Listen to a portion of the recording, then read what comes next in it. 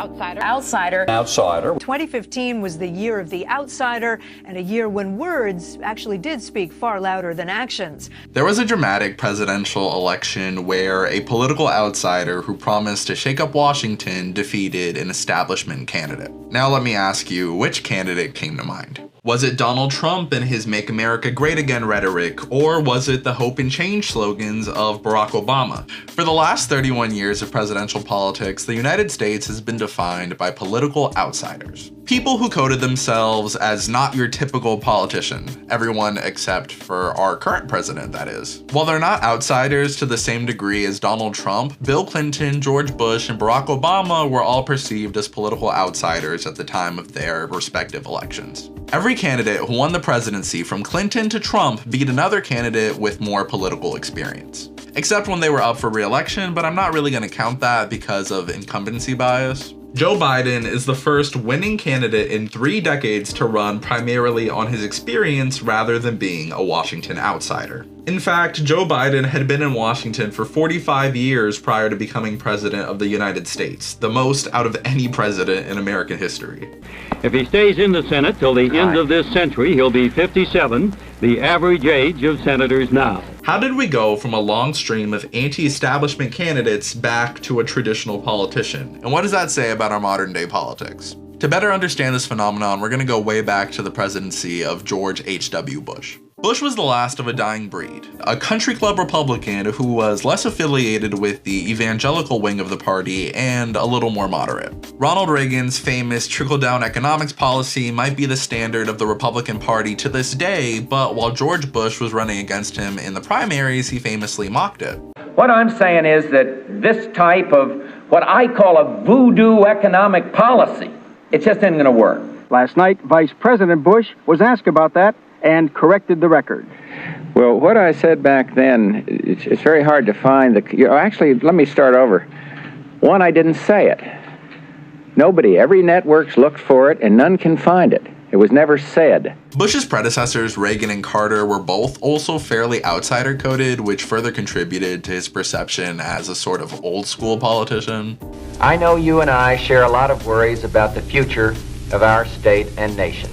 Much like Joe Biden, George Bush was one of the most politically experienced presidents that this country has ever seen. He had served as a congressman, special envoy to China, CIA director, and vice president, all before being elected to the nation's highest office. George Bush, effective leadership, appointed CIA chief, revitalized the agency during its toughest time, rebuilt our intelligence capability, headed regulatory reform, cut government red tape, saving billions, and sped new life-saving drugs to the marketplace, represented the president in 74 countries, knew all of the last 4 Soviet leaders, led the fight for the INF Treaty, faced down armed commandants in El Salvador on human rights. George Bush, tough, tested, presidential leadership. Similar to Biden, Bush was seen as a fairly boring old guy, a sort of traditional politician who was competent but not particularly exciting. This is where it becomes necessary to understand the pendulum theory, which when applied to presidential politics basically means that the American people tend to elect candidates who are diametrically opposed to the previous ones in some way.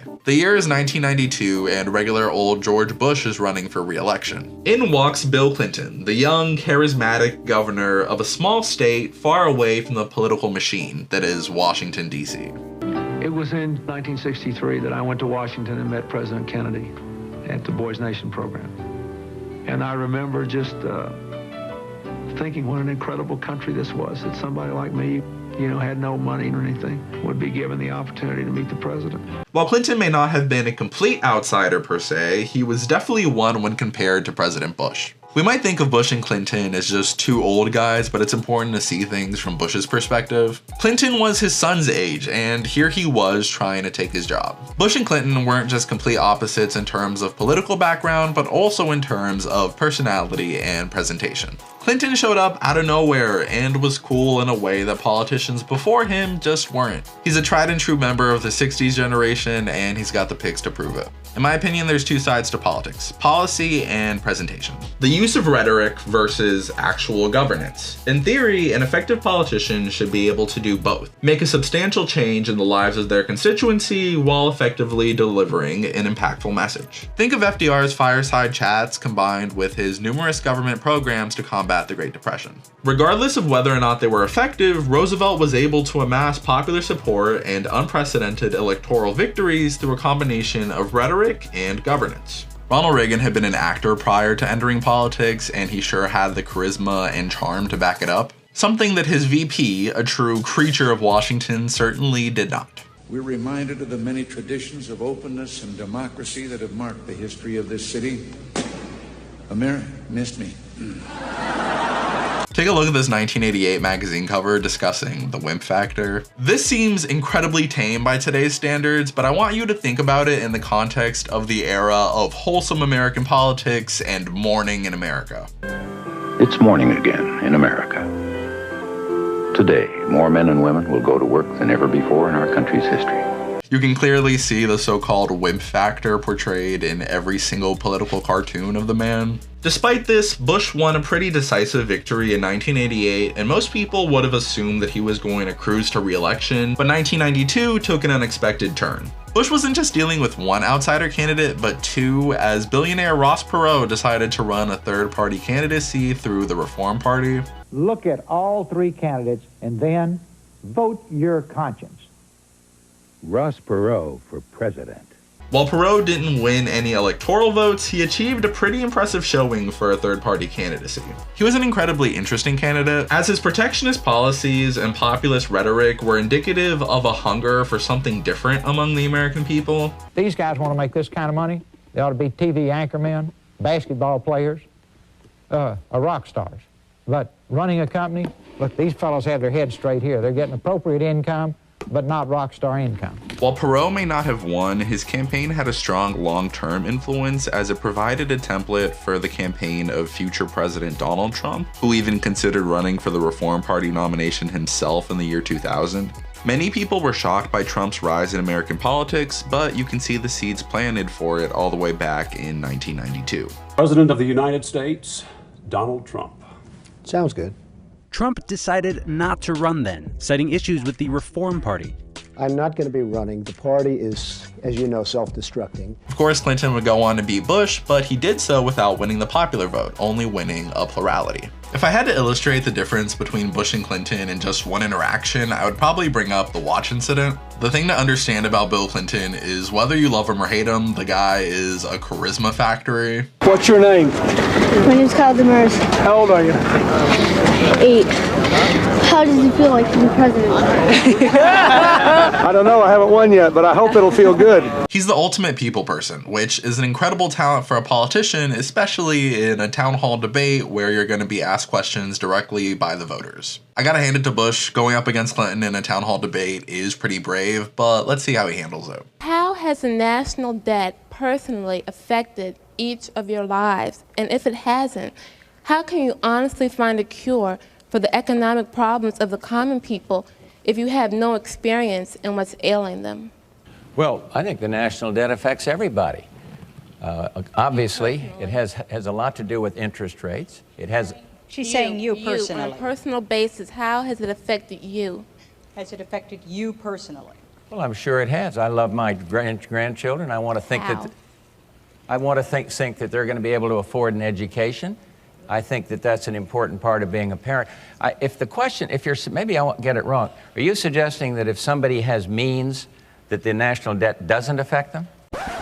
This is hard to watch. This nice lady is asking a genuine question to see how human the candidates are, and Bush comes in and he's like, "Well, it has to do with interest rates." And then he gets all frustrated when she presses him on the question.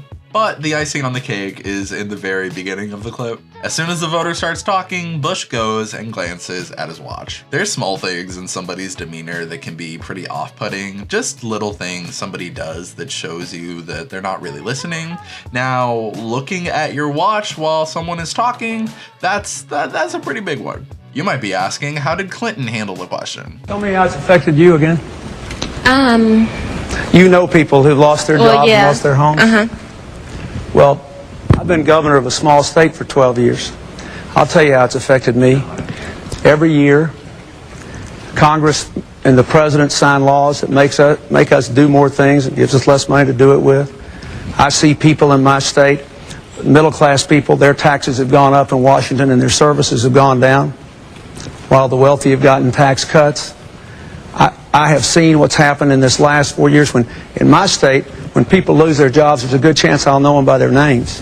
When a factory closes, I know the people who ran it. When the businesses go bankrupt, I know them. Before giving any sort of answer to the question, Clinton makes an effort to connect with the voter and empathize with her. What do President Clinton, conservative radio personality Rush Limbaugh, and rock star Billy Idol have in common? They've all got electronic mail addresses on computer systems linked to the internet. In the age of TV and the internet, a politician's rhetoric is more important than ever, and that means always being on your A game. A slip-up like Bush's can change the hearts and minds of millions, whether it's fair or not. People don't want a politician. Politician has become a bad word. They want somebody they can trust. Hence, the winner of the 1992 presidential election, one Mr. William Jefferson Clinton. It's widely believed that the candidacy of Ross Perot drew more votes away from the Bush campaign, and that Bush would have likely been reelected if it hadn't been for the third-party presence, burned by not one but two political outsiders. Unfortunate. Here was Bill Clinton in all his faults and glory, a political outsider that was finally here to shake up the game. And did he? Clinton was a perfect representation of America in the 1990s. He played the saxophone and ate McDonald's. He was famous for overindulging in food and other things. While this was certainly fitting for the time period, it got to the point where America wanted somebody a little more disciplined. The fundamental problem with an outsider coming to power is that they become the establishment, and suddenly we're back to square one. Clinton may have been a charming outsider, but he got caught lying about an affair, which made him look like a stereotypical lying politician. I did not have sexual relations with that woman, Miss Lewinsky. A few moments later. Indeed, I did have a relationship with Miss Lewinsky that was not appropriate. In fact, it was wrong. The American people wanted someone more disciplined and honest. I believe we need to encourage personal responsibility so people are accountable for their actions. Remember, folks, this is before the Iraq War. George W. Bush had been an alcoholic earlier in his life, and through discipline and force of will was able to overcome that and get his life back on track. This is in stark contrast to the overindulgent Clinton. Combined with a fairly wooden Democratic nominee who just happened to be Clinton's vice president during the years of personal scandal, the election came down to one question. Who would you rather have a beer with? You might be saying George Bush can't be a political outsider, his dad was literally president, which is a fair point. But despite coming from a political dynasty, Bush had much more of a background in business than he ever did in politics, which contributed to his outsider image. But you're right, being a George Bush in this day and age has got some unusual traits to it.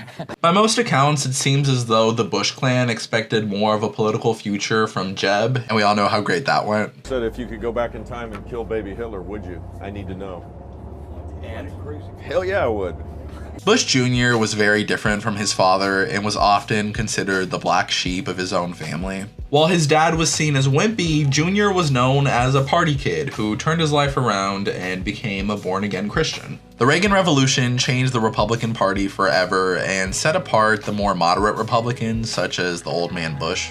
Lucky for Jr., his politics were made much more in the image of Reagan than his own father's. Reaganomics with the religious rhetoric to back it up.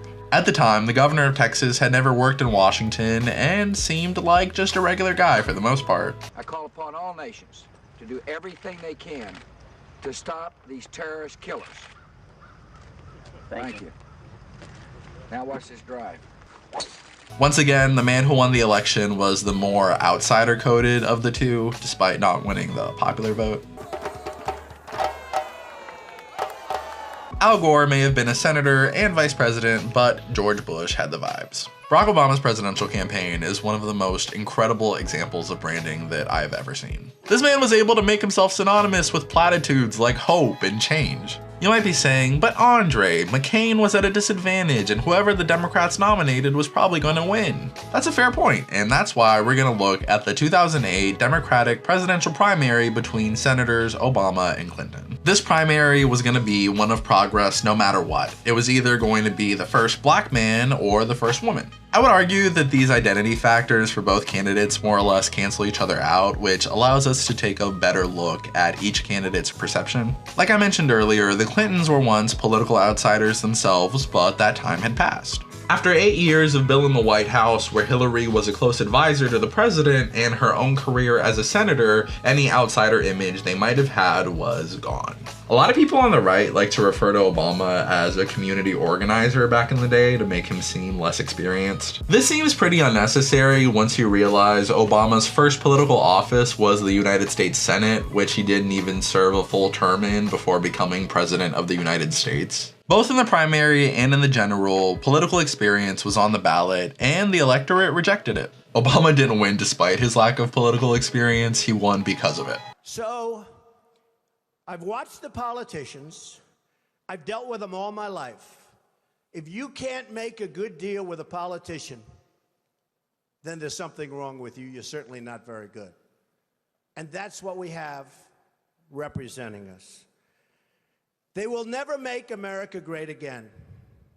They don't even have a chance. Donald J. Trump is the only president ever elected with no military or government experience. If Clinton, Bush, and Obama weren't outsider enough, then Trump was certainly going to be. In an era of hyper-partisan politics, Donald Trump rises above it to be even more of a divisive figure. A lot of voters were attracted to Trump's tell-it-like-it-is style, where he wasn't afraid to say what he really means.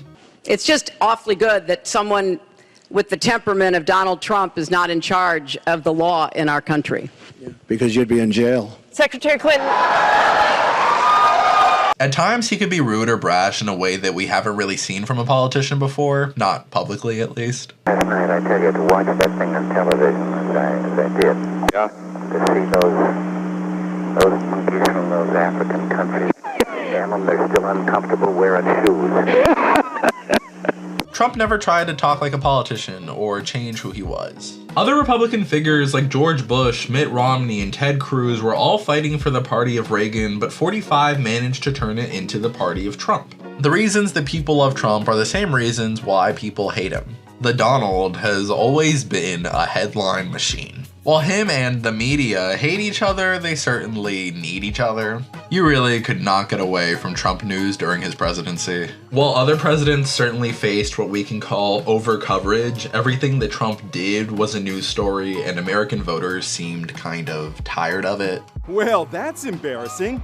What's that stuck to President Trump's shoe as he boards Air Force One? During the 2016 Democratic primary, Hillary Clinton found herself once again running against a political outsider, hope and change style candidate. 2016 was a true populist moment. People were fed up and they wanted something different. We are going to do something so good and so fast and so strong, and the world is going to respect us again. The wealthiest people and largest corporations in this country will start paying their fair share of taxes. While clearly very different on most issues, both Donald Trump and Bernie Sanders were anti-establishment candidates that embodied this sort of energy. Both candidates criticized the North American Free Trade Agreement, or NAFTA, that was signed into law by Bill Clinton in 1993. I would argue that Trump's position on NAFTA is a big part of why he beat Clinton in 2016. I even dare say that I think Sanders would have probably beat Trump in the 2016 election just because he sort of met the mood of the country more than Secretary Clinton did, but that's easy to say with hindsight. Sorry, Hillary, I guess political insiders just don't win elections anymore. CNN projects Joe Biden will become the 46th president of the United States. Joseph Robinette Biden Jr. is the complete opposite of a political outsider. The Washington veteran became a United States Senator during the Nixon administration, so you could say he's been around for a while. 34-year-old Senator Joseph Biden of Delaware believes the debates between Carter and President Ford starting next Thursday could determine to a great extent the outcome of the presidential election. Joe Biden's pretty boring, but after 4 years of nonstop Trump news, I guess boring is what the American people wanted. In my opinion, this is a big reason why Sanders lost to Biden in 2020. Americans weren't looking for the same change candidate that they wanted in 2016. Instead, they just wanted a reliable old face that would steer the ship. The initial idea for this video came from similarities that I saw between Biden and Bush Sr. They're both longtime Washington insiders, relics of a bygone era who managed to come to power after there's been a clear change in direction of their political party. I would not recommend that anyone pick me for vice president. George Bush wasn't exactly the best successor to carry the torch of Reaganism, and I find it hard to believe that Obama really saw Biden as his successor, especially since his chosen successor lost an election. Thank you. Vice President Biden, Vice President. That was a joke. I guess my main point in this video is to just highlight that just having somebody who is perceived as a political outsider doesn't really do much. I don't think most people would argue with the last 30 years of American politics not being particularly great. Where the Republican and Democratic parties are going in the future is hard to tell, but it's interesting to wonder whether or not the Republicans are going to keep going down the sort of line of Trumpism, and if the Democrats are going to stick to the establishment from now on, or if they're going to embrace more outsider candidates once again going forward.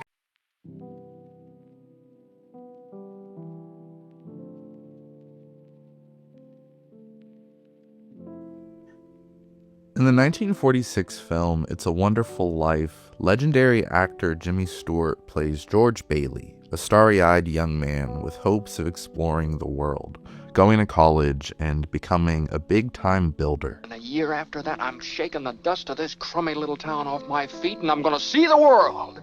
Throughout the film, Bailey is constantly trying to escape his fictional, all-American small town of Bedford Falls. At the start of the film, Bailey doesn't understand why his father wasted his life away, fighting tooth and nail to keep his small building and loan business going against the Goliath that is Mr. Potter, a money-hungry monopolist that owns every other financial institution in town. When someone falls on hard times, doesn't qualify for a loan, or is late on a payment, the Baileys understand and are willing to help because they are a part of the community. They won't make decisions solely based on their bottom line. Just as George is about to fulfill his dream of sailing off to Europe, then on to college, his father suddenly dies of a stroke. Mr. Potter is on the board of the building and loan company and wants to see it dissolved now that the old thorn in his side, Mr. Bailey, is dead. The rest of the board, however, votes to continue the company only if George Bailey takes his father's position. Here, he forgoes his own personal interest in favor of responsibility to his community. He even gives his younger brother the money that he himself had saved up for college.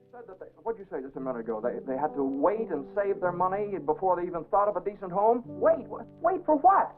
Until their children grow up and leave them? Until they're so old and broken down that you know how long it takes a working man to save $5,000? Just remember this, Mr. Potter, that this rabble you're talking about, they do most of the working and paying and living and dying in this community.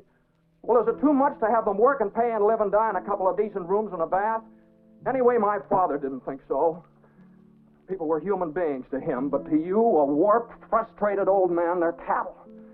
Well, in my book, he died a much richer man than you'll ever be. George Bailey, at the start of the film, holds a starry-eyed worldview, one that is not yet burdened by the responsibilities and struggles of adulthood. As the film progresses, Bailey becomes resentful of the town and family he fought so hard for, resentful that he never got to pursue his dream. George's uncle Billy misplaces $8,000 that were supposed to be deposited from the building and loan company to the bank, and the lost money ends up being taken by Mr. Potter. When he finds out about this, the distressed George Bailey doesn't even hesitate to take the fall for his uncle, knowing he'll be imprisoned for fraud and embezzlement that he didn't commit, for the loss of money through no fault of his own. He realizes that he has a $15,000 life insurance policy with $500 equity, and Potter tells him, "You're worth more dead than alive." A father who has failed to provide, and who sees his place and his family as primarily a source of financial security, the idea of being worth more alive than dead sets off an unfortunate light bulb.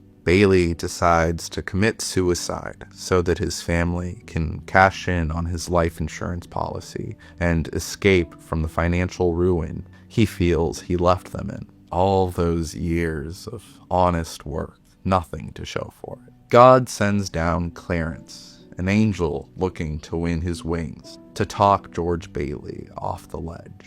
When George says the world would be better off without him, Clarence shows him exactly that, a world in which he never existed.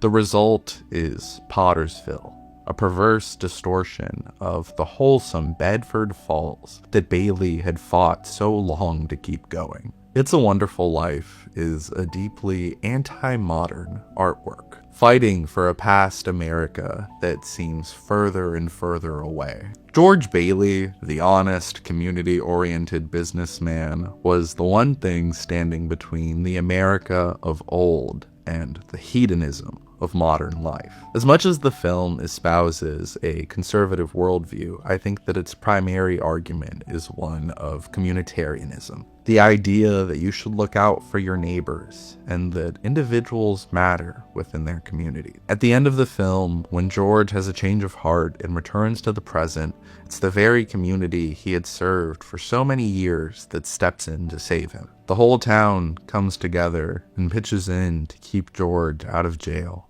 It's a beautiful ending to a beautiful film, but there's something quite sad about it when looking at it from a modern context. Many of us don't have that sense of community anymore, no sense of camaraderie with those that live around us, because we find community elsewhere, whether that be with those we share common interests with on the internet or friends and family that live in different places. Religion has also declined significantly in the United States in the last 100 years. And regardless of your opinion on that, it's clear that many strong local communities were based in the church, communities that appear less and less relevant in people's everyday lives. It's a Wonderful Life omits the issues with small town life. It can be suffocating and toxic. Ask how a gay person or a trans person would have felt in Bedford Falls. The countless Americans that were stopped from living as themselves just because of where they were born. Pottersville is, in reality, a stand-in for liberalism. The wholesome small town streets are filled instead with bars, strip clubs, and casinos. The film's director, Frank Capra, was a lifelong conservative, but the portrayal of the deeply capitalistic Mr. Potter as a villain got Capra investigated by both the FBI and the House Un-American Activities Committee. Obviously, this is ridiculous. It's a Wonderful Life is a quite conservative movie, but it's also communitarian. It advocates for people to set aside their individual interests in favor of the public good, while simultaneously believing in the power of the individual to make a positive impact. It advocates for support of your fellow man, not through big New Deal style government programs, but instead through the strength of local communities and generous men such as George Bailey. Personal responsibility over personal indulgence. Frank Capra holds a remarkable reverence for the American character. The Italian-born filmmaker who came to the United States when he was 6 years old was an American in every way, though his immigrant status allowed him to view American culture through the perspective of an outsider. Capra had to fight for his American identity, to be part of this world that he venerated.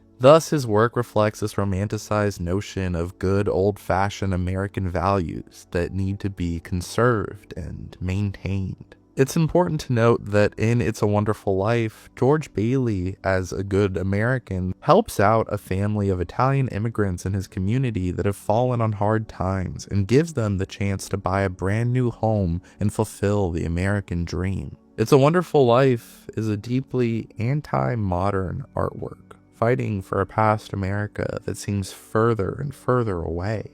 George Bailey actively decides to make less money in favor of the common good.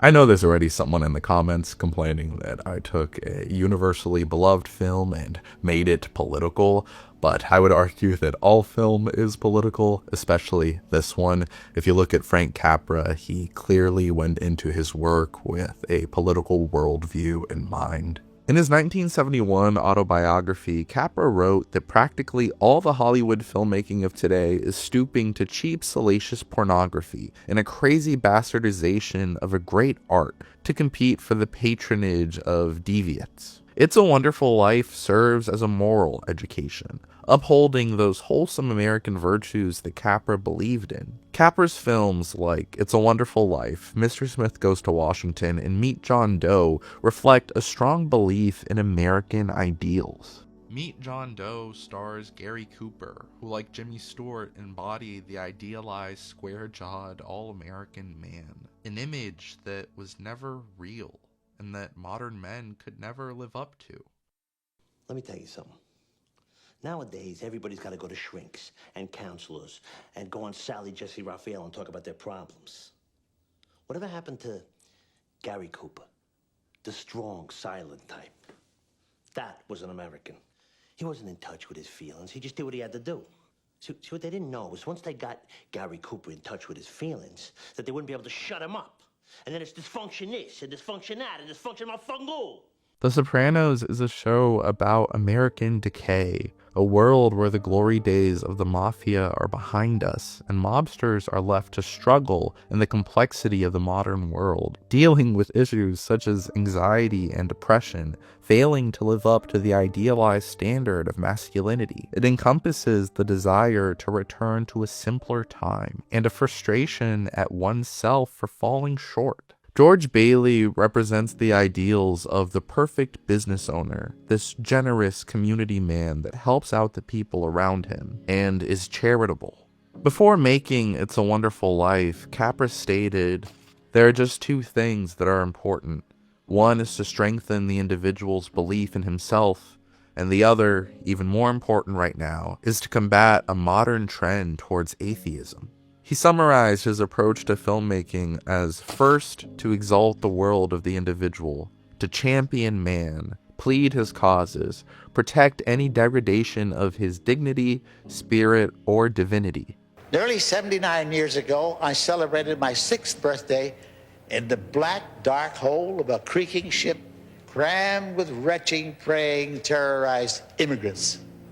13 days of misery. And then the ship stopped. And my father grabbed me and carried me up the steep iron stairs to the deck. And then he shouted, "Chico, look at that." At first, all I saw was a deck full of people on their knees, crying and rejoicing. My father cried, "That's the greatest light since the Star of Bethlehem."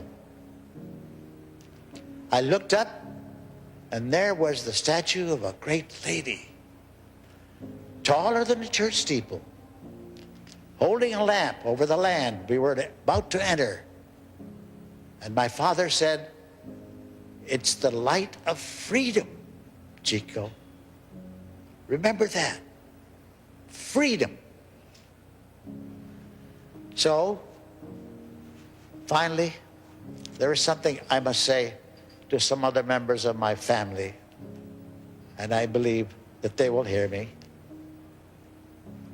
Mama, Papa, Big Brother Ben, Josephine, Tony, little sister Ann, remember the day we arrived at the Southern Pacific Station here in Los Angeles, and Papa and Mama kissed the ground?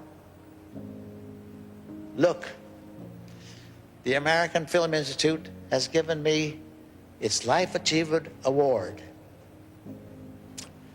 And for that, I am thanking them and all my friends who have come here. But for America, just for living here, I kiss the ground. Thank you very much.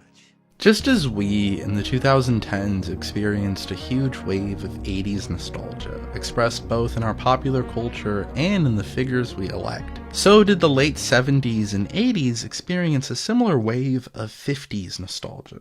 Look at Back to the Future, released in 1985, a film where the main character literally goes back to the 1950s and experiences all of the aesthetics of that era that had become so romanticized. In the 1970s, director George Lucas made dark indie movies that reflected the mood of the era. But as the decade went on, he had a change of heart. He had fallen in love with film as a child through serials like Flash Gordon. Simple, fun adventure stories colored in with black and white morality. Harrowing tales of good versus evil. Now, Lucas wanted to make something for kids that was positive and inspiring, like the serials of his youth. The comic books and comic art is a really strong and very close to the pulse of the culture kind of art.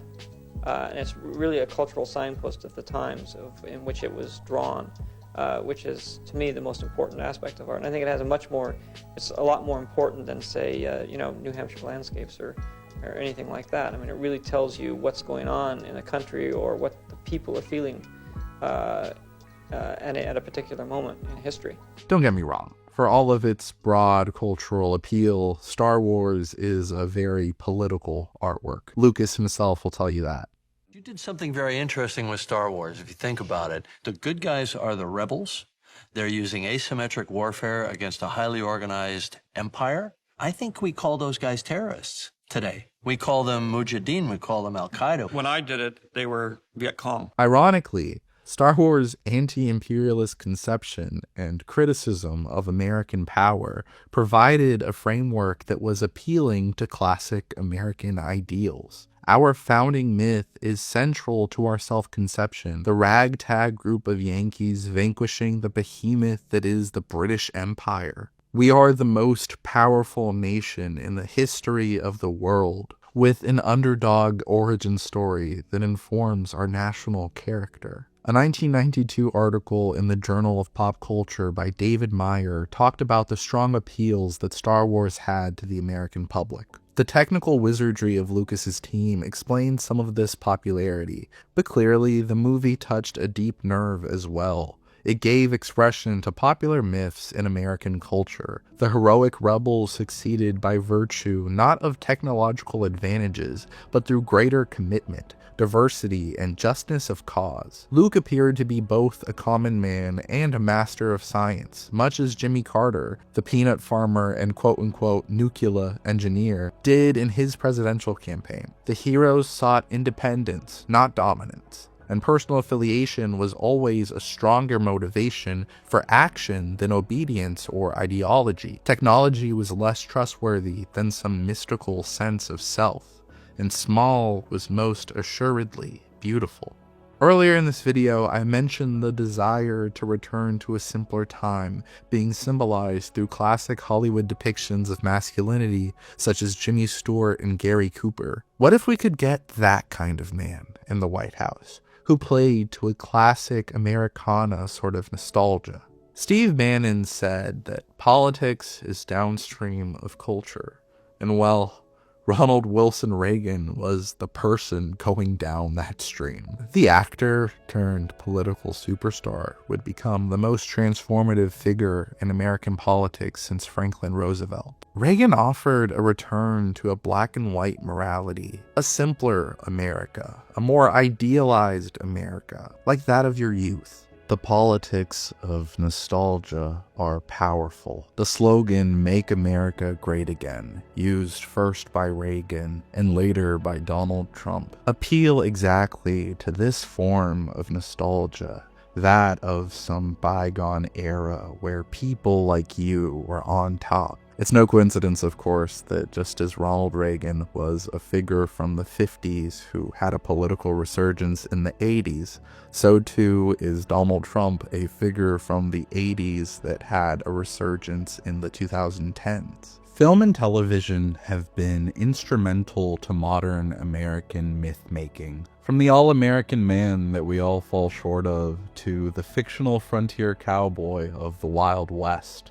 or the logical conclusion of that type of character in space. They're all important aspects of our self-perception, When men feel left behind or alienated in our politics, it makes sense that we would search for past notions of masculinity to guide us forward. An aspect of our politics that I feel is very under-discussed. What will you add to the discussion? Hi, I'm Andre, and I make videos about a lot of things, but there's one topic I always come back to. President. Yeah, chances are you probably know me from talking about American presidents here on YouTube, but believe it or not, I have been invited to speak about them somewhere else. I'm sure most of you know Mr. Beat. If not, you are really missing out. He's been consistently putting out some of the most well-researched and thought-out history videos on YouTube. I've been watching his content for years, and I can confidently say that without his work, this channel probably wouldn't exist. So much of what I learned about American history came from him back when I barely knew anything at all, and I'm still learning from every new video that he puts out. So imagine my surprise when he invited me to do an event with him at the Dole Institute of Politics, covering federalism in action, how states have limited the power of the presidency. Here I was, just a 23-year-old with a camera, talking about history in my bedroom, suddenly given the chance to share stage with one of my biggest inspirations, covering a very complex and ever important topic. Needless to say, I was both excited and terrified. I was going to have to read, study, and prepare to make sure I was ready for this. But first, I needed to figure out how I was going to get there. The Dole Institute is in Lawrence, Kansas, roughly 1,500 miles away from where I live. The easiest thing would have been for me to just fly out, but why would I make it easy? A lot of my recent work has focused on American myth, the stories and folklore that make up our ever-expanding national identity. One facet of this that I've been entranced by is that of the Great American Road Trip. From the nuclear family packing into a cramped station wagon, escaping the comfort of suburbia, to embark on a journey through our vast national marvels, to broke college kids venturing across the country, surviving on little more than gas station coffee and wide open spaces. Portrayed through anything from romanticized mid-century artwork to a thought-provoking neo-western that explores the collapse of that same idealized image. I've lived in South Florida almost all my life. It takes me 6 hours just to leave the state. I don't get the chance to road trip that often, not at this scale at least. I've also barely ever been to the Midwest, so this was an amazing chance to see more of this remarkable country. The Great American Road Trip is intrinsically tied to the American frontier, a modern-day version of the exploration we derive so much of our identity from. A Colorado attorney by the name of Philip Delaney reflected on a 1903 road trip he took to Santa Fe, New Mexico by saying, "And so, the machine is conquering the old frontier, carrying the thudding of modern mechanics into the land of romance, the wildest and most natural places on the continent. The trails of Kit Carson and Boone and Crockett and the rest of the early frontiersmen stretch out before the adventurous automobilist." We took off into the unknown, heading towards a new opportunity. But first, we had to make it out of this all too familiar peninsula. I've done the trek to and from Orlando more than any other long-distance drive in my life. If I were to wax poetic about it, it would be more from a place of familiarity and repetition than of exciting new horizons. How far we have to go before we're really far away from home, or at least from what's familiar. So it's our first day on the road, and we have quite the drive ahead of us. We have 22 hours until we get to Lawrence, Kansas, and we're not going to be driving that straight. We will be stopping along the way and going to various historical stops and trying all kinds of cool food and staying in different cities, which should be a lot of fun. Today, we only have to make it to Orlando because I am going to a concert tonight, but I guess I'll see you soon.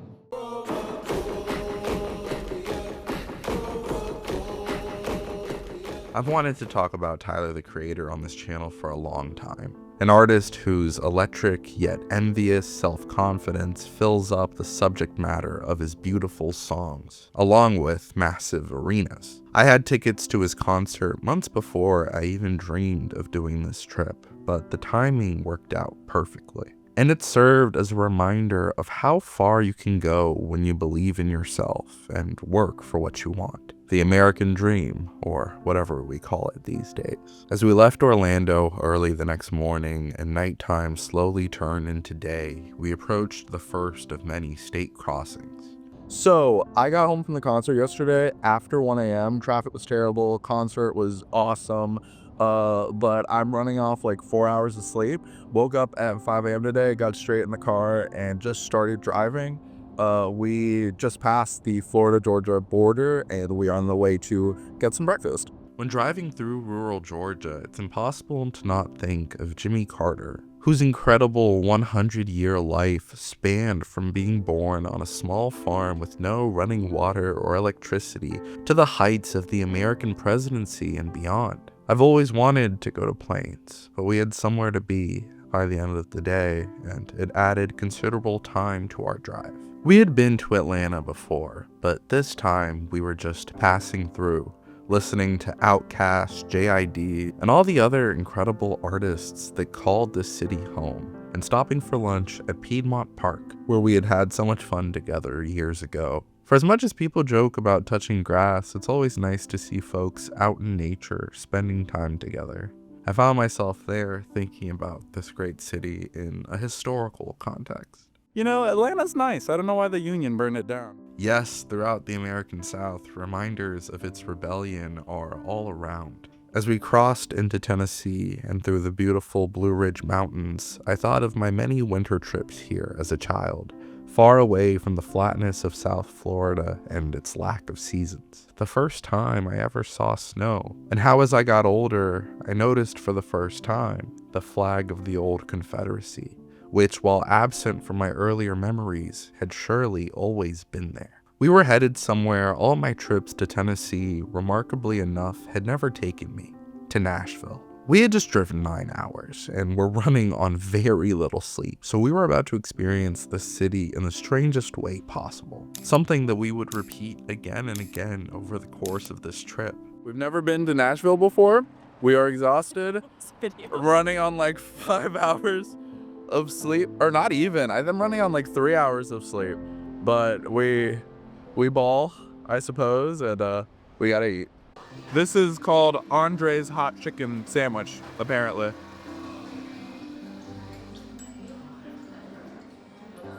Is it hot? Is it hot chicken sandwich? Between learning what a honky-tonk was at the most touristy parts of town, filled with bachelorette parties and people walking crooked, to regretting how hot I ordered my Nashville hot chicken, our night in Music City was a strange experience, to say the least. Somewhat surprisingly, the best part of the night was getting rained on the way back to the hotel, completely exhausted, with our mouths still burning from the chicken. We looked out of our not-so-scenic hotel room view down at the parking lot below and went to sleep.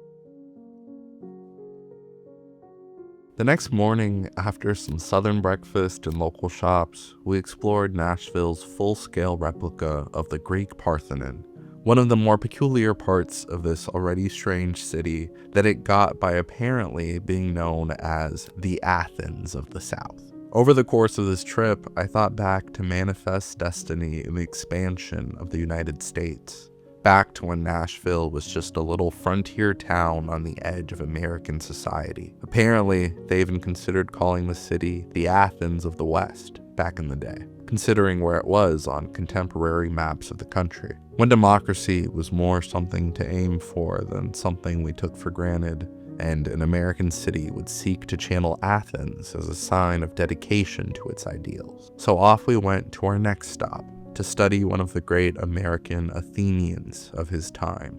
We visited the Hermitage, the home of President Andrew Jackson. The entire state of Florida has only one presidential museum at the very edge of the Florida Keys, So to encounter so many presidential landmarks on this trip was incredible. The very place where he lived and breathed all those years ago, where he will remain buried for all of eternity. And here I am trying to film a clip for a future video. On the grounds of this plantation where slaves lived and died, slaves whose names are rarely ever mentioned compared to that of the man who enslaved them. At this house where deals were made, to which presidents made the trek to ask the aging Jackson for support, where the finer details of our territorial expansion were figured out. This place where I had to rush to finish filming before the clock struck 5. I don't have much experience filming in public, and it's extremely strange for others to see you in the act. Rarely does history feel more real than when you can picture it as it happened on the very ground on which you're standing. And rarely ever do you do it while being preoccupied with something as mundane as getting the right shot.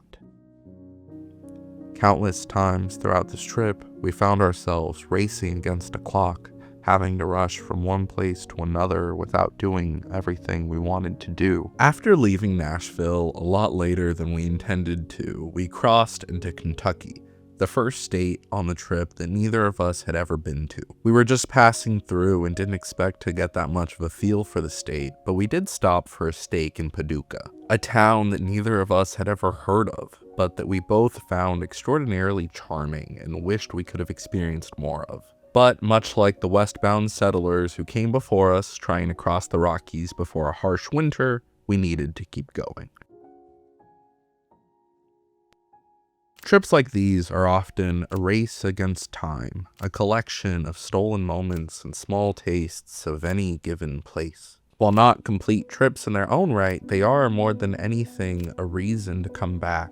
Ironically enough, we accidentally went the wrong way and ended up significantly increasing our drive time to St. Louis, Missouri, the city we had to reach by that night. We crossed into Illinois too late to even notice our surroundings. This was our shortest driving day at only 4.5 hours, but it somehow turned into our latest arrival. After driving for hours in the pitch black night, as we crossed the Mississippi River, we were finally welcomed into Missouri by the Gateway Arch, the unofficial entrance into the American West. Currently running in St. Louis, really slept on the Gateway Arch. This thing is beautiful in person, especially when I found out its actual significance and how relevant it is for the things I've been talking about on this channel. Pretty good. Yes, St. Louis is a place I'd never given much thought to. Just another mid-sized city to cross off a list someday. I even scoffed at the arch as a sort of gimmicky symbol for a city, not knowing that it was a monument to American territorial expansion and this country's pioneer spirit. At the museum below the arch, we encountered animal hides you would expect from our romanticized image of the rugged American frontiersman, contrasting with the glitz and glamour that somehow coexisted at this strange intersection of history. Next to this display, a sign read, "This is the frontier," referencing the surprisingly posh conditions. But I couldn't help but apply that question to my own ignorance of the arch's meaning. This remarkable structure is an homage to Thomas Jefferson, a man whose legacy is as complex as that of the westward expansion that he helped pioneer. A brilliant man whose conception of liberty both served an integral role in the foundation of our democracy and failed to resolve the contradiction between those ideals with his own racial attitudes. Westward expansion meant suffering, most of all for the native peoples of this continent, whose tragic story is often told as an afterthought to that of the inevitable American experiment. But none of this was inevitable. Both the triumphs and the injustices committed by this country of ours were decisions actively made by human beings. We today still struggle to reconcile the pioneer spirit of exploration and ingenuity with the unimaginable horrors and bloodshed it left in its wake.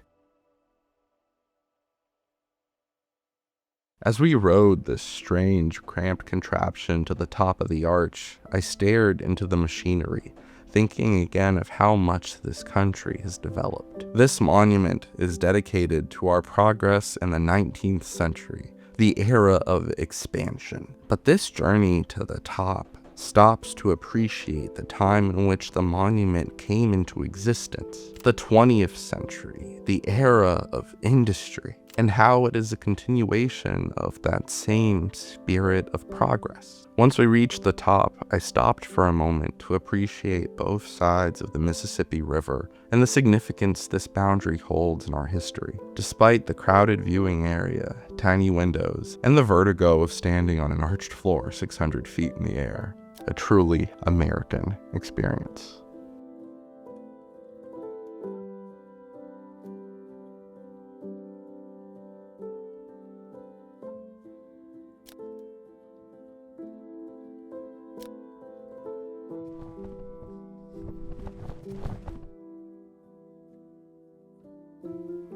As we drove across Missouri, taking in the wide open spaces of the Great Plains, the romanticism faded away, and the need to study for the event the following day felt more dire.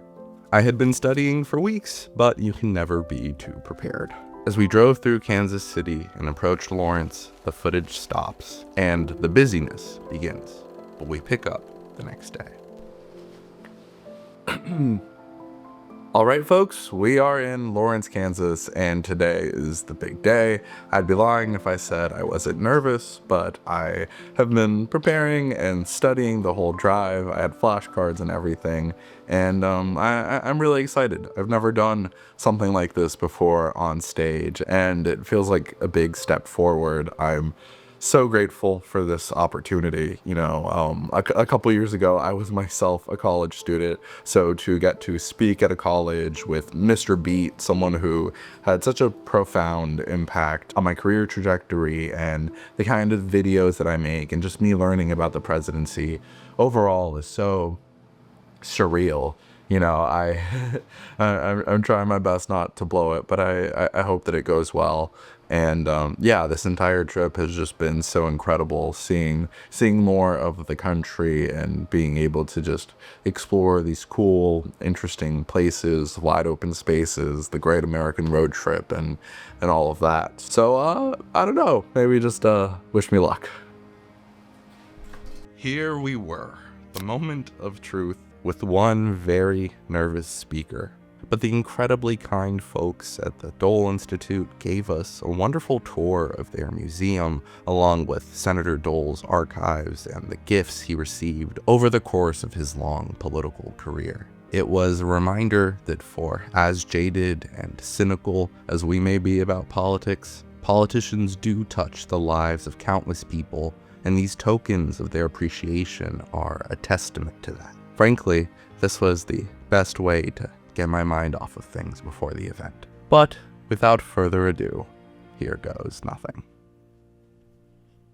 Let's just kind of, just generally speaking today, what are the, I mean, there's a long list, but what major policies and laws come to mind immediately that are left to the states? Yeah, so when you think of the powers that are left up to the states, it's really the things that impact people's daily lives, like hospitals, schools, law enforcement, even implementation of larger federal programs like Medicaid and Social Security really vary significantly on a state-by-state basis.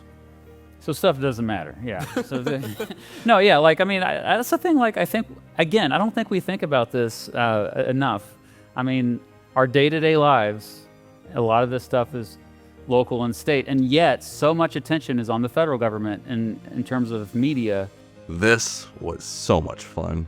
I'd never done anything like this before, but if anywhere will have me, I'd love to do it again. Mr. Beat was so knowledgeable, and he made me consider things in a whole new light. It was an honor to be able to be on stage next to him.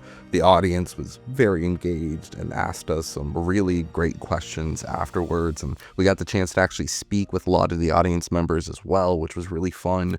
Just an incredible first experience, and I really appreciate everyone who made it possible. I'll link to the whole program in the description below. I strongly recommend checking it out, along with all the other ones Mr. Beat has done as well. They're really interesting, and I think you'd enjoy them a lot if you like either of our channels. You'd get a lot out of them. But I've been talking for way too long. Perhaps you'd like to hear from the man himself, one of the best educators on YouTube, Mr. Beat. Hey everyone, I'm here today with the great Mr. Beat, and we are about to tell you about the reason why I drove 3,000 miles to talk about US presidents, the program that we just did at the Dole Institute, and a lot of the stuff that Mr. Beat has been working on. Yeah, so it's a program about the power of the presidency, and I asked Andre to come up, and he actually did, to talk about how states limit the power of the presidency, you know, federalism, kind of boring stuff to a lot of people, but I think tonight they were really interested. Like it was a very engaging conversation, so thanks for agreeing to do it. No, thank you for having me. I think that it's really cool to see someone like yourself who's had such an impact on YouTube being able to transfer that into the academic world, because I do genuinely think that you're doing more to get people interested in history and to pursue this sort of field than almost anybody else out there. So I think it's awesome to see you recognized in that way. That's very nice of you to say. I never consider myself like a historian. I'm a history communicator, and my main goal is just to get people interested. Like, pay attention to history, because unfortunately for many of us, it was kind of boring. In middle school or high school, if you had a history teacher that was boring and you didn't get into it, you know, I just think, you know, we all like history, we just don't realize it. Yeah, I can confidently say that I would not be where I am today without your videos, and I just, on behalf of all the millions of us that have been inspired by the work that you do, I just want to say thank you, and thank you for having me and for agreeing to do this. Well, yeah, that's, again, very kind of you to say. Man, this feels like a Mr. Beat commercial. It is. Go check out Mr. Beat. If you're watching my channel and you somehow have not watched Mr. Beat, 100% get on there. I don't know what you're doing. I bet you many of them have heard of me. But that's all good. Yeah, like, I think the main thing tonight, well, what do you notice with the audience tonight?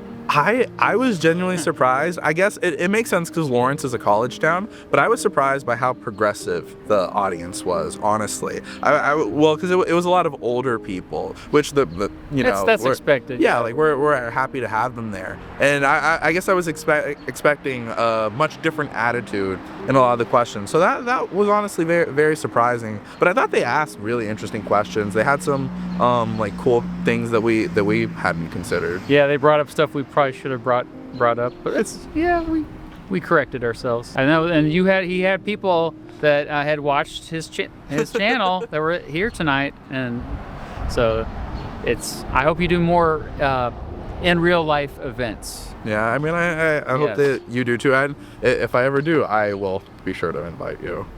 Oh yeah, any chance to go back down to sunny Florida? That's right. Should we like? Oh, we should. Yeah. I don't know. Thank you. Thanks.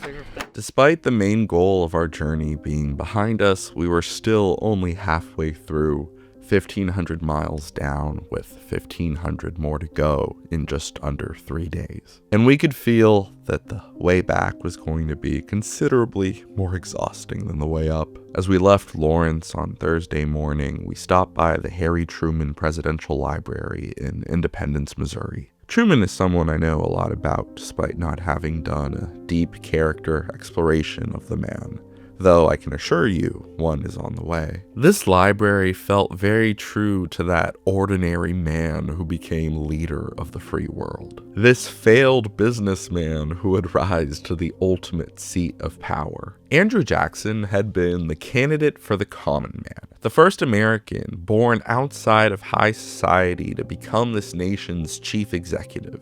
But as evident in the scale and elegance of the Hermitage, Jackson had become a frontier version of the very elites he derided. Truman, on the other hand, was an everyman through and through before the White House, and would for the rest of his life stay as true to that classification as a former president of the United States possibly could, going back to the same humble home he lived in prior to taking office, and walking around the neighborhood as though he had never left. Truman assumed the presidency following the death of Franklin Roosevelt, whose larger-than-life persona and unprecedented 4 terms in the nation's highest office cast a long shadow over his seemingly simple vice president. Suddenly, the nervousness I felt before the Dole program seemed completely insignificant in the face of what Truman experienced. Not only had Roosevelt been an omnipresent force in American life, he had expanded the powers of the presidency beyond what any previous chief executive could have ever imagined. Powers that didn't die with him. The President of the United States would now truly be the leader of the free world.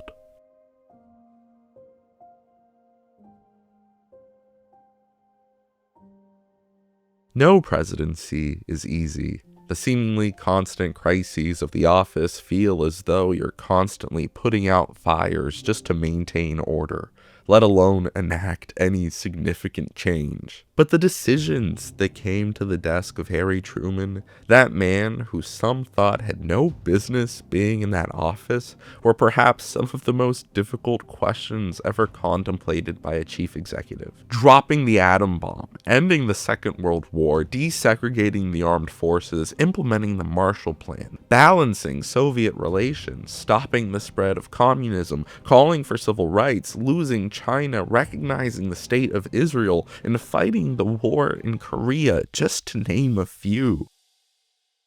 All under the purview of a man whose presidency was about as unlikely as anyone's who had ever come before him.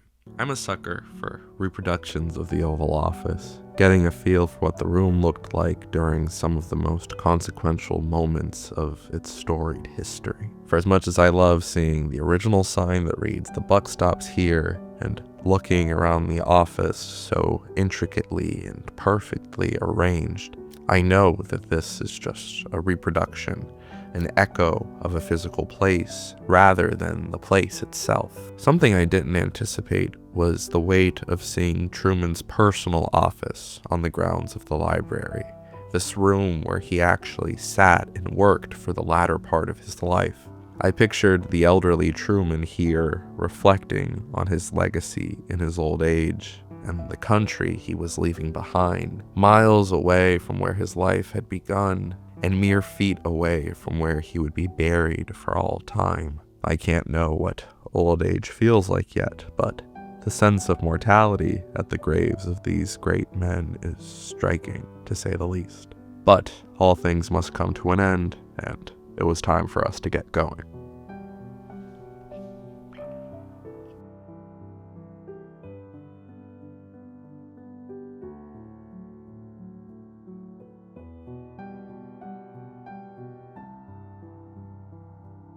We briefly stopped at an Amish trading post in the middle of Missouri after seeing a woman cross the highway in a horse-drawn carriage full of little kids, then proceeded to Arkansas.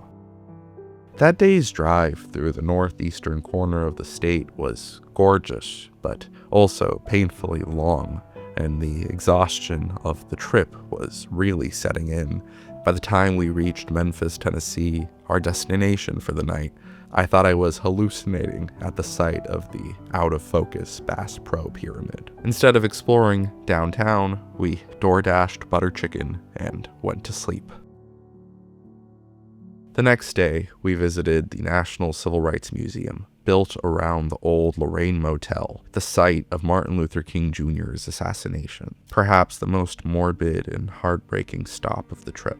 But like any historical location, life keeps going despite what tragedy may have occurred there. We arrived alongside a large group of children on a field trip, and I overheard one of them complaining that they had been there so many times on school trips that they were tired of it. I often struggle to grasp how recent in our history the civil rights movement was, this time of intense suffering and hardship that your grandparents, your own parents, and perhaps even yourself were alive for. I'm left horrified by the pain human beings have caused to one another, while simultaneously being left hopeful by the resilience of the human spirit to overcome that pain. People whose era is removed from our own by the most minuscule portion of time in the greater context of human history, yet whose lives seem so unfathomably different from ours, where human beings were kidnapped from their homes and kept as property,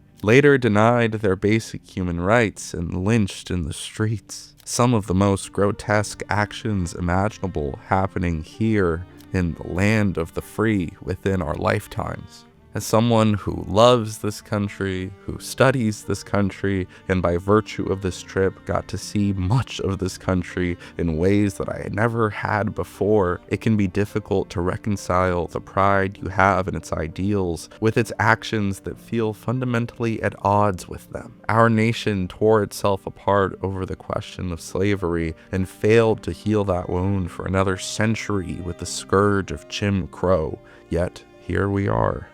If Dr. King and the countless others who gave their lives to making this country a better place for all Americans under much worse circumstances than the still very real issues we have today, we cannot afford to be cynical, staring at the room where MLK spent his last hours and the spot where it happened was surreal. As we left Memphis and drove through Mississippi and Alabama, I wondered if we were driving on the same roads that the Freedom Rides had taken place on. Eventually, driving through Birmingham, where I knew they had been attacked. As we continued our journey through the Deep South, I knew there was one more place I wanted to stop at. That place that we couldn't see on the way up, but I had been wanting to visit for so long. Yet we were racing against the clock, and quite frankly, we were losing. We arrived in Plains, Georgia, hometown of President Jimmy Carter, much later than expected, at around 9 p.m.,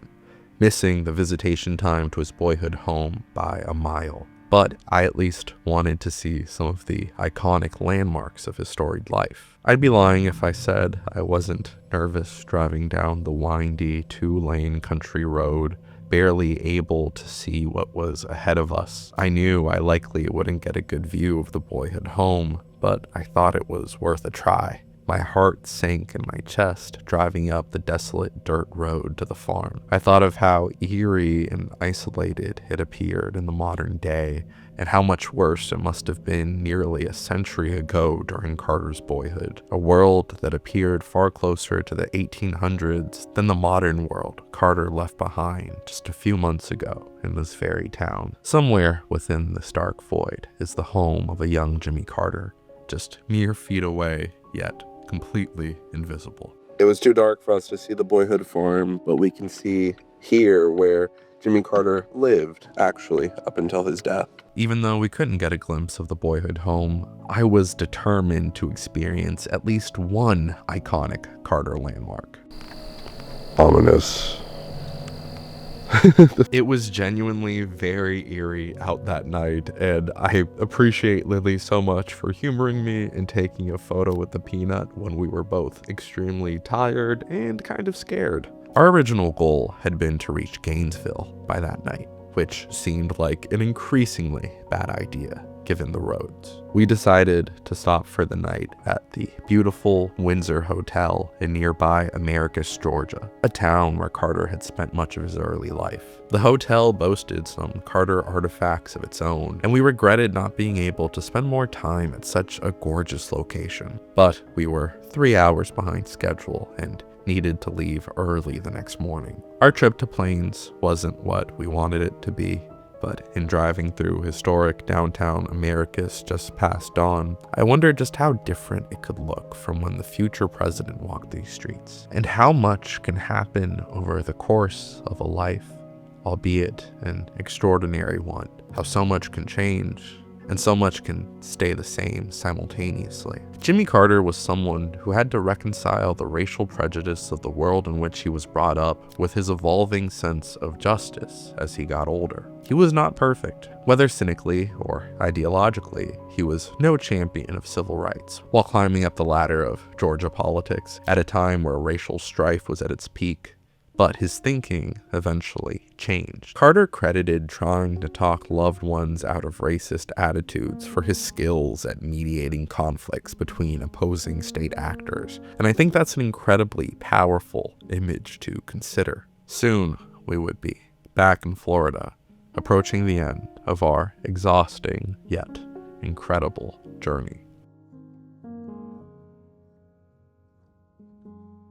All right, coming up on the end of the trip, we only got about 2.5 hours left here. We're passing Orlando, and I don't know, it's weird to think about. I've always wanted to do a sort of cross-country road trip to carry on this big American tradition in a way that I never really did before, and this really felt like that. I've driven cross-country before, but never so much stopping along the way that we did this time. Never so much with such a specific theme of going to presidential sites. Never so much with me driving so much of the time, and it's been really special. I feel that I was able to get better acquainted with this country that I call home, and with this grand American experience of ours, with westward expansion and just the true vastness of this continent. I'm so grateful for the opportunity to at such a young age be able to go and speak somewhere like the Dole Institute.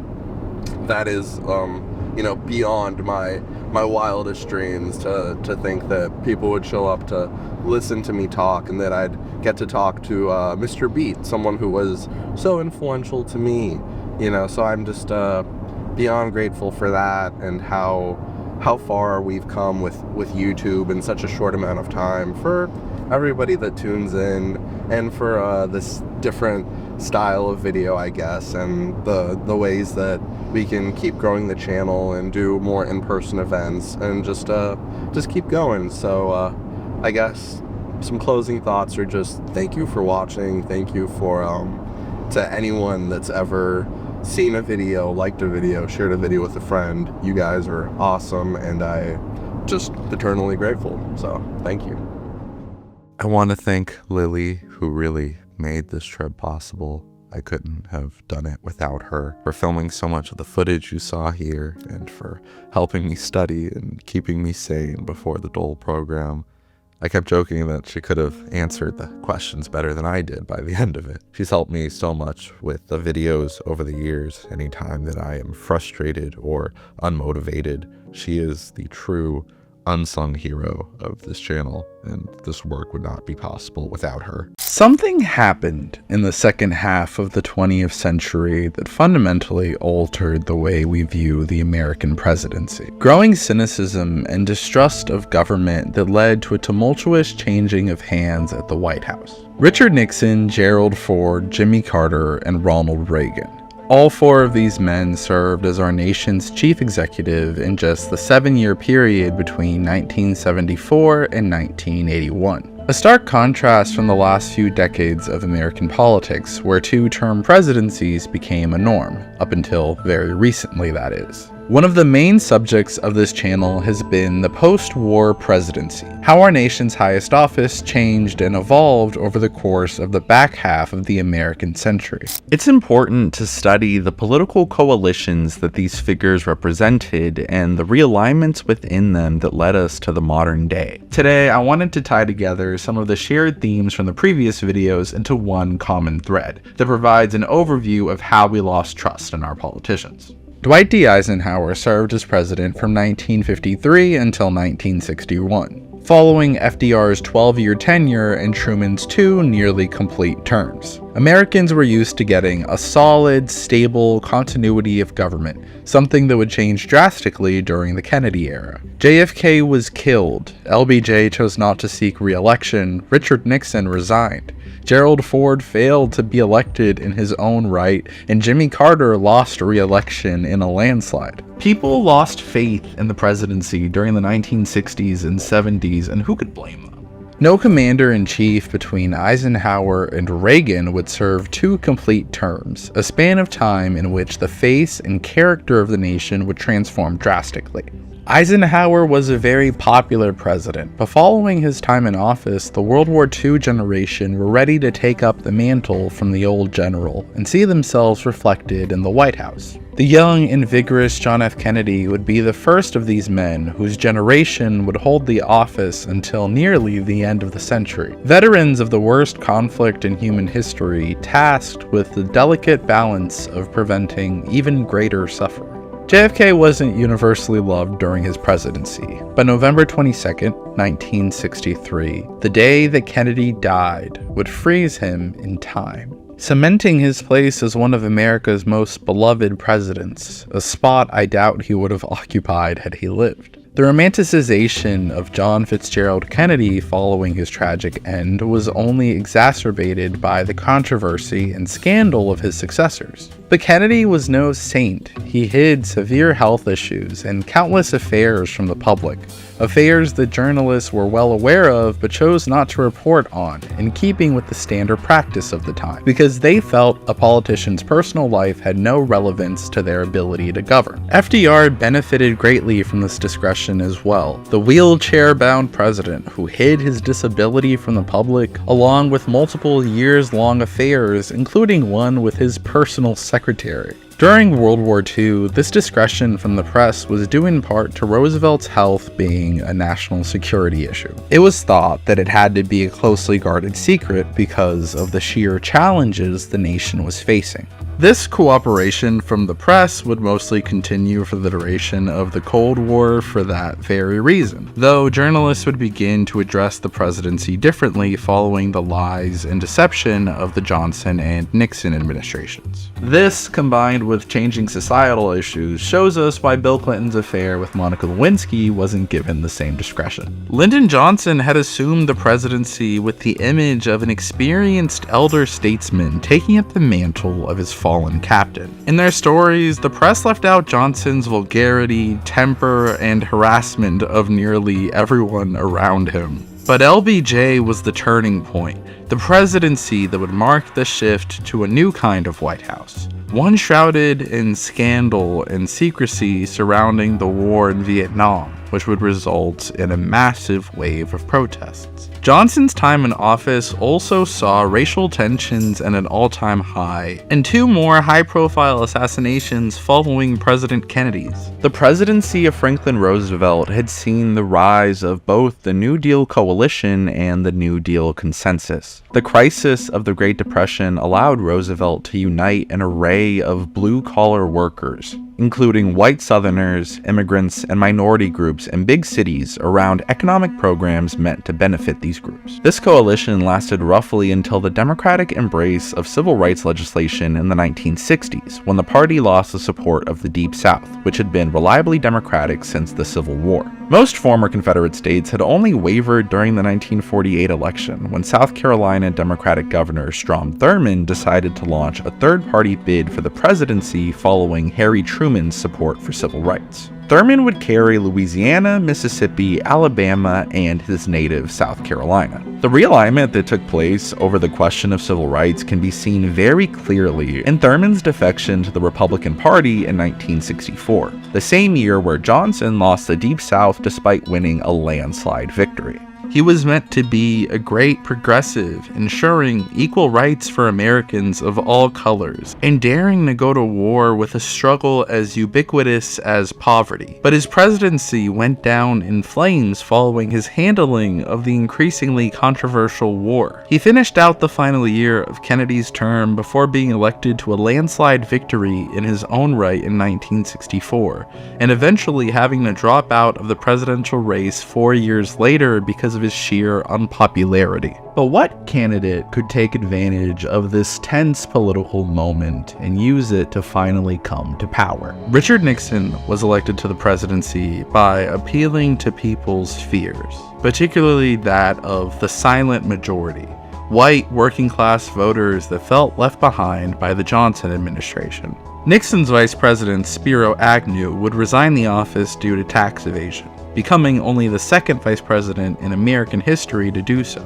Jimmy Carter, the humble peanut farmer with a broad smile and a sweet southern accent, was the complete opposite of the shadowy political figure Nixon came to represent. He was the first president since Eisenhower to not have served in Congress, and the first since Wilson to have had no Washington experience. Jimmy Carter would be the first in a long line of Washington outsiders, lasting up until the election of Joe Biden to the presidency in 2020. The former governor of Georgia assumed the presidency as someone from outside the system that wasn't exactly eager to work within it. This correlates with his own sense of altruism and moral superiority compared to the stereotypical politicians he represented such a stark departure from. He preferred to work with his own staff that had been with him in the governor's mansion over the array of new advisors that came with the nation's highest office. He had been an engineer and sought to bring that sort of non-ideological, data-driven, pragmatic decision-making to the White House. Carter was honest, so honest in fact that he came off as pessimistic or uninspiring. He would often not even receive credit for his honesty because the press was inherently distrusting and suspicious of him following the Nixon and Johnson administrations. In comes Ronald Reagan, another Washington outsider who was the complete opposite of Carter. He had charm and wit so powerful that he would become known as the great communicator. He had been able to speak to and inspire the country in a way that Carter couldn't. Before his foray into politics, Reagan had been an actor. FDR was also a master performer. Upon meeting the actor Orson Welles, Roosevelt is said to have remarked, "Orson, you and I are the two best actors in America." Like Roosevelt, Reagan mastered the performance of the presidency. Jimmy Carter had been a moderate Democrat, the first to really chip away at the New Deal consensus. I'm fascinated by the interruption of historical trends. Jimmy Carter's 1976 electoral victory was a brief pause in party realignment following the civil rights movement, in which the Democratic nominees swept the Deep South, momentarily regaining ground with some of the New Deal coalition Democratic constituencies of the region before they drifted back to being solidly Republican. It was Reagan, however, that would bring a revolution to American politics, recentering the party spectrum on a much more conservative axis. Reagan's Vice President George H.W. Bush would be elected Commander-in-Chief largely due to the popularity of their joint administration, despite not being the most fitting ideological successor for Reagan. Bush was a country club Republican, a relic from before the Reagan Revolution that changed the face of the party. He also interrupted political trends by being the only Washington insider elected between Carter and Biden. I have a whole video about this called The Last Politician, which you should definitely check out after this video if you haven't already. George H.W. Bush was no Ronald Reagan, no great communicator or even great conservative. Old man Bush just wasn't a great fit for the post-Reagan Republican Party. He was a figure from a bygone era and would end up being the last of the World War II generation to serve as president. Now here comes this sweet-talking Southern Democrat who was the same age as Bush's son, a baby boomer, and sought to bring a new generation of Democratic leadership. One that was different from Lyndon Johnson, that had adjusted to the post-Reagan Revolution landscape. Look at this clip of Bill Clinton. The era of big government is over. You wouldn't hear most Democrats say that today. Liberalism was on the way out. The New Deal consensus that defined Washington for so many years was over. If you were a Democrat and you wanted to be elected nationwide, you needed to use the Clintonite playbook of third way politics. Bill Clinton's greatest political talent was coding as a lovable hillbilly despite being an Oxford-educated Rhodes Scholar with a near photographic memory. The former governor of Arkansas still won some southern states. Of course, the Clinton administration would deal another huge blow to public trust in the presidency through Clinton's affair with young White House staffer Monica Lewinsky. Colorado Senator Gary Hart had been a promising presidential prospect for 1988, but his hopes were dashed by a photo of him with a young woman that wasn't his wife sitting on his lap. Hart was a womanizing adulterer, as many Washington politicians had been, but he was the first one to really be dealt a blow by the press's changing attitudes. A candidate's personal life used to be off limits, but now the rules had changed. Clinton was known to have had affairs prior to the Lewinsky scandal, and even addressed them while he was running for president with Hillary by his side. But now, the public was getting salacious details about the president's sex life in a way that really discredited the office. Republican Speaker of the House Newt Gingrich, who led the charge to impeach Clinton, admitted to having an extramarital affair of his own at the same time. While Clinton's impeachment was over perjury he committed while covering up the affair and not the affair itself, the irony here shouldn't be lost on anyone. Love him or hate him, Barack Obama is an extraordinary political talent. And if you need any evidence why, just remember that a black guy named Barack Hussein Obama was elected to the United States presidency only 7 years after 9/11. In 2008, he won 365 electoral votes, about as close as you can get to a landslide in modern elections. The Republican Party had been the party of Reagan, with every subsequent leader fitting within that mold, until number 45 transformed it into the party of Trump. Donald Trump is a talented performer in a similar vein to Reagan, though he comes from a different background, one more fitting for the modern United States. He came from reality TV, a conflict-driven medium well-suited both to his personality and the political climate he would come to define. He had been a celebrity for decades, often appearing prominently in tabloids, which taught him valuable lessons in grabbing headlines and earned media. Trump is a sort of post-scandal president. He's often known as Teflon Don because nothing really sticks to him. Before Trump ever ran for president, he already had a reputation as an unfaithful womanizer. Most people aren't under some illusion that Trump is some wholesome family man.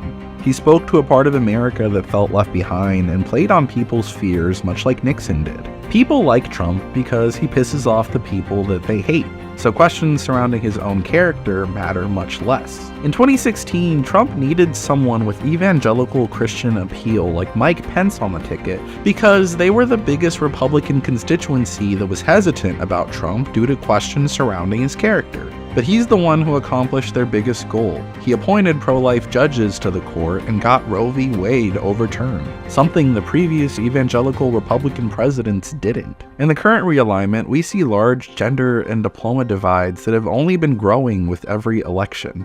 We are in a world where Dick Cheney is supporting the Democratic nominee. What happened? There's no telling really how to become less polarized, or how to regain trust in our politicians, or how those politicians could even necessarily earn our trust back. And as far as the realignment, I guess we'll just have to wait and see.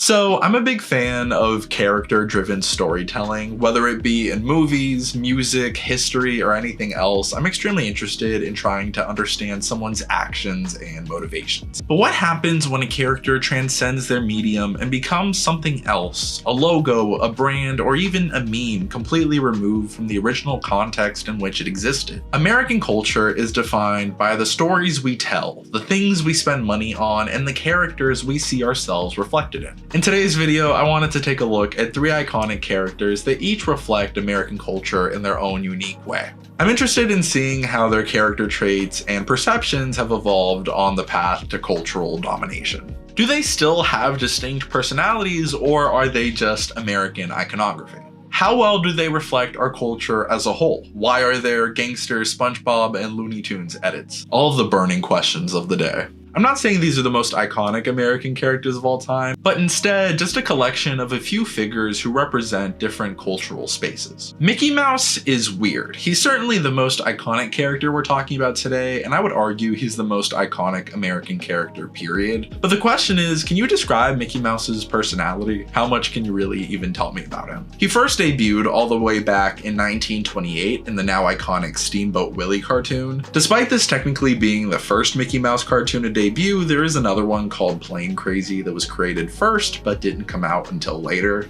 That version of Mickey is a much ruder and less universally appealing character than his popular perception today would suggest. Here is an off-putting clip from Plain Crazy where Mickey Mouse unconsensually kisses Minnie.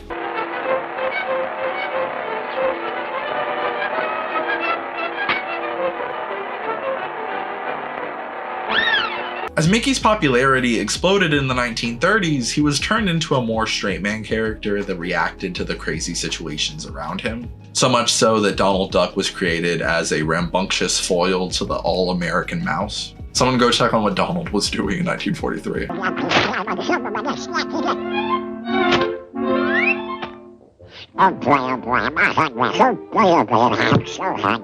As Mickey earned his place in the hearts of American children all across the country, he needed to embody more fundamentally American values and morality. Walt Disney immediately started building the up-and-coming stars merchandise catalog, one that frankly hasn't stopped building ever since. I would argue that Mickey Mouse's branding has had a much bigger role in building his popularity than any media he's ever been in. His vague character traits allowed Mickey to be anything. Symphony conductor, a pirate, even a Jedi. Just say the word. Mickey is whatever you want him to be. There have been 121 theatrically released Mickey Mouse shorts, with all but 3 of them having been released between 1928 and 1953. This more Boy Scout version of Mickey Mouse made him a much more palatable character for small children. But do we still have room for black and white characters like Mickey Mouse? I mean, look at Elsa, certainly the most popular of Disney's modern characters. That's a story that wouldn't ever have been told during Mickey's prime. Morally gray anti-hero characters are becoming more popular even in children's media. Disney made an origin film for Cruella de Vil, a quite literally black and white villain from a classic Disney movie. The new Magic Kingdom expansion is even rumored to include a villain land. I mean, look at Luke Skywalker, another character that's owned by Disney. Even the most iconic classic heroes get revisited today in a morally complex way. I'm not going to make the mistake of having my own opinion on The Last Jedi. Whatever you think, I agree with it. Thinking about my own experience as a young person, I only really remember Mickey as a proper character from Fantasia, the Mickey Mouse Clubhouse, Epic Mickey, and Kingdom Hearts. Mickey's just much more of a cultural figure. My first birthday party, which wasn't even in the United States, was Mickey Mouse themed. Even just going to Disney is a cultural touchstone for both American families and families all across the world. I'm Floridian, I go to Disney fairly often, and I cannot tell you how much Portuguese I hear. It's always people being like, "Vamos tirar foto no castelo, olha lá o Mickey." Unlike other cartoon characters like Bugs Bunny or Fred Flintstone, Mickey became a brand first and a character second. Now let's take a look at some other iconic American characters and how they've evolved over time. Barbie, you're beautiful. You make me feel my Barbie doll is really real. Barbie is an interesting example of how to reverse engineer a character. Starting with a toy that becomes an iconic brand and eventually building the character traits out from there. The famous doll debuted at the Toy Fair in New York City all the way back in 1959. She was created by Ruth Handler, the co-founder of Mattel. Listen to Remco's Baby Laugh a Lot. At the time, little girls mostly played with baby dolls, a practice meant to help these young children develop their motherly instincts, as weird as that sounds. Handler saw a vacuum that she could fill, an opportunity to give girls a positive representation of womanhood. On a 1956 trip to Switzerland, Handler's teenage daughter Barbara noticed a doll that caught her eye. This Bild Lilly doll was based off of a comic strip character from a German magazine, Bild Zeitung. A friend of mine who's German tried to help me learn that pronunciation, and I feel like I let them down. Funny enough, it wasn't intended to be a children's doll and was sold in bars, tobacco shops, and adult toy stores. This reflects the comic strip's fairly risque content. Ruth would name the doll Barbie after her daughter. A large part of Barbie's cultural presence has been related to her many occupations. I've found that Barbie's latest career at any given time is a great indicator of the notable cultural discourse of the era. The original Barbie debuted in 1959 with the title Teenage Fashion Model Barbie, and was immediately distinct from the other dolls of the era due to her mature appearance. It was the start of the fall semester, And Barbie, the famous teenage fashion model doll by Mattel, made plans for almost every weekend. It took only 1 year for Barbie to go from fashion model to fashion designer. In a case of very outdated overgeneralization, 1963 saw the introduction of career girl Barbie. All right, Miss Bates. We'd like to try to find out how determined a career girl you are. Now, if you'd please answer these questions. Go on, Miss Bates. Well, many talented girls deserve a better life than that. They need that feeling of independence, of competition that they don't get at home. And they deserve the luxuries that they can buy with the money they earn. Would you give up your career if the right man proposed? No, I wouldn't. My career means too much to me. Not even if your dream Prince Charming were the man? I haven't met him. I don't think I'd give up my career even so. The term career girl was meant to signify a woman whose main priority is to have a successful professional life, as opposed to being a homemaker as had been expected in that time. This term is understood to be pretty demeaning today, and rightfully so if you ask me. This attempt to create a one-size-fits-all Barbie for working women in general is pretty funny in retrospect. Astronaut Barbie was introduced in 1965, beating the moon landing by a whole 4 years. NASA better catch up. It would take 20 years after the introduction of Astronaut Barbie for Sally Ride to become the first American woman to go to space, though a Russian woman by the name of Valentina Tereshkova beat Barbie by 2 years. Believe it or not, Barbie went to space before there was a black Barbie doll. That wouldn't happen until the introduction of Christie in 1968. Followed by a line of fully diverse Barbie dolls in 1980. In keeping with the yuppie culture of the 1980s, 1985 saw the introduction of CEO Barbie. Now the transition was complete from the vaguely demeaning career girl Barbie to the top of the food chain. At times, Barbie's careers have been more of a goal to aspire to rather than a reflection of the current reality. A Pew Research study found that there were 0 women CEOs of Fortune 500 companies in 1995, a whole 10 years after the introduction of CEO Barbie, a number that has grown to 10.6% in 2024, showing that there's still a long way to go. In keeping with that theme, Barbie also saw the introduction of Barbie for President in 1992, a doll that has modernized for every election since, apart from 1996 for some reason. The reason I did such a deep dive on the different iterations of Barbie through the years was to emphasize that Barbie has always been meant to reflect the general public. You can see yourself in her and assign to her whatever attributes you want. But what is Barbie's personality? What are the character traits that were established in the Barbie canon, and what do they say about American culture? She's every girl's best friend. She's been a superstar for more than 40 years. It's Barbie, starring in her first feature-length motion picture, Barbie in the Nutcracker. Mattel started producing animated Barbie movies that inserted the famous doll into well-known stories and folktales, starting with 2001's Barbie in the Nutcracker. Despite all of the progress to establish Barbie as a working woman instead of just a fashion doll, these films chose to stick to traditional Disney-like stories, with Barbie often cast in the role of a princess. These films are pretty explicitly geared towards small children, and thus Barbie isn't that complex of a character in them. Much like Mickey Mouse, she was a person of good moral character who happened to be pretty good at most things. There's a very interesting New York Times story by Sarah Barr where she goes over all of these films and even interviews Kelly Sheridan, who played Barbie in 28 different installments. Sheridan described her character to Barr as kind, clever, brave. Barbie was flawless. She could do no wrong. Barbie sales fell by a jaw-dropping 20% between 2012 and 2014, and Elsa surpassed the iconic doll as the best-selling girls' toy. Recall what I said earlier about Mickey Mouse in relation to Elsa. Was Barbie going to be another mid-century relic that had no place in the modern-day culture apart from being iconography? Barbie's many career endeavors didn't stop some people, and parents in particular, from dismissing the doll as promoting outdated notions of a woman's worth being tied to her physical appearance. 2016 saw the introduction of Barbies of various body types, complete with the hashtag #TheDollEvolves, which seems awfully late to try to reflect the general population, especially when your product is one that people are supposed to see themselves in. You've been making women feel bad about themselves since you were invented. I think you're receptive wrong way around. You represent everything wrong with our culture.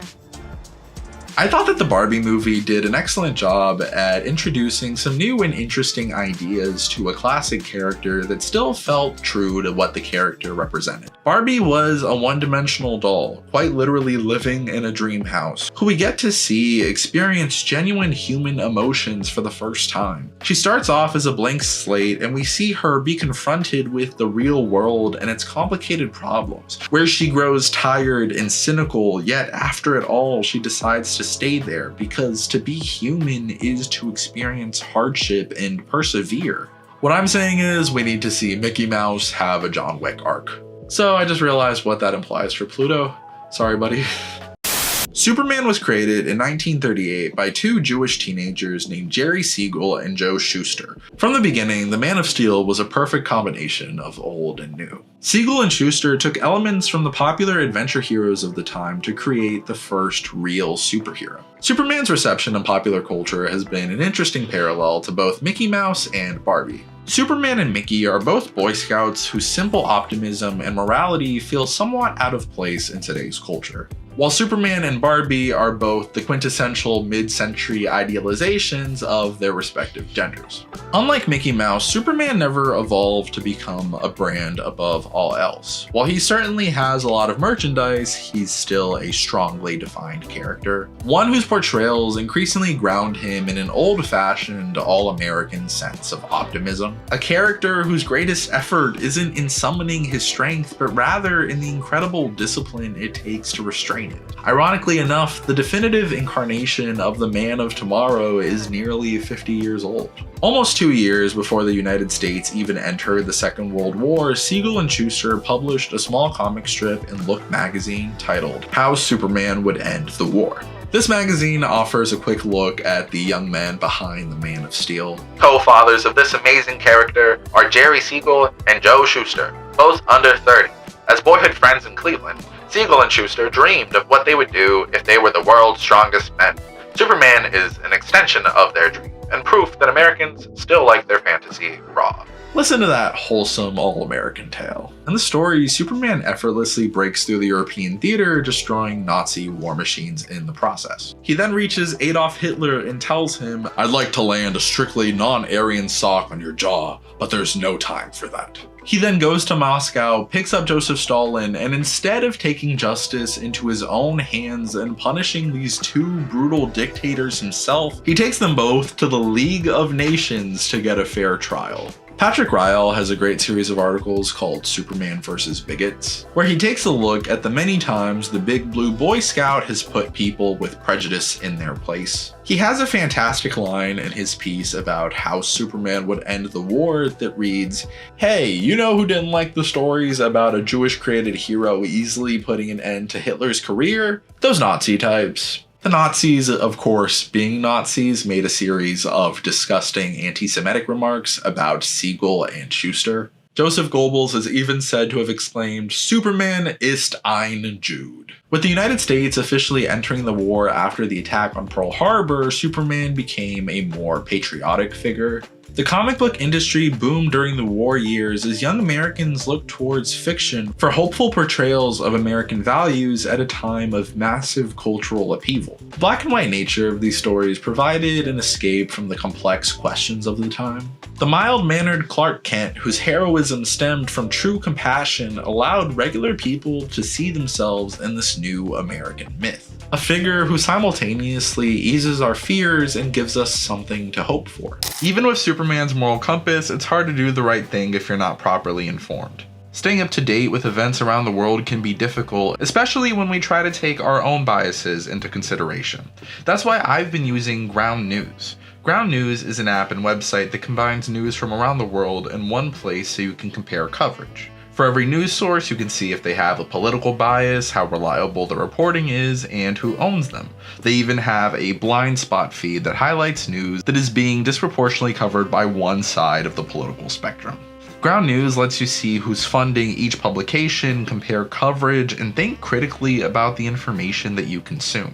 You can go to groundnews.com/andredutratv or use code andredutratv at checkout to get 15% off of your subscription and stay updated with the world around you. Thanks again to Ground News. Following the war, Superman was sanitized to fit the black and white morality of mid-century American life, and with this came certain drawbacks. In a 1995 essay titled The Role of Superman in American Culture, 1938 to 1955, Elaine Warley writes, "A conservative at heart, Superman was avidly anti-revolutionary both at home and abroad, narrowly defining justice as the maintenance of order and preservation of the status quo. The Superman comics avoided or greatly oversimplified the most controversial aspects of American life. Attempts to deal intelligently with issues such as race, gender, or American imperialist practices could have shattered the nationalist consensus the comic was attempting to create in the minds of its readers. I tell this story to emphasize that from the beginning, Superman always represented an idealized version of America at its best, with all of the positives and negatives that come attached to that. This man, who is simultaneously an all-American kid from Kansas and a refugee, the strongest of us, but also the most restrained. Superman became a symbol not because he lacks character traits, but because his personality and what he stands for are so universal. Superman doesn't hide his face when he's being a superhero. Instead, he changes his posture, his demeanor, and physical appearance when he becomes Clark Kent. Lois, there's something I have to tell you. I'm really... I was, at first, really nervous about tonight.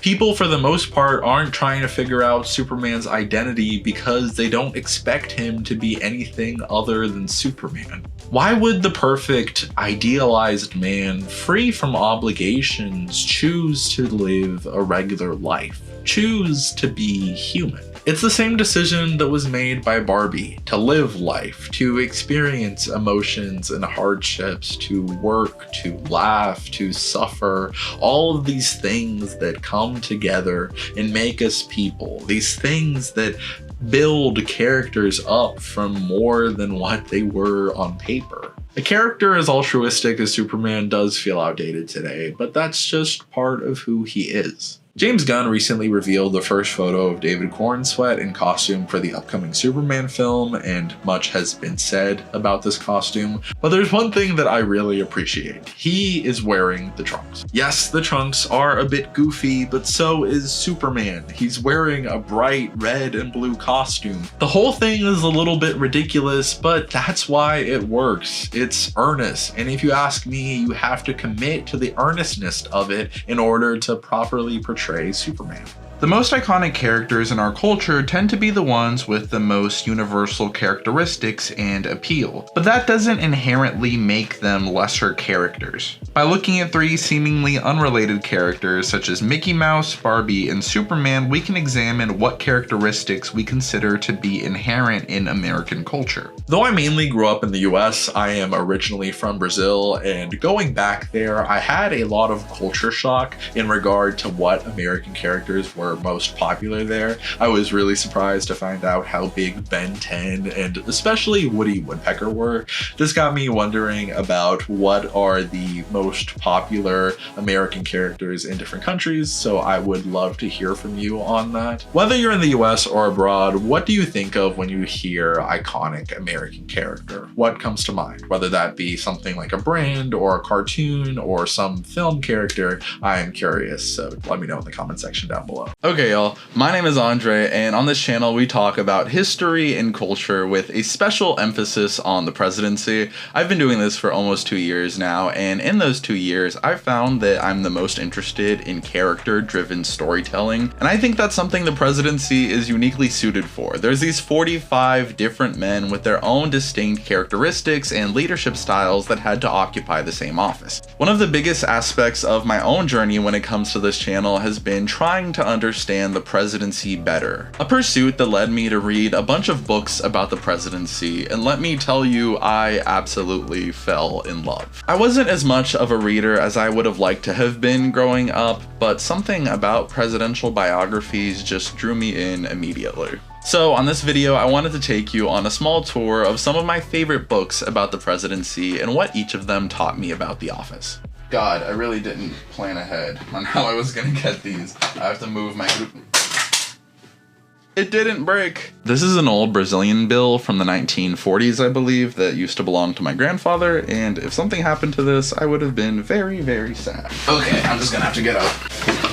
For number one, we're going to talk about my personal favorite book series, and if you know anything about the channel, you'll probably know what it is. It's The Years of Lyndon Johnson by Robert Caro. As you can see, these books are massive, but I promise you they are worth it. I had no special interest in Lyndon Johnson prior to reading them, but as I read them, he quickly became the most interesting president of all time to me. The first book goes into detail about the history of Texas and Johnson's family history in the state. It showcases the extraordinary tenacity and ambition that motivated Johnson as a young man and how he got to the heights of power later on. It's also an incredible story about America at the time. The level of detail that Robert Caro goes into to describe the pain and suffering of the people from the hill country of Texas at a time where most of the US was already modernized is incredible. This is a story of poverty, squalor, and ultimate triumph that I think anyone who is even remotely interested in the presidency and American history should definitely read. And I think this is also a book that should be added to the canon of the great books of all time, just because this really does have all the elements of an American classic. Robert Caro, the author of these books, would go on a whole tangent about how they are a study of power, and that is certainly true. This book gave me new perspective on the kind of people that run our government and what it takes to really get ahead in the political world. The second book in the series, Means of Ascent, goes into Johnson's transition into political power and the entire Box 13 scandal and his election to the Senate. It's again very, very interesting, but it's probably the least notable out of the 4 volumes. Master of the Senate. This one is the big one. For the first,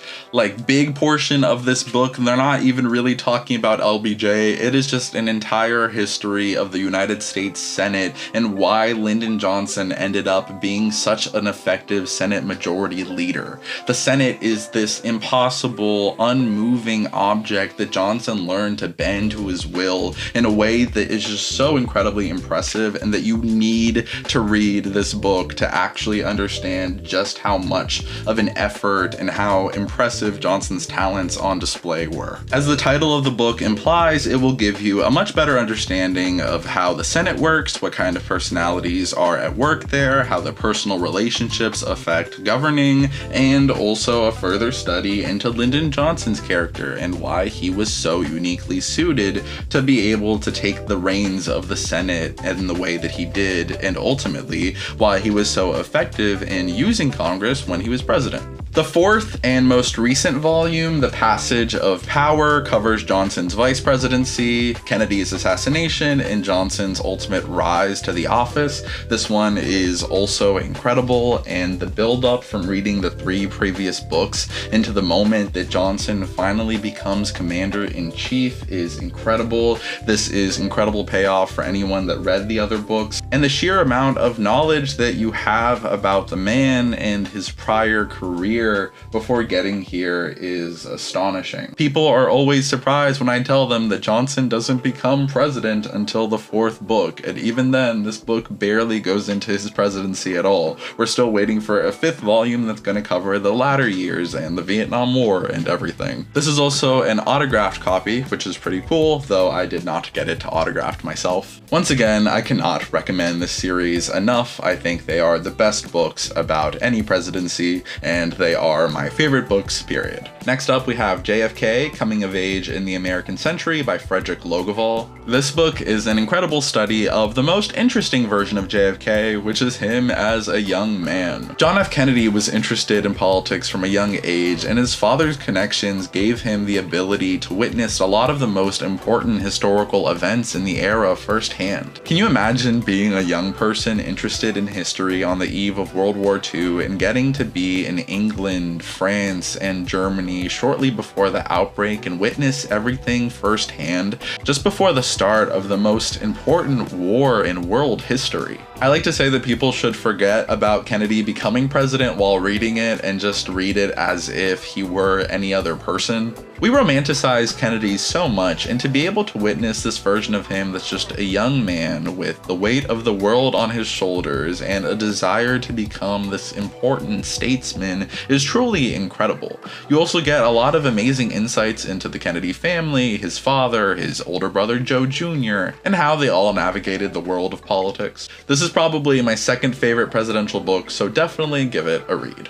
Books by presidents and politicians in general tend to not be very interesting. They're usually very guarded and serve a clear political purpose. Though every now and then there is an exception to that rule, and An Hour Before Daylight, Memories from a Rural Boyhood by Jimmy Carter is the best possible example of that. This book isn't about the presidency. It's about a young man growing up on a farm in rural Georgia in the middle of the Great Depression, and it's still incredibly relevant to the topic of today's video. Much like Path to Power by Robert Caro, this book delves into the difficulties of rural life in the early 20th century, but in contrast to Path to Power, it also has a sort of nostalgic sheen where Carter talks about the positives of that lifestyle, while also juggling that with the racial discrimination of the time, and how that impacted him and his ideology as a young man. There's a quote in this book that really struck me on a personal level, and it's featured in my other Carter video. I'm paraphrasing right now, but it's something like, "Up until the point I was 14 years old, my greatest ambition was to be helpful to my father." And that's just something so incredible to hear from a man that would go on to be commander-in-chief. I think that Jimmy Carter just has one of the most personally inspiring stories of any president, and it's something that makes this book incredibly compelling. It's incredible to see this notable figure in the latter half of his life reflecting on his early years and how that molded him. I loved that book so much that I picked up His Very Best by Jonathan Alter, which is an incredible biography of Jimmy Carter. Like I mentioned before, Jimmy Carter is the most personally inspiring president in my opinion, and a lot of the details about Carter in this book made me sort of reflect on myself. His Very Best really goes into the extent of the effort that Carter put into almost everything that he ever did. It's really interesting and inspiring on a personal level, and it made me reflect on that same question of if I'm trying my very best in everything I do, and if I'm not, how can I change that?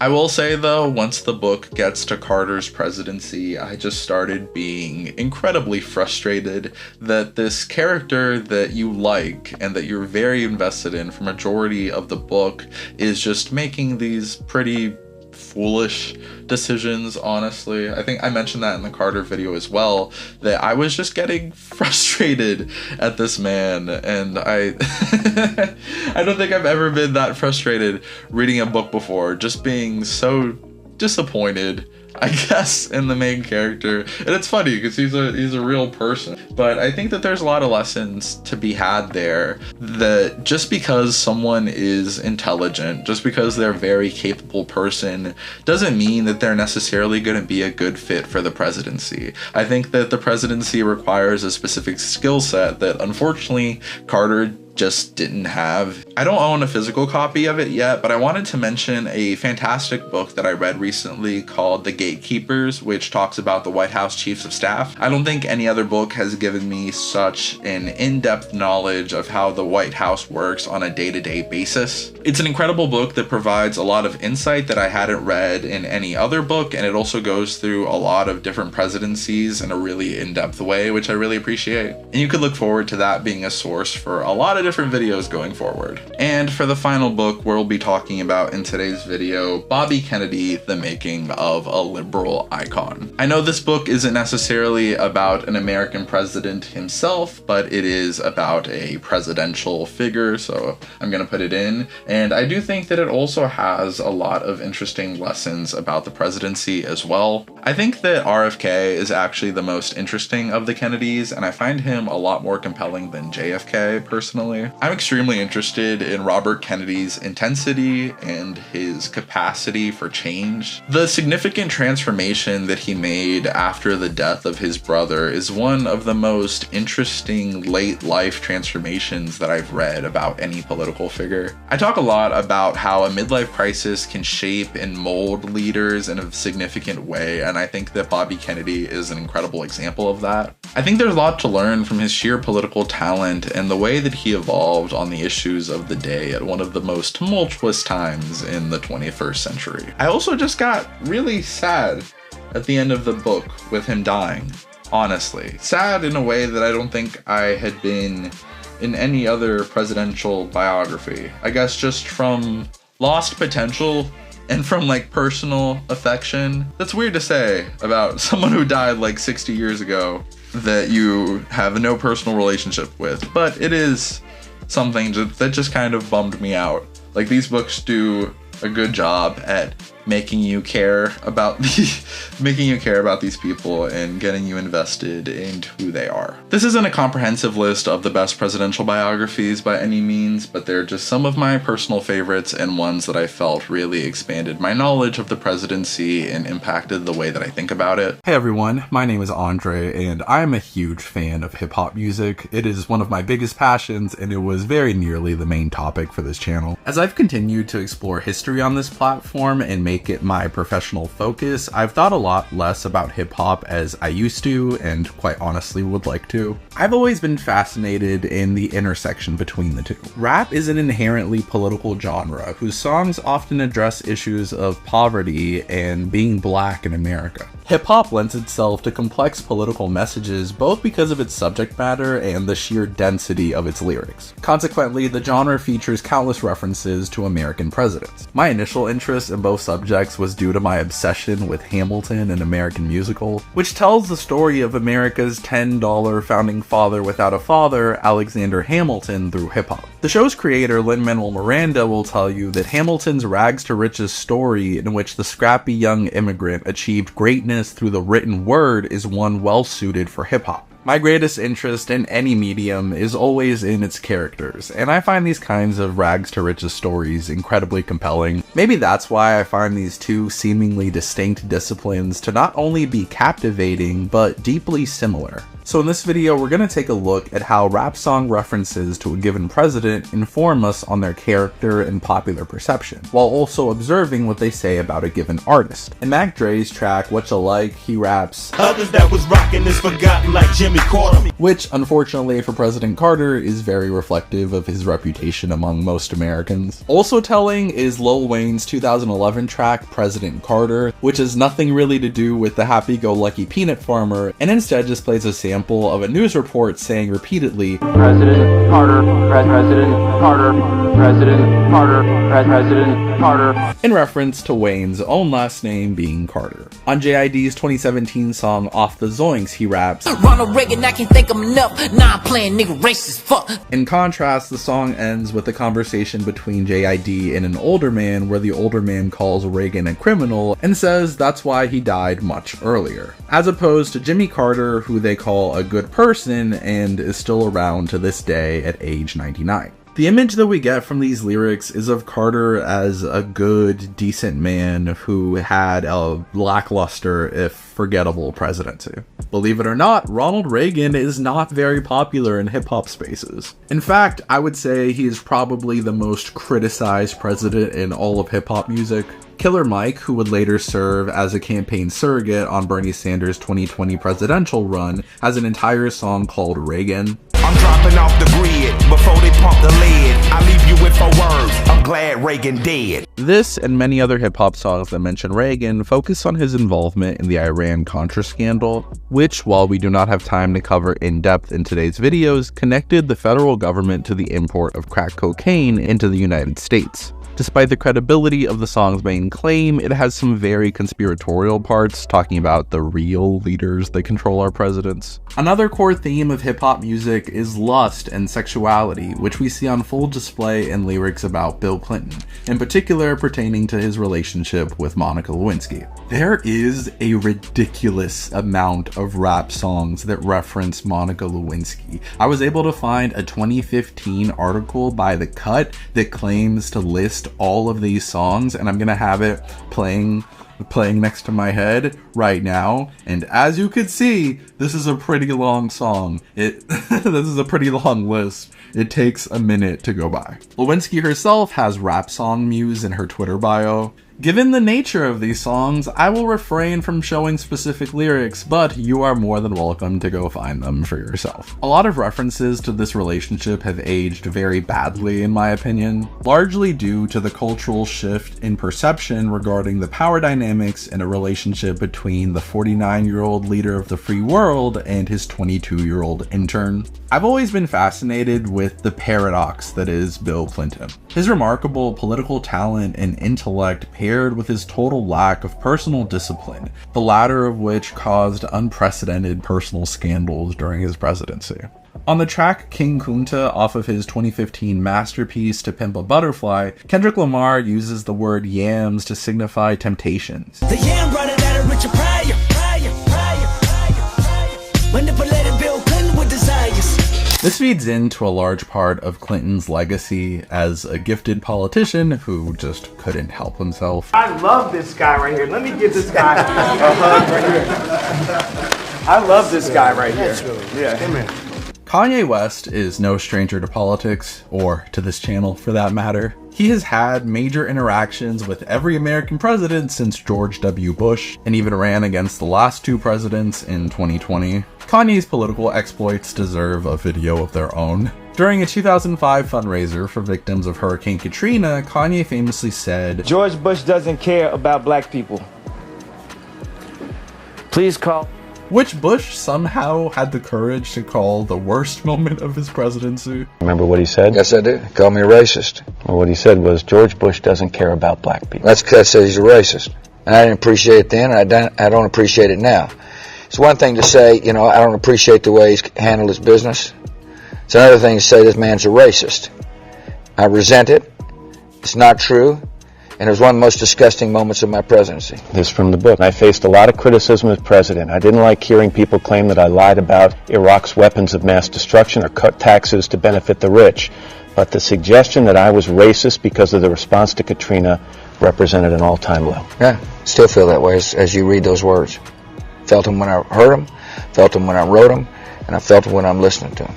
You say you told Laura at the time it was the worst moment of your presidency. Yeah. I wonder if some people are going to read that and they might give you some heat for that. And the reason is this. I don't care. Well, here's the reason. You're not saying that the worst moment in your presidency was watching the misery in Louisiana. You're saying it was when someone insulted you because of it. I also make it clear that the misery in Louisiana affected me deeply as well. Unlike the other lyrics featured in this video, Kanye's words don't say as much about the presidents they're referencing as they do about Kanye himself. As someone who deeply loves Kanye's music and that has an entire video about my complex relationship with him as a figure up on this channel, I think they are certainly still worth mentioning. People talk about missing the old Kanye, but in reality, the George Bush incident showcases the same brash, contrarian aspects of his personality that are so apparent in his recent political exploits. Kanye is a person with extreme self-confidence, even when no one else believes in him, and he's performing one of the most incredible songs I've ever heard before he was famous to anyone in the record building that would listen. He had hair so long that it looked like weed, and she cut it all off, now she look like E, and she be dealing with some issues that you can't believe. Single black female addicted to retail, and well. This is the same Kanye that when making deeply ignorant, hateful, bigoted statements won't listen to the entire world tell him that he's wrong. That's right. You're not Hitler. You're not a Nazi. You don't deserve to be called that and demonized. Well, I see good things about Hitler also. Really? In a particularly poorly aged lyric, he said, 2020, I'ma run the whole election. He even had some pretty choice words for Donald Trump before switching up on him later on. I'm so appalled, spalled and bald, and Donald Trump taking dollars from y'all. Following Kanye's vocal support of Trump, among other shenanigans, he dropped a track going back and forth with T.I. over his support of the 45th president called Ye versus the People, where he opens by saying, I know Obama was 7 cents, but ever since Trump won, it proved that I could be president. This sudden love for the Republican Party, or I guess just Trump himself, was a pretty big tonal shift for Kanye. On the 2011 Watch the Throne song New Day, Kanye had said, and I'll never let my son have an ego. You'll be nice to everyone wherever we go. I mean, I might even make him be Republican, so everybody know he love white people. Which is just the most Kanye thing ever to say. The young lady seems like a perfectly nice person. She's getting her award. What's he doing? Why would he do that? He's a jackass. As America's first black president, Barack Obama was always going to occupy a prominent place in hip-hop music. But beyond that, Obama made the conscious decision to overtly embrace rap, discuss it, and engage with it in ways that other potential first black presidents might not have. On his wonderful song Neighbors, J. Cole raps, I don't want no picture with the president, I just want to talk to the man. Speak for the boys in a bando, and my nigga never walking again. He actually got that White House meeting, and in keeping with his statement, didn't go out of his way to take a selfie with the president. The only two pictures that exist from that meeting is a selfie that was taken by someone else and this photo of him walking out of the White House. As you can see, he showed up in a pretty bummy looking outfit, which if you don't know anything about hip hop is sort of a running joke with J. Cole, because he's just so humble. Another rapper who was at that meeting is Pusha T, who leaves nothing to the imagination about his previous career path. It was snowfall and Reagan gave me the visual. Obama opened his doors knowing I was a criminal. Oh, there's no way to make this video without mentioning Eminem. I was painfully shy, now I'm proud of myself. Like Obama's kids, I came out of my shell. Take a look at this old clip of Obama weighing in on Kendrick versus Drake long before any discussion of PDF files. If Drake and Kendrick Lamar got in a rap battle, who do you think would win? Got to go with Kendrick. I'm just saying, I think Drake is an outstanding entertainer, but Kendrick, his lyrics, his last album was outstanding. Excellent, all right. Best album, I think, last year. Donald Trump has been surprisingly receptive to hip-hop, or at least to the celebrity of hip-hop artists. Trump was, of course, a celebrity himself for many years prior to his political career, where he cultivated this persona as a wealthy, brash figure that made him easy symbolism for money and success. The most famous example of this is probably Mac Miller's song, aptly titled Donald Trump, which features the chorus, Take over the world when I'm on my Donald Trump shit. Look at all this money, ain't that some shit? This led to a weird Trump endorsement of the song, followed by him bizarrely asking for royalties, and eventually a Twitter beef where he called Mac Miller Little Mac Miller. A lot of people are calling me about the Mac Miller rap song. Now, it's named Donald Trump. Maybe you should pay me a lot of money, but it just hit over 20 million people tuning in to Mac Miller. So in one way, I'm proud of him. I haven't actually seen the language. It's a little bit hard to understand on the song itself. Probably it's not the cleanest language we've ever heard, but this kid is the new Eminem. Everybody says he's fantastic. And let's see what it is. As president, Trump issued pardons to both Kodak Black and Lil Wayne, who each supported him in his 2020 re-election campaign. Take a look at this hilarious Trump rally featuring Lil Pump, where Trump actually refers to him as Little Pimp. And speaking of sound, music, and other things, one of the big superstars of the world, Little Pimp. MAGA 2020. Don't forget that! Despite this surprising love between Trump and certain hip-hop artists, most contemporary lines about the 45th president are disparaging.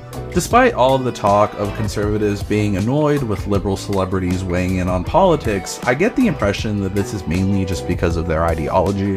Whenever a celebrity has conservative leanings or endorses Trump in some way, they're usually embraced by the party. Just look at Amber Rose speaking at the Republican National Convention and think about how absolutely insane that is.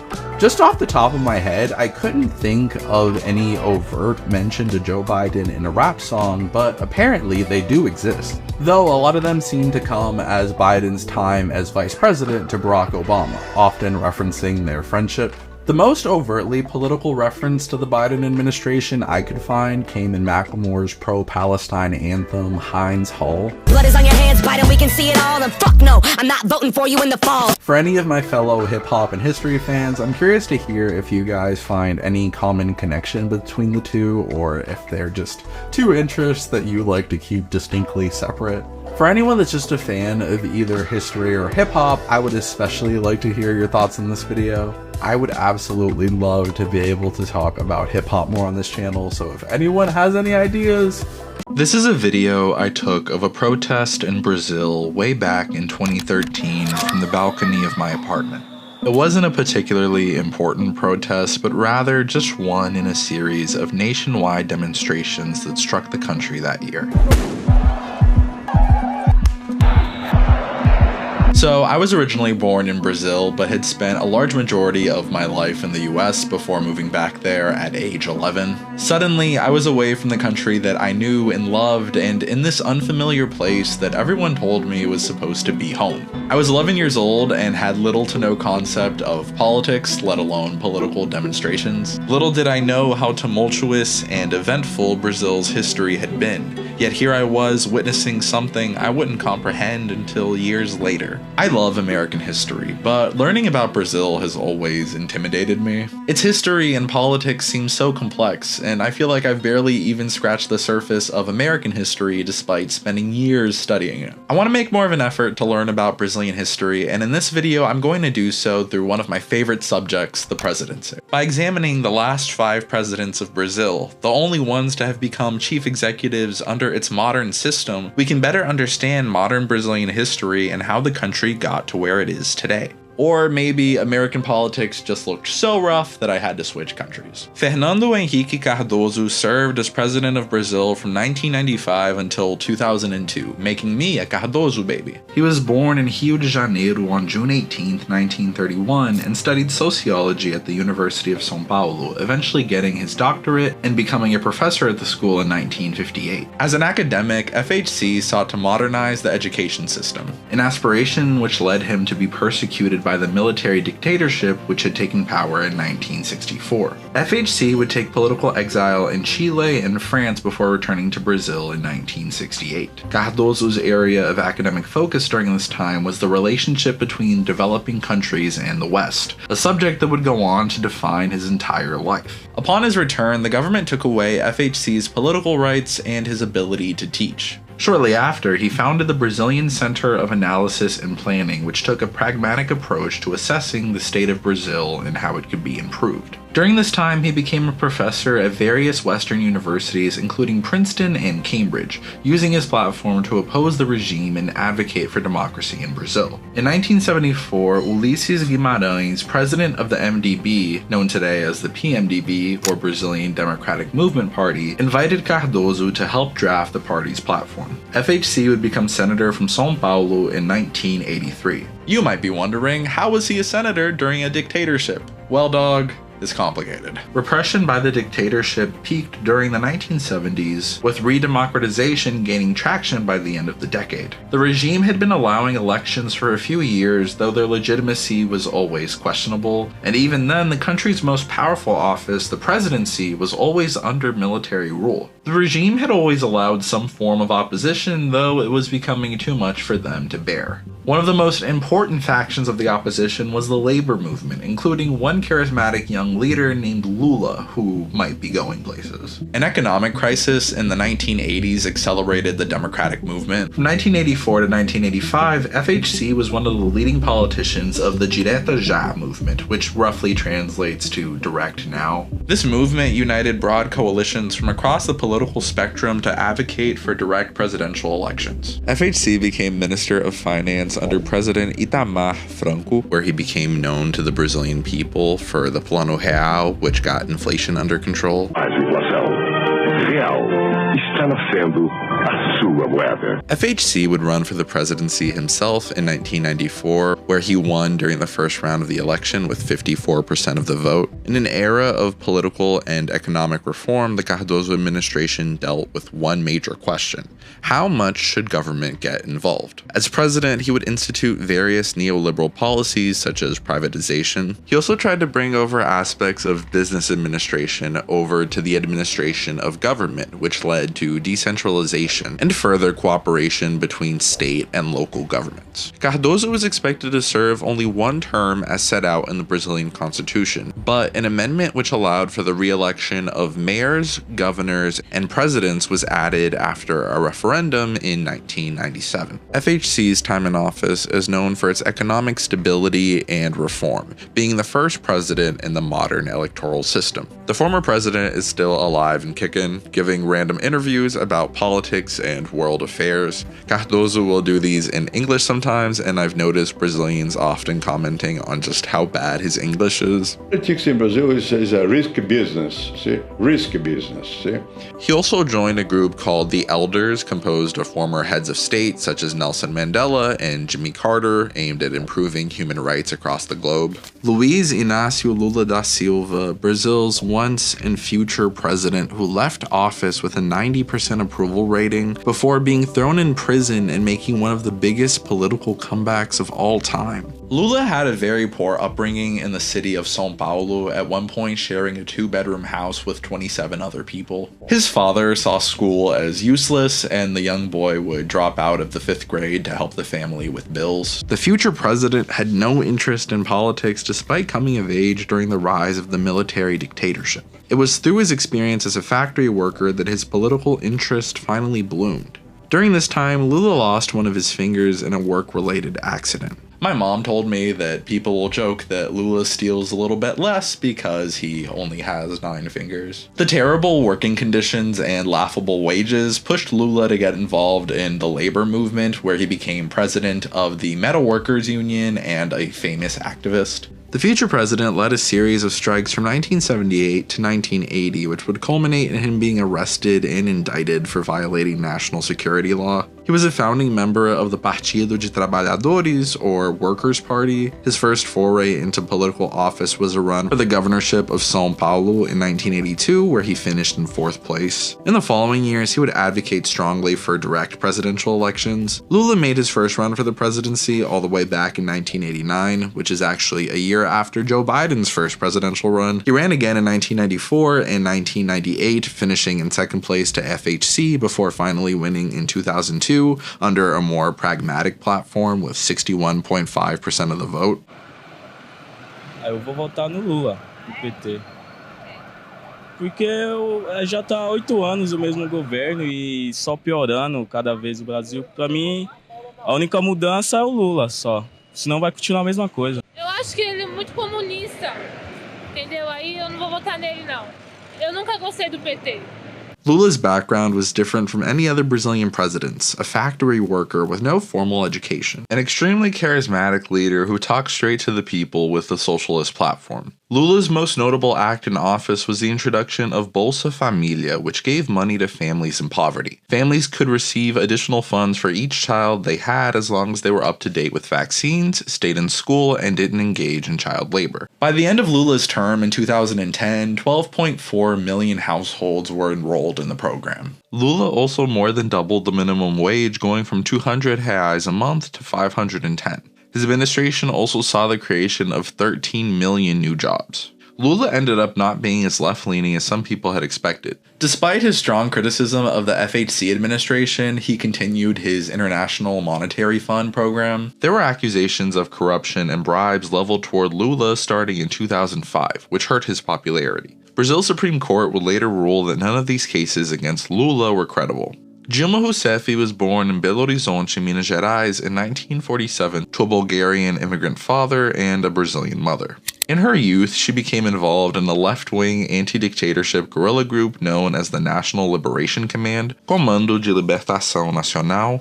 A raid on a Rio de Janeiro militant safe house Dilma and her husband were staying at resulted in police fatalities, leading them to flee the state. Her activities with the group led to her being captured and tortured in 1970. She wouldn't be released until 3 years later, after which she finally completed her college education. As the dictatorship waned, Rousseff got her start in local government, becoming Minister of Finance for the city of Porto Alegre in 1986. She then became Secretary of Mines and Energy for the state of Rio Grande do Sul before rising to that position nationally upon Lula's election. Dilma wasn't associated with the Workers' Party until 1999, but she rose quickly within its ranks, eventually becoming Lula's chief of staff and chair of the massive state-run oil company Petrobras, which I'm sure will have no relevance to Dilma's dramatic political downfall whatsoever. Brazil's president can only serve 2 consecutive terms at a time, which meant that Lula would be leaving office, at least temporarily.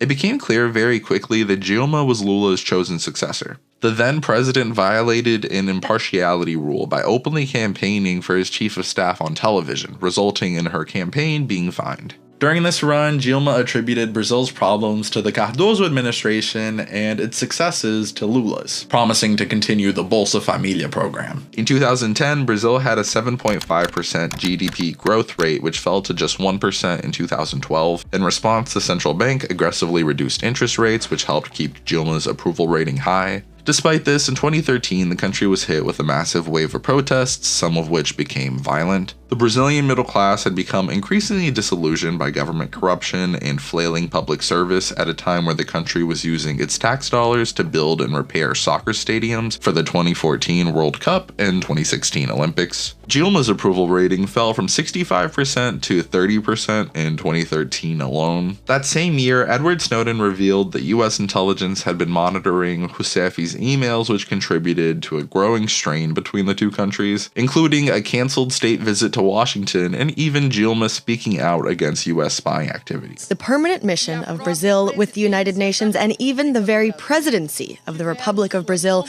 were subject to interception of communications. Meddling in such a manner in the life and affairs of other countries is a breach of international law, and as such, it is an affront to the principles that should otherwise govern relations among countries, especially among friendly nations. Once the World Cup came around, it was actually very popular and gave Dilma a polling boost despite Brazil losing to Germany in an embarrassing 7-1 defeat. I don't really care about soccer, but I was living in Brazil at the time, and watching this happen live with my entire extended family was something that I will never forget. Even in her first year in office, Rousseff's administration was surrounded by corruption allegations, which led to the resignation of 5 cabinet ministers who held onto their posts from the Lula administration. The most famous, or should I say infamous, part of Dilma's time in office was Operação Lava Jato, or Operation Car Wash. I constantly heard family members talking about this and posting about it on social media, but my interest in American politics had just barely started and it hadn't really spread to Brazilian politics yet. This, combined with living in the United States, left me pretty confused on the scandal and honestly just not really understanding what was going on. At the time, Brazil's state-run oil company Petrobras was the biggest company in all of Latin America. What follows is one of the most consequential scandals in modern political history, bringing down not just 1 but 2 Brazilian presidents. Starting at the end of the Lula administration, investigators discovered that contracts were being inflated by up to 3%, which would be funneled back to the 3 parties that made up the ruling coalition at the time, including the Workers' Party. This brought the government to a standstill because bribery and kickbacks were a large part of how coalitions came together. The country's economy also took a hit because of the suspension of Petrobras contracts amid the scandal, with 61% of Petrobras' 276,000 employees losing their jobs in the first 2 years. Judge Sérgio Moro rose to political stardom as Dilma's most famous accuser. While Rousseff was not directly implicated in the scandal, most of the wrongdoing took place while she was Minister of Energy and Chief of Staff to Lula, which led many to think she was at least aware of the wrongdoing even if she didn't take any bribes herself. She was also accused of obstructing justice by appointing Lula to be her Chief of Staff, which protected him from prosecution. This appointment was blocked by a federal judge who released a recording of a wiretapped phone call between the two, which points to the appointment being a precautionary method to protect Lula. The impeachment charges made against Dilma accused her government of taking loans from state banks without congressional approval, which she denies, saying that it was a transfer instead of a loan. These details honestly get pretty muddled, but whether you support or oppose Dilma, I think it's difficult to say that there wasn't any political motivation behind her impeachment. Rousseff was unpopular, and the Brazilian public was unsatisfied with her leadership. Many have described the Dilma impeachment as a coup, including the former president herself. Though the impeachment was on shaky grounds, it was within the rule of law. Dilma had full legal representation, and the military wasn't involved. Brazil is Latin America's largest economy with an annual GDP of $1.9 trillion, but it shrank 3.8% last year.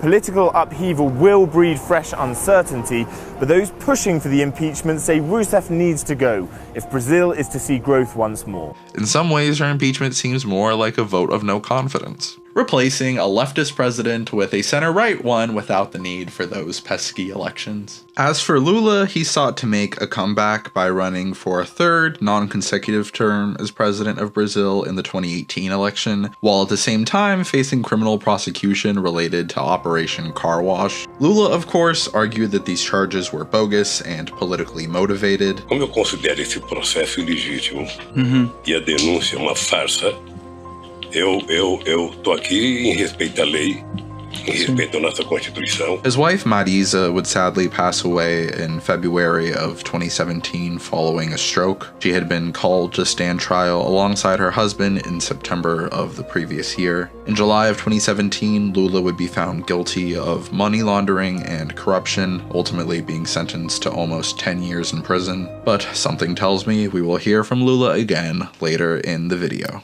Michel Temer was born to Lebanese immigrants in the state of São Paulo on September 23, 1943. He studied law and would even become a constitutional law professor himself before entering politics. He held various positions in São Paulo's state government between the 1960s and 1980s, eventually becoming its attorney general. He became a prominent member of the Brazilian Democratic Movement Party, or PMDB. He was elected to Brazil's lower house of Congress in 1986 and served 3 terms as its speaker. Temer built up a reputation in Congress as a backroom negotiator who wasn't especially well known to the Brazilian people, apart from having a wife 40 years his junior. In the midst of the corruption scandal, Temer began publicly distancing himself from Rousseff, and the PMDB even left their governing coalition in March of 2016. On May 12th, Dilma was formally suspended from the presidency as the impeachment process proceeded.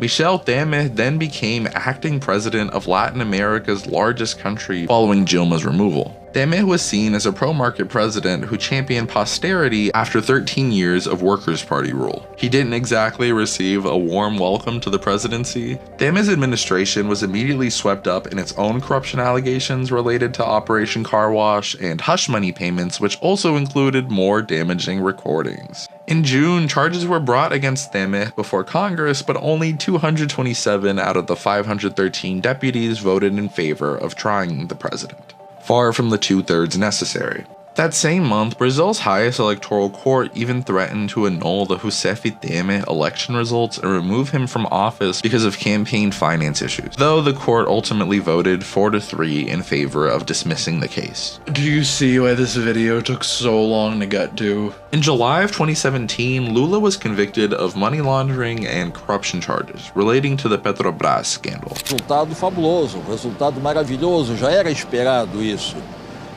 3-0 melhor ainda, não podia haver divergência, como não existe no consenso hoje do Brasil, que não existe dúvida. Sempre que vejo uma perseguição ferrenha em cima do PT, do Lula, né, uma injustiça tremenda, ao mesmo tempo eu vejo que cometeram erros e têm que ser responsabilizados por isso. Despite this, the former president was the clear front-runner as the 2018 election was approaching. Jair Bolsonaro was born on March 21st, 1955 in the state of São Paulo. He attended an army prep school and graduated from Agulhas Negras Military Academy. He would then have a 17-year military career where he eventually earned the rank of captain. Bolsonaro would leave the military in 1988 and be elected to the Rio de Janeiro City Council the following year. Most of the future president's political career was in the lower house of Brazil's Congress, where he served 7 terms from 1997 until his rise to the presidency. Throughout his entire political career, Bolsonaro embraced very conservative social positions, which has gotten him a fair amount of ridicule. Eu sou favorável à tortura, tu sabe disso. Nós não, o povo, a sociedade brasileira não gosta de homossexual. A tortura é diferente da nossa. Agora, nós não estamos preparados ainda, no Brasil, porque nem um pai, nem você, nem eu, tem orgulho de ter um filho gay. Orgulho, prazer, fazer festa, porque apareceu um filho gay na família. If the child is happy. Isso, porque o filho começa a ficar meio assim, meio gayzinho, leva um couro, ele muda o comportamento dele. Jamais eu estou pra você que você não merece. Olha, eu espero que não. Dá, eu te dou outra. Dá que eu te dou outra. Dá que eu te dou outra. Dá que eu te dou outra. Dá que eu te dou outra. Dá que eu te dou outra. Mas o que é isso? Você me chamou de estuprador? Você me chamou de estuprador? Você é uma imoral. Tá, vagabunda? In the aftermath of the biggest scandal in Brazil's history, Bolsonaro sought to make a populist bid for the presidency, one that would capitalize on anger towards politicians and elites going against the status quo. You don't need me to tell you that Bolsonaro channeled Trump. That commentary seems to follow him anytime he's talked about in US media. Despite being in prison, former President Lula was making a bid to return to office, where he actually maintained a pretty sizable lead over his opponent, even if he was behind bars. In August of 2018, Brazil's highest federal court barred Lula's candidacy, and he was replaced by his running mate, Fernando Haddad. Just a few days later, Bolsonaro was stabbed in the stomach while campaigning in a failed assassination attempt. This event gave Bolsonaro a martyr image that likely boosted his chances. He would go on to win the presidency on the second round of voting with roughly 55% of the vote, compared to Haddad's 45%. As president, Bolsonaro sought to reform Brazil's national pension system, ultimately raising the retirement age by 9 years. He also weakened regulations protecting the Amazon rainforest. This made Bolsonaro quite popular with the business community, which sought to harness the Amazon's vast resources. In mid-2019, extreme forest fires struck the area, which resulted in a large backlash from the Brazilian people and the international community. He ultimately sent in 44,000 members of the Brazilian military to help put out the fires, along with instituting a 60-day ban on the use of fire to clear land. Bolsonaro was also widely criticized for his response, or rather lack thereof, to the COVID-19 pandemic. As president, Bolsonaro downplayed the virus and cast doubt on protective measures such as masks and social distancing, as well as vaccines. Bolsonaro himself would often be seen breaking COVID protocol. Likely as a consequence of this, the president would catch COVID in July of 2020. He was also criticized for the slow rollout of their vaccination program. Continuing his Trumpian streak, Bolsonaro began to cast doubt upon the legitimacy of the results in the upcoming presidential election. If you don't know by now, Bolsonaro was being challenged by former President Lula, who sought once again to make a political comeback following the annulment of his corruption convictions. Though the election was incredibly close, Lula would ultimately come out on top with 50.9% of the vote compared to Bolsonaro's 49.1% in the second round of voting. On January 8th, 2023, Bolsonaro supporters would stage their own version of the January 6th insurrection attempt, with similarly disastrous results. They did it a whole week after Lula was sworn in though, which is kind of funny. In June of 2023, Bolsonaro was barred from running for president again until 2030 due to his unfounded claims of a fraudulent election. Following his loss, Bolsonaro could be seen wandering around Florida in random Publix grocery stores. I'm not even kidding. I know multiple people that just ran into him and took pictures with him, which is honestly just so funny to me. It's incredible just how much Lula has been a central figure, and often even the central figure in Brazilian politics. First coming to prominence in the 1970s, first running for president in 1989, serving as president for 8 years, having his chosen successor elected to 2 terms, before falling out of favor, going to prison, and having someone elected in direct opposition to him before coming back and winning the presidency once again. Brazilian politics is wild, man. America is massive. I've been thinking a lot recently about American identity and how the geography of this great continent we call home informs that identity. The continental United States is larger in land area than the entire European Union, with an incredible array of different landscapes whose diversity is unrivaled by that of almost any other country. We are 8,800 feet above sea level, and Lily had never seen mountains before. There are clouds way below us.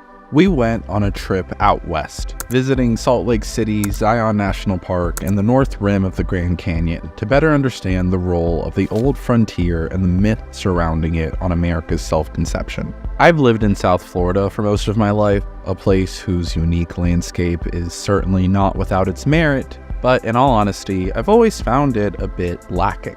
In the last few years, I've been enamored by the idea of the Great American West, this land of natural marvels, unlike anything you can see here on the East Coast. Romantic notions of the Western United States are of course inseparable from that of the American frontier myth. The idea of wide open spaces filled with nothing but opportunity for any individual ambitious enough to harness it.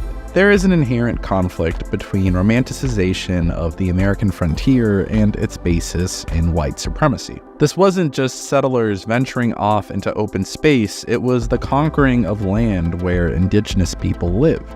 This isn't a comprehensive history of the American frontier. That's a subject I still need to study much more in depth myself, but instead an exploration of its place in the American consciousness and national character. In many ways, the story of the American West is a story of suffering that both our nation and our national identity were built upon. Theodore Roosevelt is famous for being an outdoorsman. He was an avid hunter and conservationist who established the national park system. Contrary to our popular perception of him, Roosevelt had been a sickly child with a bad case of asthma. But he would take it upon himself to build up his body and spirit into one fit for the image we have of him today. He was born into a wealthy New York family far away from the heights of the Rocky Mountains or depths of the Grand Canyon. Yet, the young Roosevelt was enamored by tales of the West. He began to idolize the hunters, cowboys, and soldiers that would give him a blueprint for the kind of man he wanted to be. The future president made his first trip out west in 1883, traveling by train to the Badlands in the Dakotas. The land was inhospitable, with no clean drinking water and days of rainstorms. Roosevelt even offered his guide a bonus to get him to go on despite the difficult conditions. Roosevelt was on the hunt for the buffalo, a pursuit that became increasingly difficult as the large herds that had once roamed the West vanished with the rising number of settlers. TR danced with joy once he finally caught the illustrious animal. It was on this trip where he began to embody the image of the American cowboy, buying his own cattle ranch and learning to do both the practical day-to-day work of the over-glamorized Americana figure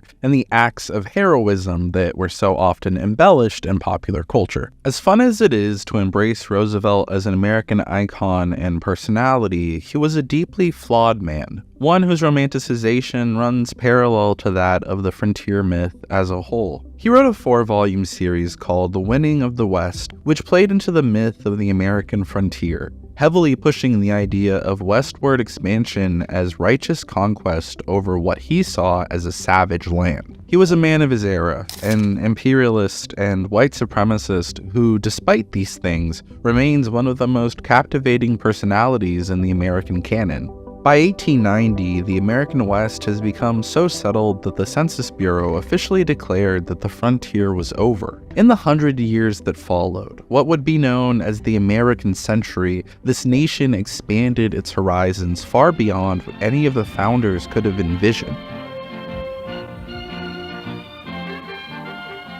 From Manhattan Towers to towering pines, a Marlboro legend grew. Till today, it's the brand that won the West and the rest of the country, too. Come to where the flavor is. Come to Marlboro country. Only 79 years after the official end of the American frontier, we would send a man to the moon, one of the most incredible examples of American ingenuity. Outer space, our grandest calling yet, by no coincidence known as the Final Frontier, a name that draws an inherent connection between the American spirit of exploration from the frontier settlers to the astronauts. During his 1960 presidential campaign, John F. Kennedy seized upon Wild West imagery by promoting the New Frontier, a call to tackle the economic and social issues of the day with the attitudes and spirit of the American pioneers, or at least the popular perception of it. But the new frontier of which I speak is not a set of promises. It is a set of challenges. It sums up not what I intend to offer to the American people, but what I intend to ask of them. The new frontier is here, whether we seek it or not. Beyond that frontier are uncharted areas of science and space, unsolved problems of peace and war, unconquered province of ignorance and prejudice, unanswered questions of poverty and surplus. In the frontier myth, the disappearance of native people was just part of the taming of the so-called Wild West. We're not killing people and taking their land, we're simply protecting our women and children from these brutal savages. Manifest Destiny was the idea that the United States would, through a moral crusade, expand its borders across the entire continent, civilizing everything that was in its path. First, through groups of wagons that followed along famous routes such as the Oregon Trail, and later by train following the completion of the Transcontinental Railroad. Historian Frederick Jackson Turner was one of the most important voices in the establishment of the Wild West myth and American exceptionalism as a whole, drawing a connection between the settlement of the West and how it informs the American character. Turner argued that American identity was forged on the frontier line as people continued venturing further and further west, expanding the line of American civilization. He wasn't the first person to have these ideas, far from it. But he was the first to lament the closure of the frontier in such a nostalgic way, fearful of what a future free from further expansion would do to the American psyche. Following his frontier thesis, the United States saw a massive explosion of frontier fiction, namely Buffalo Bill Cody's Wild West Show, a production that romanticized the heroism of the frontier while omitting its hardships. William F. Cody, commonly known as Buffalo Bill, got his name for claiming to have killed 4,000 buffalo on the American frontier. As the United States expanded westward, we sought ways to get rid of the natives still fighting back against us. General Sherman noticed that the natives we were after followed the herds of buffalo that had defined the land. So it was simple. Kill the buffalo. As wealthy men from across the nation and even Europe ventured out for a chance to hunt the iconic American animal, Buffalo Bill saw an opportunity for profit. He began to travel back east, performing small stage shows based on his exploits. Here, he wildly exaggerated his own adventures and accomplishments, including a story of his scalping a Native American warrior, or as he would tell you, a great Native American chief. The show grew in scale, becoming an intricate production that advertised itself as a living historical account. It portrayed Native Americans as aggressive attackers who were constantly harassing the peaceful settlers. In reality, Native attacks had been quite rare. Cody's production presented white men heroically defeating the evil Indians who stood in the way of progress and self-realization. As the Wild West faded away, Cody's show, which began in the 1880s along with the Turner thesis, which was published in 1893, would be major factors in the rise of the American frontier myth. In a short few decades, Hollywood would push the American Western into theaters all across the country, reinforcing the same narratives into the hearts and minds of Americans from sea to shining sea. As I drove through the countless twists and turns that I'm so unaccustomed to, climbing up and down thousands of feet of altitude, I kept thinking of those that made this trek by foot, horse, and wagon, the difficulty of their journeys, and the countless stories that echo throughout the grounds of the hundreds of miles we passed through. Turner and Roosevelt differ in that Turner saw settlement of the frontier as the defining aspect of the American character, while Roosevelt placed a greater importance on the battles through which the frontier had been won. After the end of the American frontier, the United States continued its expansion by becoming a colonial power. It would defeat Spain, one of the great European nations, in the Spanish-American War, taking the territories of Puerto Rico, Cuba, and etc., cementing its place among the great powers of the world. As I stood there, overlooking one of this nation's greatest natural marvels, I couldn't help but consider the pain and suffering that led to our ownership of it. Despite our country's rapid development, the American West still represents a degree of hope and possibilities. Countless people, myself included, remain enamored by the old frontier, its vast, unparalleled beauty, and its significant place in our history. Stories like that of Theodore Roosevelt, despite all of his faults, remind us of the strength of the indomitable human spirit. As Horace Greeley said in a New York Times editorial, "Washington is not a place to live in. The rents are high, the food is bad, the dust is disgusting, and the morals are deplorable. Go west, young man. Go west and grow up with the country." This video isn't meant to just be America bad. Far from it. I love this nation, and despite not having been born here, I was certainly molded by it. I have a deep sense of patriotism, and I myself remain enamored by the American character. But it's not patriotic to sanitize your own history. It's our duty to study, to learn about it, and to learn from it. We've built a great country, but like all powerful nations, it was built on the back of mass suffering. Sins such as the mass slaughter and assimilation of the natives are uncomfortable realities we all have to live with. Historian Richard Slotkin, who has done a lot of incredible work on American identity, wrote a great piece for the Yale Review this year, where he argued that partisan polarization is due in part to us having different versions of American mythology. He argues that a lot of the disconnect between us comes from the quote-unquote war of stories. Constructing a satisfying and coherent national myth is challenging for the left, because its ideology is based on a critique of America's historical practices of capitalist exploitation of land and labor, racial discrimination, indigenous dispossession, and imperialism. Conservatives have a point when they worry that a full confession of America's past failings might make patriotism suspect. I would argue that the acknowledgement of historical injustice shouldn't take away from national identity. We are a country that has often fallen short of its promise, but it's still a promise we seek to fulfill. We should carry on the best aspects of the American tradition, recognizing where we failed and making an effort to shape that tradition for future generations. Florida has garnered a reputation as a weird state. Sunshine, oranges, but of course, Florida man. Florida man is lucky to have all of his limbs. A man in Polk County called 911 to report a drunk driver, himself. Making fun of Florida has become part of the American canon, but despite being the butt of jokes, Florida is booming. Every year, more than 330,000 people are moving to Florida, according to state economists. We've seen a surge in residents coming largely from 3 states, New York, California, and New Jersey. But with a rising population comes a wide array of new challenges. Florida feels like a ticking time bomb that could go off at any minute. We've experienced incredible growth that our state really relies on, and growth is good, right? Everyone wants to grow. It's human nature to just want more. But what happens when the growth stops? Let's take a look back at the history of the Sunshine State to understand how we got here. The rain is picking up. No! It feels like recording right now is a ticking time bomb. Back in 1940, the idea that Florida would pass New York in population was laughable. The Sunshine State had just under 2 million residents, making it the least populous state in the American South. New York, on the other hand, had the largest population in the entire country with 13.4 million residents. How did this hot, mosquito-infested swampland become the 3rd most populous state in the nation?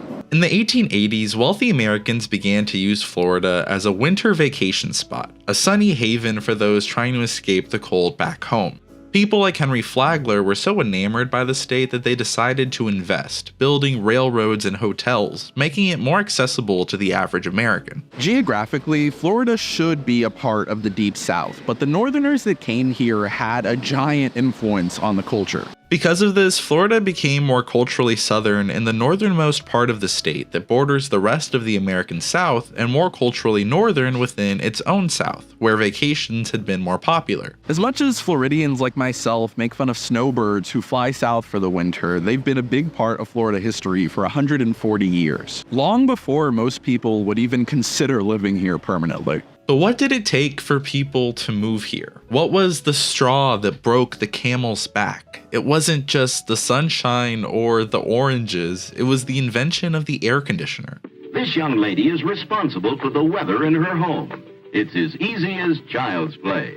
Classic window units would hit Florida houses for the first time in 1951, completely revolutionizing what was possible in the state. It didn't just have to be a vacation spot anymore, people could actually live here. During World War II, millions of young people came to Florida for the first time through its air and naval bases, falling in love with the state just like the vacationers that came before them. August 13th, 1945, VJ Day, where the United States declared victory over Japan, was one of the happiest days in Florida history. Millions of young Americans celebrated the victory, celebrated that they could go home, but they had also built a special bond with Florida's sunny beaches. A report from the Florida Center for Instructional Technology sums up the effect of this by saying 2 million servicemen left the state, all of them vowing to return someday, and almost all of them would, as tourists, as transplants, as retirees. Historian Gary Mormino has done some incredible work on the Sunshine State, and his books serve as the primary source for this video. He talks in depth about the idea of the Florida dream.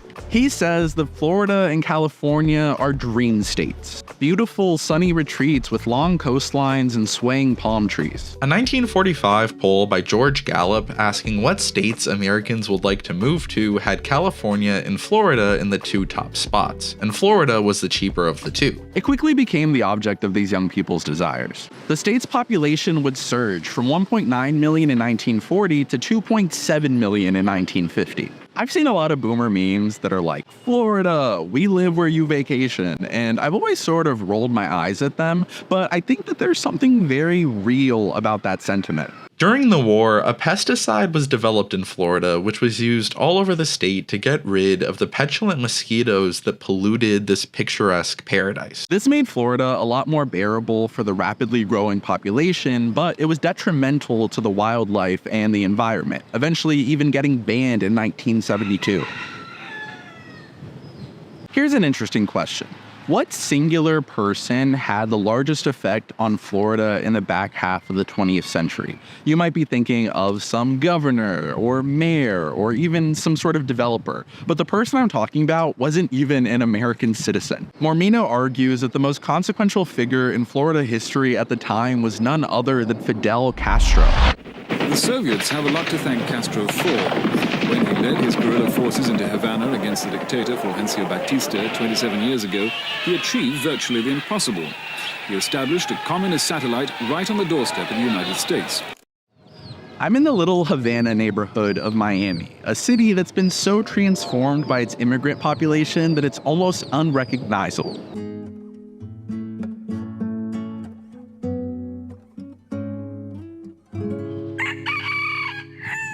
The Cuban dictator took power on January 1st, 1959. Following the revolution, there was a mass exodus of Cubans leaving their homes and venturing to the United States. An exodus that would fundamentally reshape the Sunshine State. The first wave of immigrants were known as the Golden Exiles, largely middle and upper class Cubans. Many of these immigrants were given visas and refugee status as they fled communist oppression. Miami was a logical destination for them to head to given its sheer physical proximity. Between 1959 and 1962, the United States was admitting roughly 1,600 to 1,700 Cubans a week through commercial air travel. A luxury that would cease to exist in 1962 following the Cuban Missile Crisis. Some Cuban refugees would now have to risk their lives crossing the Florida Strait in makeshift boats and rafts, though most chose to enter commercially through other countries. Negotiations between the United States and Cuba would lead to the Freedom Flights, the largest refugee operation in American history, which brought 260 Cubans to the United States between 1965 and 1973. At the time, Cubans represented only 2% of the population in Miami-Dade. That number surged to a whopping 34% in 2010.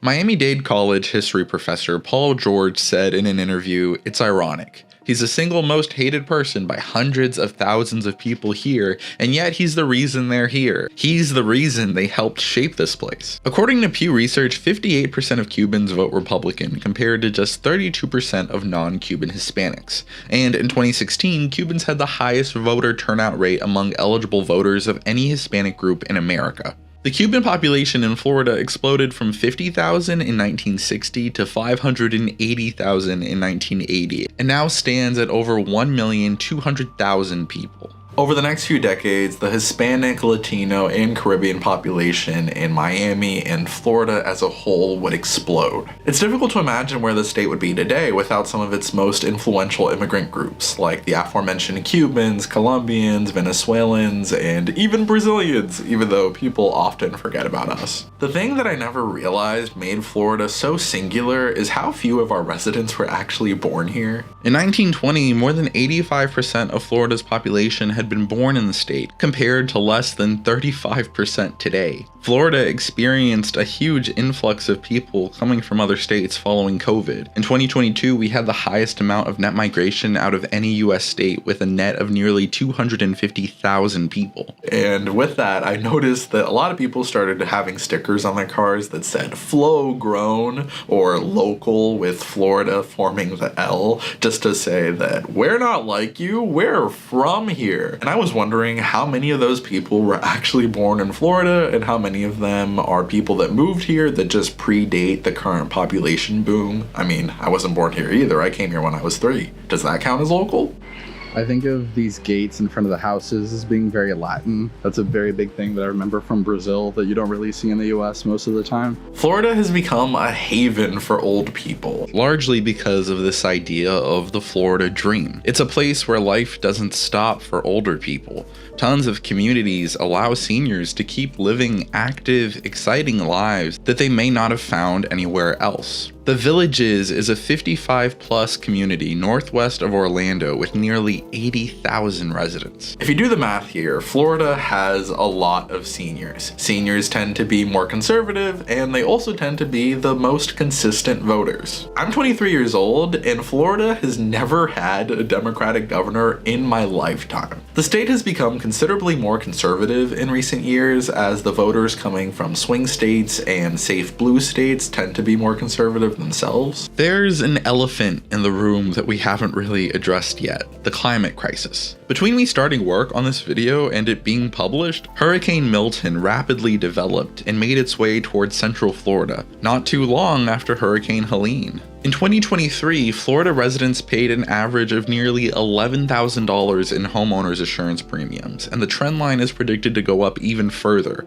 If places like Asheville, that never expected to be hit by hurricanes, can be so devastated, what happens to Florida in the future? It particularly hit the Tampa Bay area, which has been the epicenter of the population boom, growing a mind-blowing 39% since the year 2000. An Econofax study found that high-risk counties saw 3% faster growth than low-risk ones in the last 3 decades. As Americans keep moving to Florida, they find themselves on the front lines of climate change. Home insurance has gotten much more expensive nationally, and in Florida, where prices were already high, we feel the strain even more. Some insurance companies like AAA and Farmers Insurance left the state altogether, leaving thousands of residents searching for new coverage in a landscape of explosive prices. Marmino also discussed this idea of Florida becoming something else, something different from what had attracted people here in the first place. This idea that in the future, people might be nostalgic for the old days of the Sunshine State. They might say, "I used to love Florida." A future where the Florida dream we've talked about so much is just an idealized memory of somewhere that doesn't exist anymore. When I think of Florida growing up, I think of every apartment complex having a pool and a little lake, spotting the iguanas behind my house, and teasing people for taking pictures of the same sunset. A sunset that, if you've seen every day for your entire life, feels a little bit less incredible. Never going to the beach that I've always been 15 minutes away from, complaining that I can never wear nice jackets and how the entire year blends together because seasons don't exist here. I'm not exactly sure what Florida's future looks like, and the more time goes by, the less I see a future for myself here, if I'm being totally honest. What do you guys think the future holds for Florida, and maybe even your own home state if you're willing to share?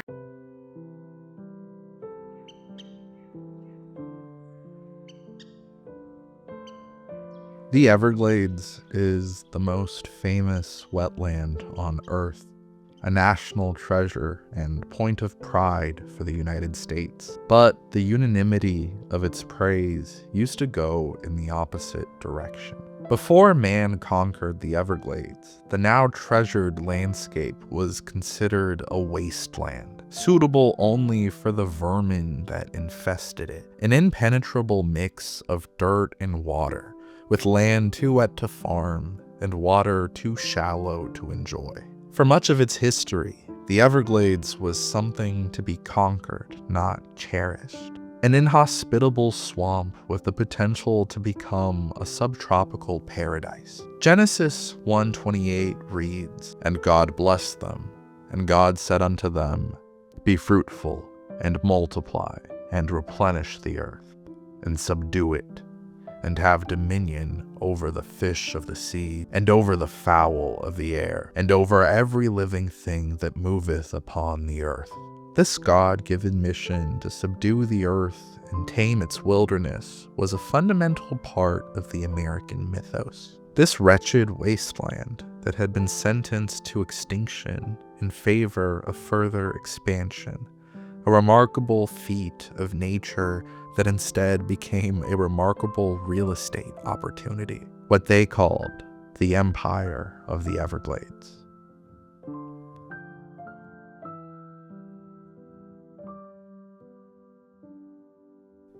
From the natives that first called the Everglades home, to those who so staunchly drained, developed, and eventually sought to restore this great landscape.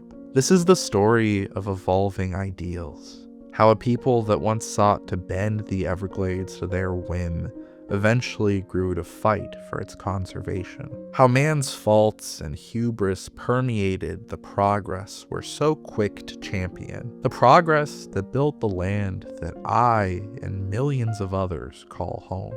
The Everglades once covered 11,000 square miles of Florida, from the headwaters of the Kissimmee River through Lake Okeechobee all the way down to the Florida Bay, from modern-day Orlando to the Florida Keys. Today, this still remarkable marvel stands at less than half of its original size. Man, through remarkable effort and ingenuity, nearly destroyed the Florida Everglades, and eventually, through those same characteristics, sought to restore it. Even after the historian Frederick Jackson Turner proclaimed the death of the American frontier, the Everglades remained largely unknown to non-natives. This stubborn swampland was, in many ways, the last true American frontier.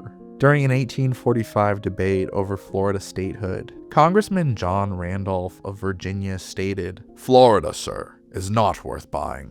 It is a land of swamps, of quagmires, of frogs and alligators and mosquitoes. A man, sir, would not immigrate to Florida. No, sir. No man would immigrate to Florida. No, not from hell itself." The landscape that used to make up all of South Florida has been described as wretched and mesmerizing, useless and mysterious, a bizarre concoction of disgust and admiration. As someone who is deeply invested in American history, I've always felt somewhat distant from it physically. Florida often doesn't feel as interwoven in the story of this country as other states do. Of course, you have the 13 former colonies that are associated with the Revolutionary period, the Great Plains in the far west that are associated with manifest destiny and westward expansion. Even the northern parts of Florida can be associated with the rest of the Confederate South during the Civil War, but that part of the state is both physically and culturally distant from the southern population centers like the one in which I grew up.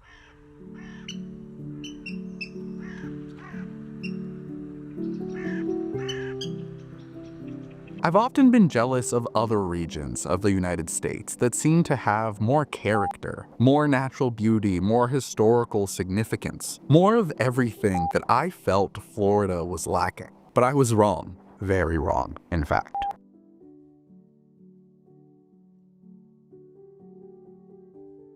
It's easy to sit in my room and daydream about the breathtaking views of the great American West while not appreciating the natural marvels that are right outside my own window. Why? Because it's more subtle? Because its beauty and intricacy take time to understand, time that I have not been willing to give. And that is the goal of this project, to spend time in and learn the history of this great region.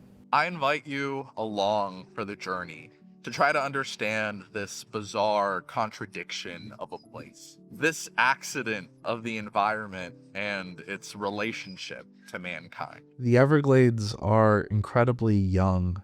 As Pangaea broke apart, North America snagged a piece of Northwest Africa, and while other parts of this continent underwent seismic changes that formed vast mountain ranges and rugged canyons, South Florida remained a barren seafloor, sitting there over millions of years, slowly building up sediment from shells and animal bones into a limestone base. This slow buildup, devoid of tectonic movement, is what produced the level ground we know as Florida today. As sea levels fell, it revealed a landmass similar to a savanna, with much of it at the same latitude as the Sahara Desert. It should have been dry, yet it was a peninsula, surrounded by water on three sides. Water that became clouds, clouds that became rain, and rain that would fundamentally alter the very foundation of the landmass, producing one of the most unique environments the Earth has ever known. And though rain was abundant, so was sunlight. It is common to feel waves of rainfall crashing down on you relentlessly, only to be replaced by the warm gaze of the sun mere moments later. Distinct wet and dry seasons set the stage for a strange mix of unique flora and fauna that flourished in both flood and drought.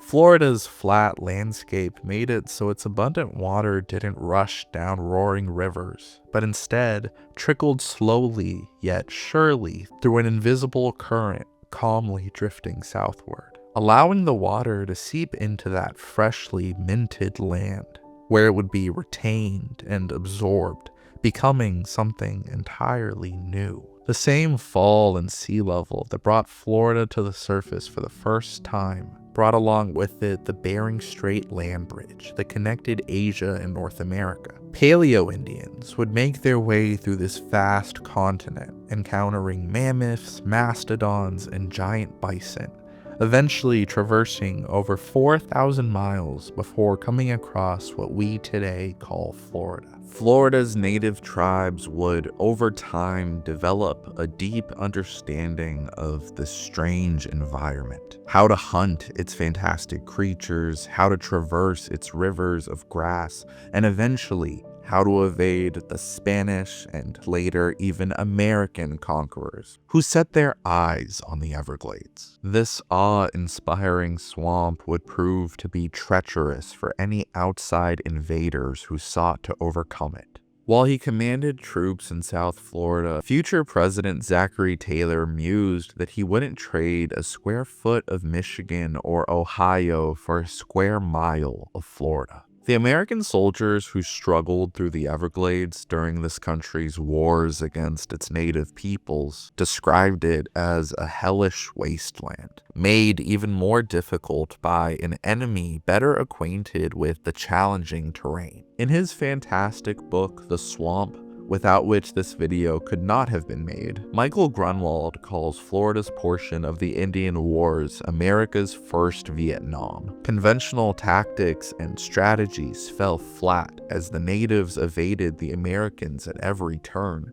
further frustrating the already disenchanted soldiers. There was nothing glorious about this campaign. The American government viewed the natives as less of a rival military power, but instead just another natural obstacle like the terrain or the weather that they needed to overcome. Despite the way in which it had been regarded, there were those who saw flashes of the state's future.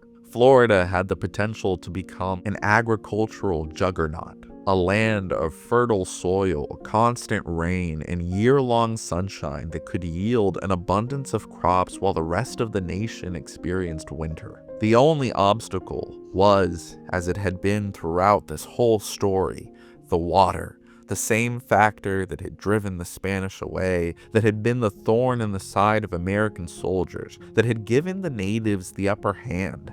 No matter what, it would always present a problem. But as the American experiment drove frontiersmen to conquer the vast wilderness of this continent in the name of progress, new technologies emerged that made conquest more feasible. Much like the American West, it was the railroads that opened up Florida to the rest of the country. It is impossible to discuss the history of South Florida without discussing Henry Flagler, the Standard Oil tycoon whose investment in the Sunshine State laid the foundation for the rapid development that would occur in the 20th century. On a vacation to St. Augustine, Flagler noticed the region's potential, if only it were easier to access. By 1885, he had bought up 3 Florida railroads, forming the Florida East Coast Railway, which he would extend all the way down to Key West in a truly remarkable feat with 156 miles of track built mostly over water. He, of course, didn't do this out of the goodness of his heart. No, Flagler established multiple hotels along his railway stops. If you came to South Florida during the turn of the century, you were almost certainly putting money in Flagler's pockets. And come they did, as aspiring frontiersmen and pioneers journeyed down to the strange subtropical frontier. Ironically enough, as Henry Flagler's railroad brought the aspiring frontiersmen and pioneers down to this strange subtropical frontier,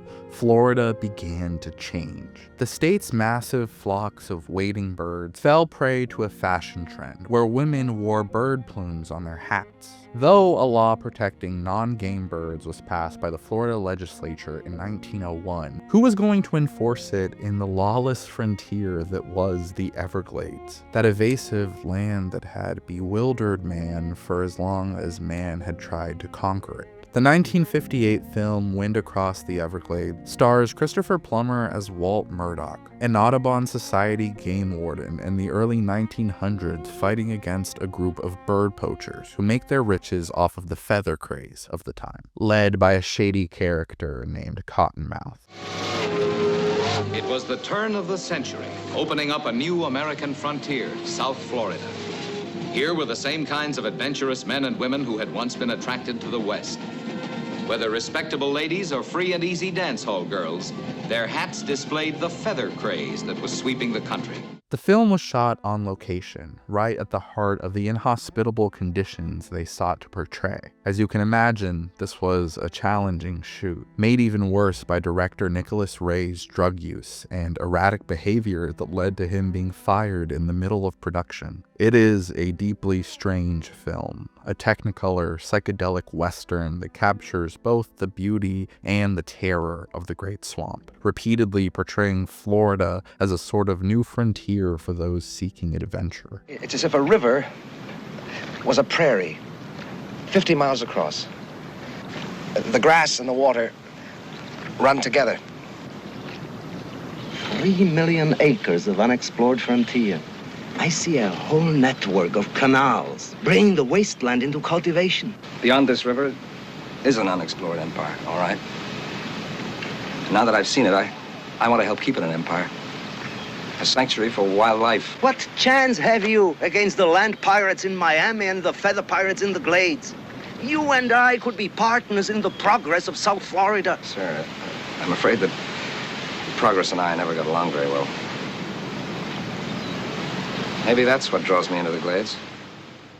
There are numerous long, lingering shots of wildlife immersed in their natural habitat, enveloped by eerie music.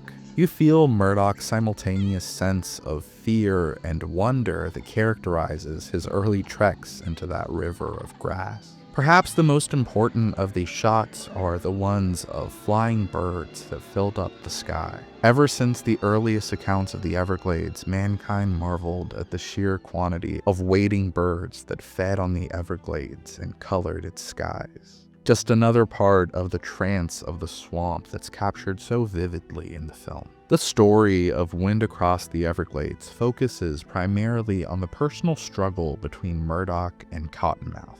Murdoch eventually ventures out into the swamp in an attempt to arrest Cottonmouth, which no one else has even been willing to try. He's then captured by the hunters and spends a night with them drinking through a storm prior to his planned execution. Here, Murdoch fits in surprisingly well and is able to share laughs with this ragtag band of sketchy characters. Cottonmouth tells him he's just another part of the swamp's food chain. Mr. Murdoch, you don't see me going into Miami, messing up your town folks, do you? No, Mr. Cottonmouth. But what about you messing up the Glades? Sure, I eat the birds. The birds eat the fish, and someday something will eat me, too. He was born in the swamp, and he will die in the swamp. These two men that are at odds with each other find out that they actually share a lot in common. Murdoch laments the progress that man pushes with no regard for collateral damage, while Cottonmouth rejects the shackles of polite society. Both figures reject modernity. They find a bit of admiration for one another despite their struggle. The next day, Cottonmouth allows Murdoch to bring him into the authorities as long as he's able to navigate back to Miami while surviving the perils of the swamp. Made it his domain. He favored the animalistic simplicity of the Everglades, and reflective of that sentiment, the Everglades unfeelingly put him down by virtue of a snake bite. Despite its dreamlike quality, Wind Across the Everglades is actually loosely based on a true story of a Florida game warden named Guy Bradley, who was killed by feather poachers. This strange film is a clear reflection of the bizarre state and environment of turn-of-the-century Florida. A Florida that was about to rapidly change. At the height of the Industrial Revolution, the Army Corps of Engineers had been employed to push expansion on the American frontier, an arm of the federal government used to overcome any natural obstacles standing in the way of further American expansion. Now, decades later, they would set their sights on the last American frontier. And there's one man who, much like Cottonmouth, would try to rally the people behind him in an attempt to conquer the Everglades. Perhaps the most fascinating of all the men in Florida's history was a strange character by the name of Napoleon Bonaparte Broward, a man who carried the name of a great conqueror and that would attempt to continue that legacy in his own way. This Napoleon would fix his ambition not on Europe, but instead on that wretched swamp at the bottom of this great country. As a young man, Broward spent years working on a steamboat, moving up the ranks and eventually becoming a notable ship captain. During this time, he begins to flirt with politics, serving as the populist sheriff of his native Duval County. But that's not truly where he would make his name. Much like another young, boisterous politician in the making, Broward would derive his heroic image from the Spanish-American War. Before the United States had even officially declared war, Florida's Napoleon would lead unauthorized military expeditions in Cuba using one of his own ships called the Three Friends. These daring exploits only added to the image of a future conqueror. During a later conversation between then President Roosevelt and then Governor Broward, the president asked, "Have you still got the 3 friends? Well, you ought to be mighty proud of her. If it had not been for the 3 friends, you would not be governor now." To which Broward replied, "You ought to be proud of her yourself, because if it had not been for her, you would not be president." It is notable that these 2 successful politicians pushing territorial expansion had notable origin stories as war heroes that added to their legend. Broward became something of a hero, translating his accolades into a career in the Florida State House where he would push progressive policies that favored the common man.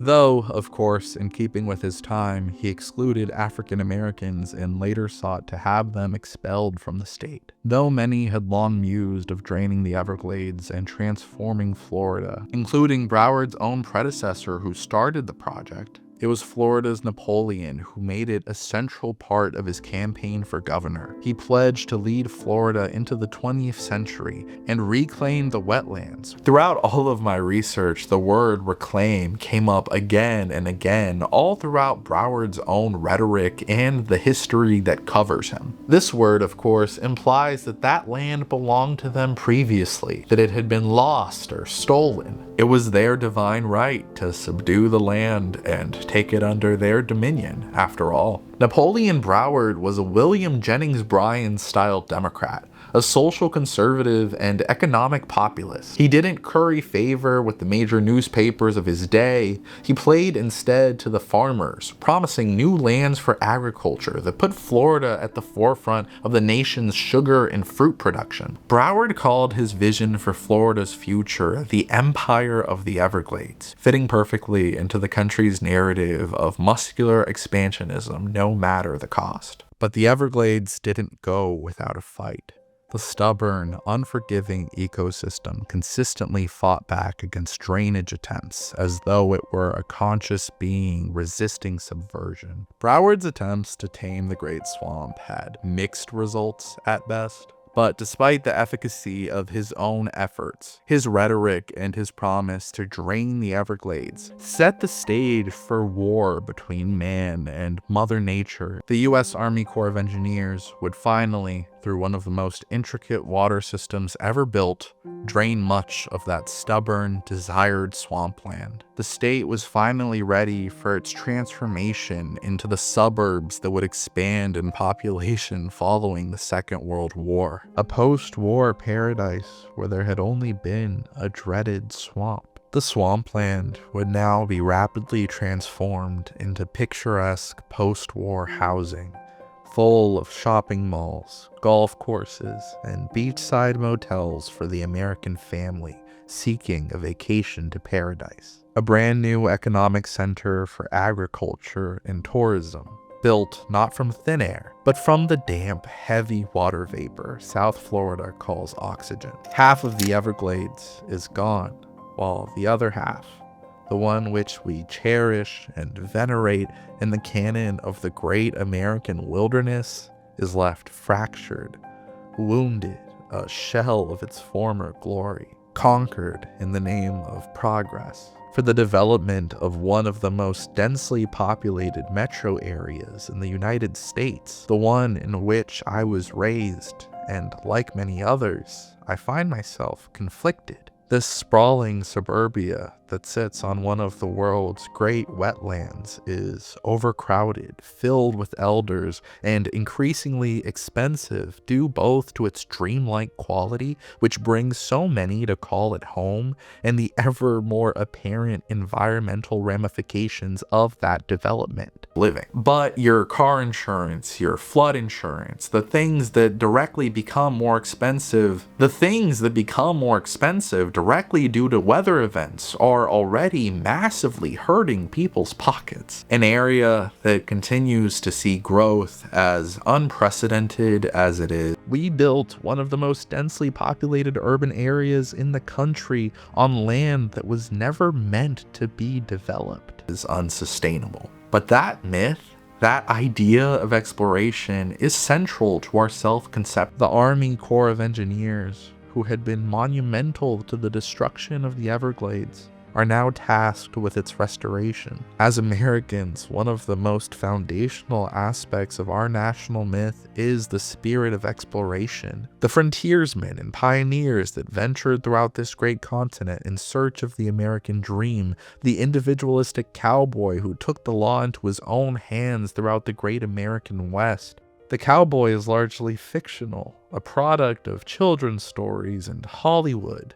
On the other hand, our conception of a frontiersman omits the violence they perpetrated against the Native Americans who already lived on the land we so often describe as vacant. There is something quite appealing about the promise of territorial expansion, something we clearly see demonstrated even in the politics of our modern day. The historian Frederick Jackson Turner had lamented the death of the American frontier as a tragedy, something that would stifle the American spirit of growth and exploration, leaving us a stagnant country with only the memories of what we used to be. But that romanticism leaves out the endless pain and suffering that was inflicted in the name of American expansion. But that myth, that idea of exploration, is central to our self-conception. JFK understood this better than almost any other political figure. He channeled the American spirit of adventure into his campaign.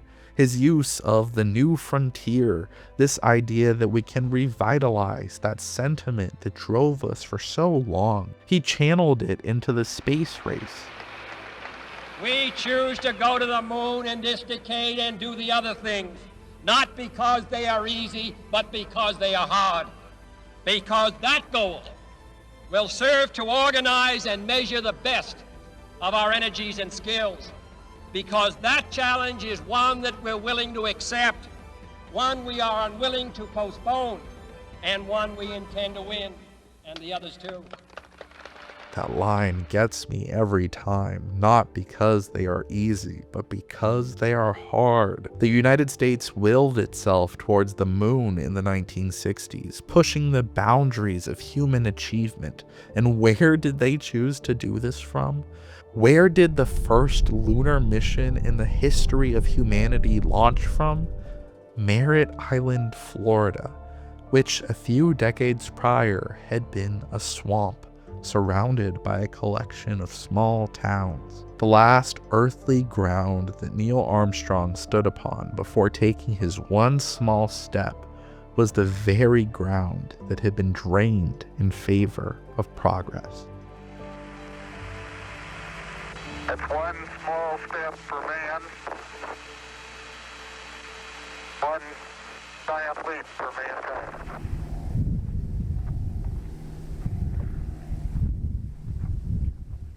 Hey everyone, I've had so much fun with these last few videos. I'm always trying to make every video better than the last. The thing is, these videos take a lot of work. I'm often working on them for weeks or even over a month at times, and frankly, the return on them through YouTube AdSense is rarely ever enough to justify the amount of time and effort that I put into them. I could do the normal YouTuber thing and ask you to support on Patreon, which is something I already do fairly often, but instead I wanted to make it a little more fun. I've decided to give away 10 free memberships to my Patreon that will each last for a month. This means you'll get access to all the benefits like early videos and having your name in the credits of the videos that I already provide. In addition to the current benefits, I'm going to try doing a podcast episode for each video that I upload, where I talk about the production process, the things that I had to leave out, the research that I did for the video, which I think could be a lot of fun. So if you want to see that, that'll be exclusively on Patreon. So if you're here early, try accessing that link and you can get a month for free on Patreon.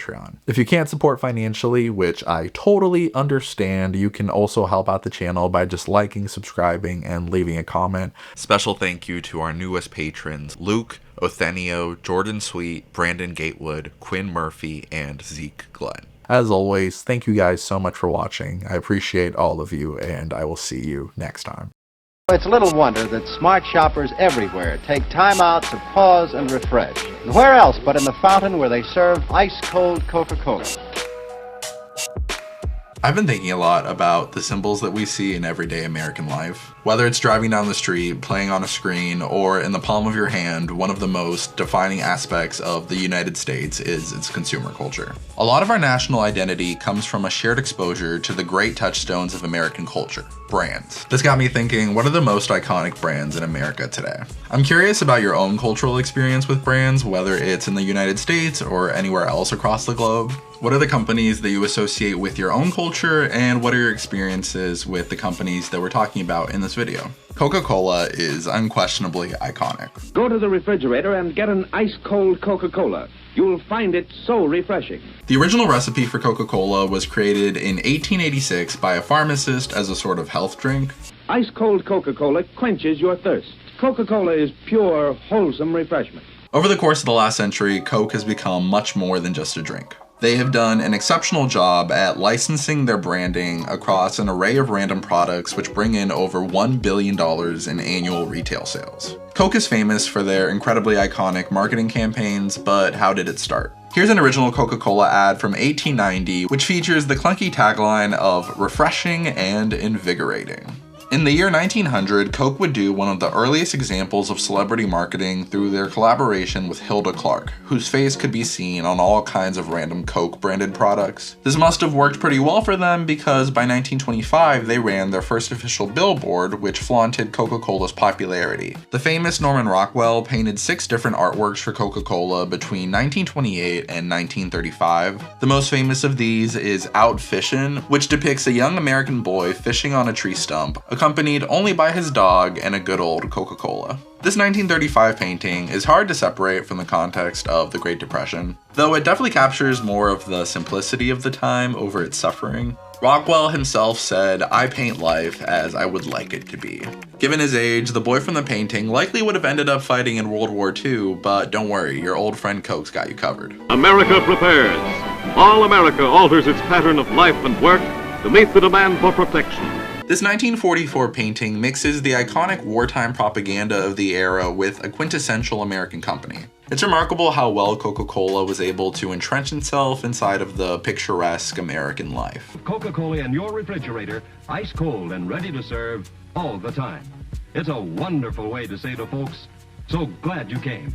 By 1946, the war was over and the American people were focused on other things, mainly what you can see in this billboard. This might be my favorite Coke advertisement of all time because of its sheer simplicity. These 3 paintings form a sort of unofficial trilogy in my eyes, showcasing the evolution of the lives of men from the greatest generation. From the struggles of the Great Depression, through the horrors of war, and into an idealistic America where you can worry about things like romance and buying a girl a Coke.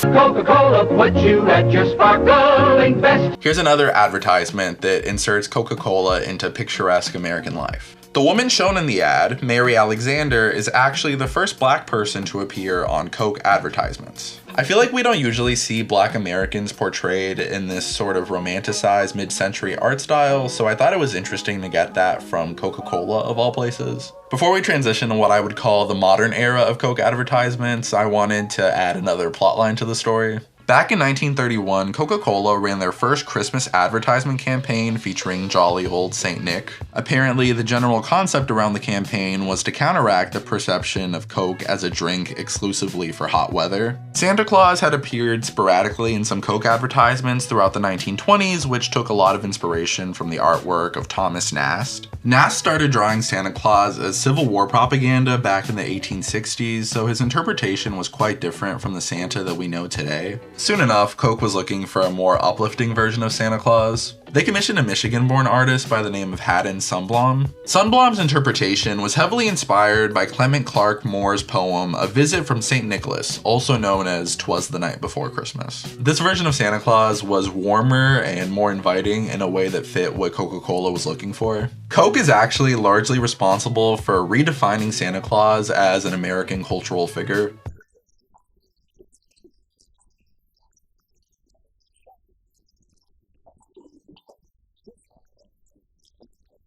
Some people like to say that Christmas is all about corporate profit and consumerism, which I don't really agree with, but our modern conception of a figure as ubiquitous as Santa Claus being so directly tied to one of the biggest companies in world history is certainly noteworthy. There's nothing like a Coca-Cola, nothing like a Coke. In 1971, the Coca-Cola Company aired the famous "I'd Like to Buy the World a Coke" commercial, arguably the most famous television advertisement in world history. This ad features young people from all around the world singing together on an Italian hilltop. I'd like to buy the world a home and furnish it with love. Grow apple trees and honey bees and snow white turtle doves.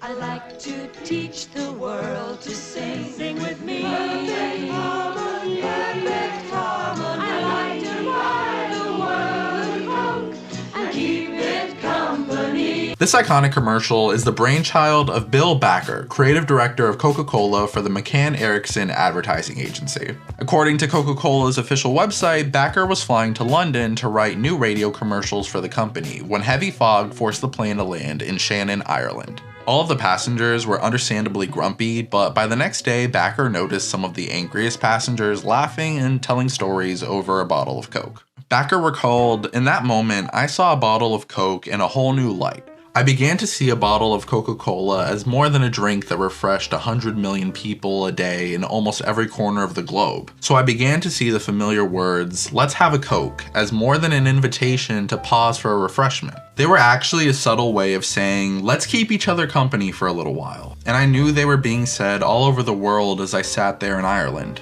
So that was the basic idea, to see Coke not as it was originally designed to be, a liquid refresher, but as a tiny bit of commonality between all peoples, a universally liked formula that would help to keep them company for a few minutes." This quote really speaks volumes about the evolution of Coca-Cola from just a regular drink into something more. After numerous delays and a ballooning budget, the famous commercial finally aired, and the rest is history. As far as I know, the commercial ran in almost every country of the world that speaks English, and they all understood it. That it was a product saying we can be a little social catalyst that can bring people together, talk things over, and sometimes communications get better if you're just sitting over a bottle of Coke and looking people in the eye.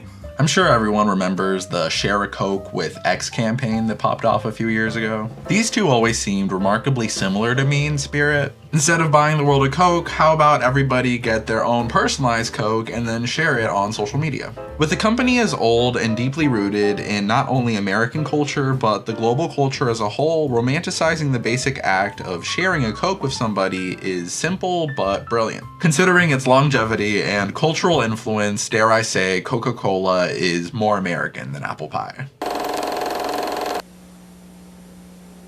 I'm going to show you how McDonald's builds a Big Mac sandwich. This 9-layer gastronomic indulgence is known as a Big Mac.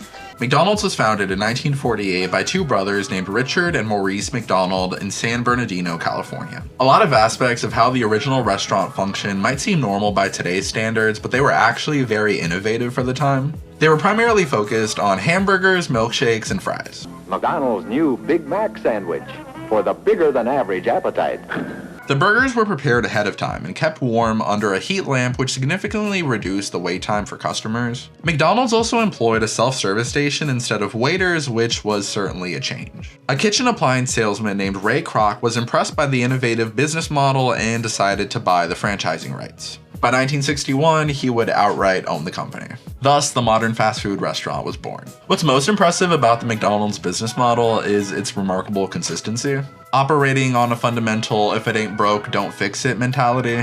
What has evolved significantly, however, is their marketing. To McDonald's, McDonald's, McDonald's! The famous golden arches were actually thought up by the McDonald's brothers themselves, who wanted their restaurant to stand out to hungry customers. An architect by the name of Stanley Clark Meston designed the original location. The first iteration of what would become the logo that we know today debuted in 1961, and it's pretty funny to look back at in retrospect. This minimalist artwork is supposed to show the view of a McDonald's restaurant from the side, with two golden arches forming an M and a slanted roof between them. Fast forward to the modern day, and the golden arches are much more of a logo than actual restaurant design. Ronald McDonald debuted in 1963 at a frankly terrifying first appearance, which is far removed from the one that we're so familiar with today. He's Ronald McDonald, the hamburger happy clown. I kid you not, one of the articles that I read while researching for this video literally said, today the fashion police would be blasting sirens, but the 1960s were a more colorful and accepting time, at least for clowns. No kidding. Apparently, marketing executives considered turning Ronald McDonald into a cowboy given the popularity of westerns, but ultimately decided against it. The original Ronald was played by a local weatherman named Willard Scott, who was hired for 3 TV spots in the Washington, D.C. area, though he was unceremoniously left behind when Mr. McDonald became a national figure. I'm gonna need some energy, and we know there's no better way than with a delicious McDonald's pure beef hamburger and a triple thick McDonald's shake. Really great. Go together. Scott claims that he was fired for his weight as McDonald's was seeking an extremely active Ronald. Though various actors have worn the boots over the years, McDonald's doesn't really like to acknowledge that. When asked by the AP how many actors had portrayed the clown, an executive responded, "There's only one Ronald." Hamburger University with Ronald McDonald. Good morning, class. Good morning, Ronald. Today's subject, the Hamburglar. In the 70s, McDonald's would introduce McDonaldland into their marketing. This fantasy world would introduce other McDonald's icons like the Hamburglar and Grimace, who has been the talk of the town lately. This June, we're all invited to the party with a special shake to celebrate. Get Grimace's birthday shake when you order his birthday meal only at McDonald's. What's your secret? The McDonald's company apparently planned to collaborate with the creators of a popular television character named H.R. Pufnstuf. The collaboration fell through, and the Pufnstuf team won a legal case against McDonald's stating that they had taken heavy inspiration on character design and even poached various employees of the company for the McDonald's campaign. Soon, the world's most famous clown even made it into the world of video games in the 80s and 90s. As McDonald's became the largest restaurant in the world, it managed to spread itself across the globe and invade 2 previously unattainable markets, China and the Soviet Union. Soviets are used to standing in long lines for just about anything, but for Big Macs and fries, it's a first. This was peak Ronald McDonald. You could not get away from this guy. He ended up having a series of direct-to-VHS films made about him.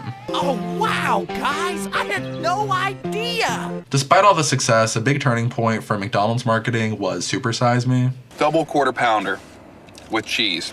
More calories than anything. There it is. A little bit of heaven. This documentary follows a man who decided to eat nothing but McDonald's hamburgers for a month, resulting in rapid weight gain and high cholesterol. In only 30 days of eating nothing but McDonald's, I gained 24.5 pounds. My liver turned to fat, and my cholesterol shot up 65 points.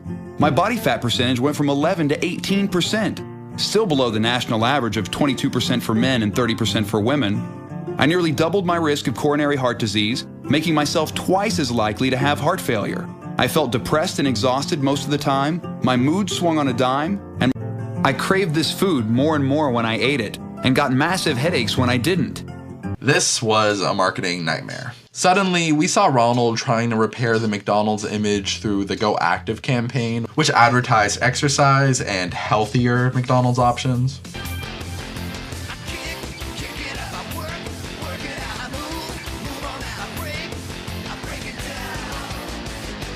Clearly, Ronald had the power to do anything. What happened? How did a character who was so famous he went from being a brand mascot to a cultural icon just suddenly vanish? Creepy clown sightings are happening across the country, and it's no laughing matter. I'm terrified of clowns, so I hope it doesn't happen to me. 2016 was a weird time, man. I'm not going to attribute the disappearance of Ronald McDonald entirely to the supposed killer clown epidemic. Clearly, the space that clowns occupy in popular culture had changed significantly since Ronald McDonald's debut. Between real-life figures such as John Wayne Gacy and fictional ones like Pennywise, clowns have become more of a scary Halloween costume than children's entertainment.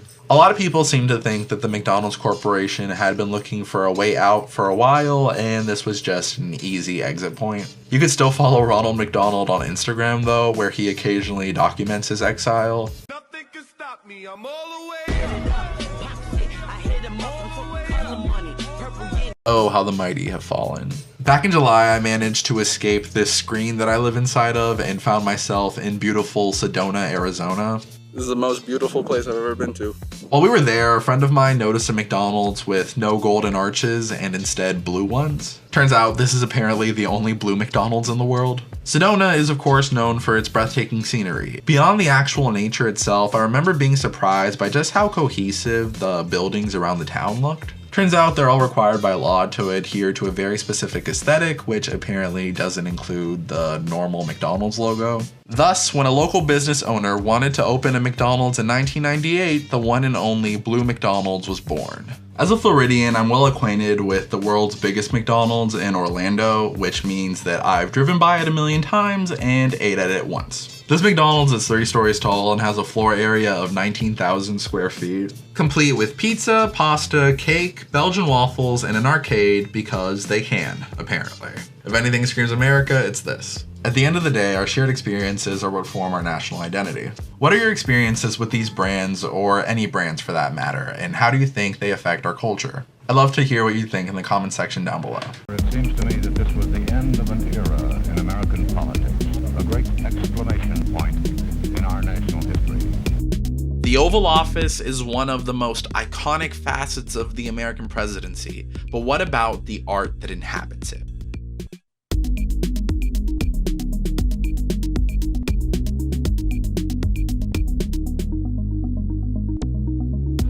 I came across a New York Times article the other day called "The Art of the Oval Office Tells a Story and Here's How to See It" by Larry Buchanan and Matt Stevens. If you're interested in presidential stuff like I am, I really recommend giving it a read. The article discusses how a president's choice of artwork is often a quite deliberate one with very specific intentions. They cited a quote from presidential biographer John Meacham, who served as an advisor on President Biden's choice of artwork. The Oval Office decoration often reflects a president's view of history and the nature of his hopes for the future. If the president tells you that RFK is his hero, it makes sense why he would want his hero behind him while he's doing his important stuff.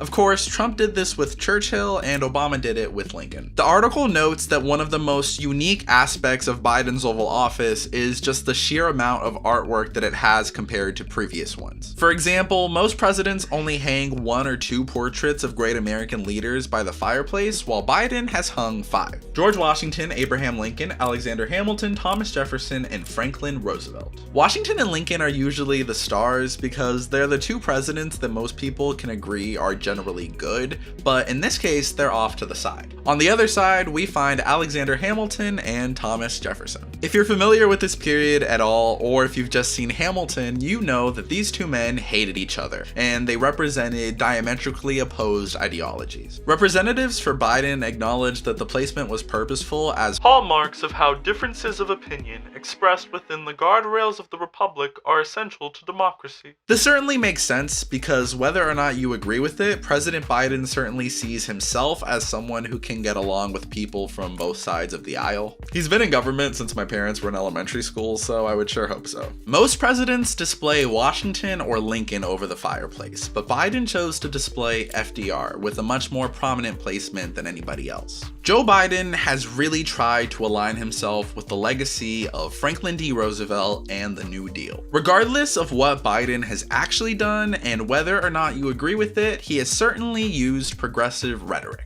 President Trump did something similar when he displayed a painting of Andrew Jackson very prominently in his office, invoking Jackson's legacy of populism. Some people say this was racially insensitive, given Jackson's frankly abhorrent record with Native Americans, but think of that what you will.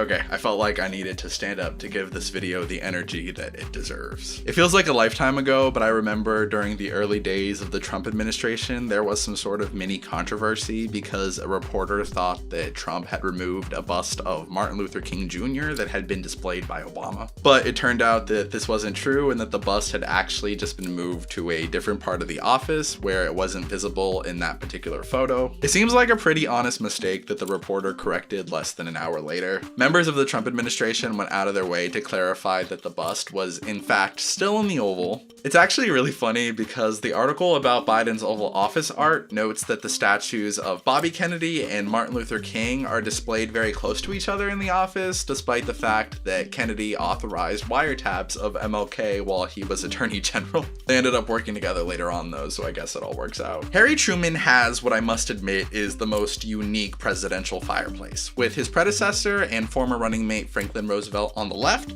George Washington, the father of our country, on the right, and in the middle, Latin American revolutionary Simón Bolívar. I was extremely curious about this Truman and Bolivar connection because it seemed like a very unexpected crossover. Admittedly, I don't know much about Bolivar myself, but from my understanding, it seems like Truman and other American leaders admire how Bolivar stood against Spanish colonialism in Latin America. I honestly didn't expect a 20th century American president to admire a anti-colonial Latino leader, considering America's role in Latin America during that century, but surprises happen. Check out this book that I have. It's a pretty cool book. It's a book that just kind of talks about the presidency overall, and in it is a couple of presidential portraits. I'll have people like Taft. Let me see if I could find some of my favorite presidential portraits in here. Johnson. I love Johnson's portrait. You can't see it in the back, but it usually has Congress. I'll probably throw a picture of that up on the screen, but Johnson's portraits is one of my favorites. Yeah, there's Lincoln.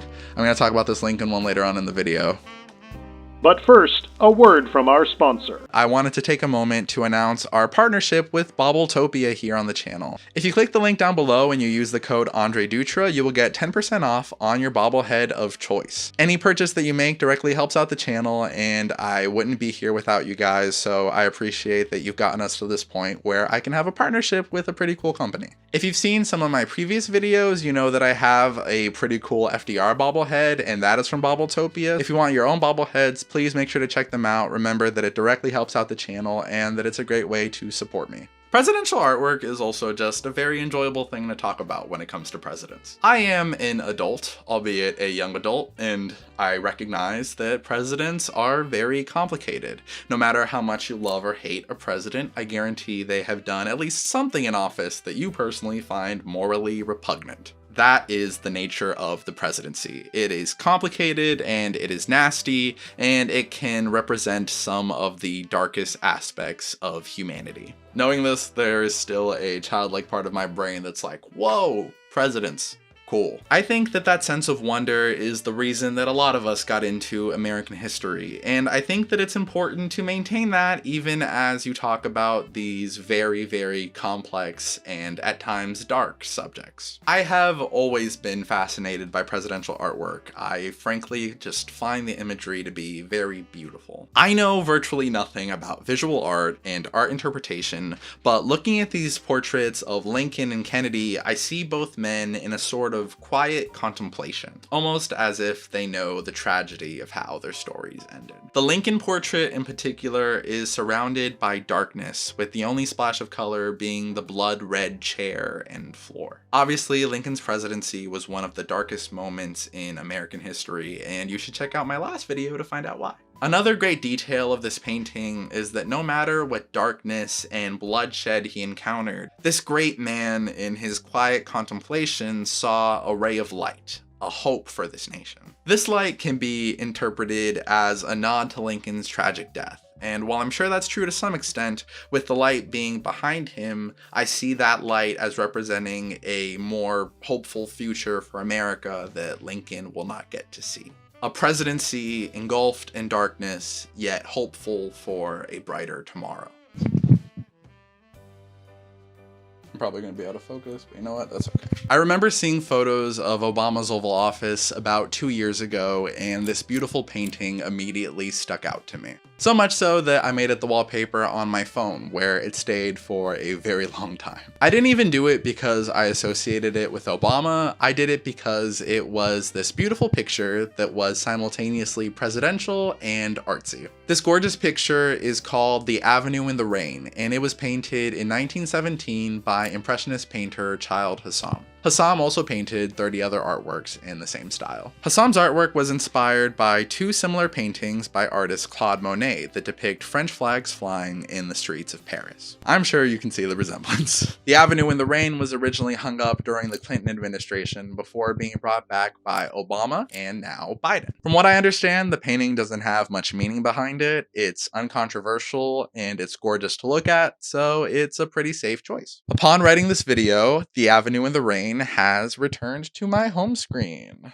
There it is in all its glory. You might be asking yourself, why do I love this painting so much? And it's just because it's pretty and it reminds me of American history and culture, which are two things that I'm incredibly passionate about, if you can't tell by my YouTube channel. Sometimes we choose art for a very cynical and explicit purpose, and sometimes we choose art just because we like the way it looks. Obviously, if you're a president, there's a million things you need to take into account when you're deciding what art to display, but presidents are people too, and sometimes they might just like a piece of art. In fact, I hope that there is a president who is human enough to choose a piece of art just because they like it. Hi, my name is Andre, and on this channel I make videos about history, media, and culture. If you made it this far into the video, I hope that means that you enjoyed it.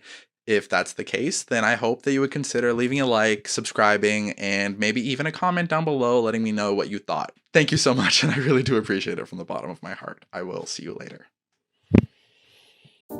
Picture this. You are a settler looking for a new place to live. You see a spot on a map and for whatever reason you decide to go there. You pack up your family and you leave your entire life behind to set out for your new home. You get there and you realize that where the map said there was a town, there's actually nothing at all. The first social studies video that I ever made on this channel was called "This Map is Lying to You," and it focused on the way that different map projections distort the sizes of countries. Today, I decided to make a sequel video that focuses on the phenomenon of paper towns, also known as phantom settlements. If you enjoyed this video, please leave a like and subscribe, and also make sure to comment down below what kind of video that you want to see next. Map making is an arduous process that requires great effort, so cartographers are understandably pretty protective over their work. Because cartographers are supposed to be drawing the same places, it became fairly difficult to know when someone's work was being plagiarized. To counteract this, cartographers started making maps with made-up towns that were supposed to serve as a sort of copyright.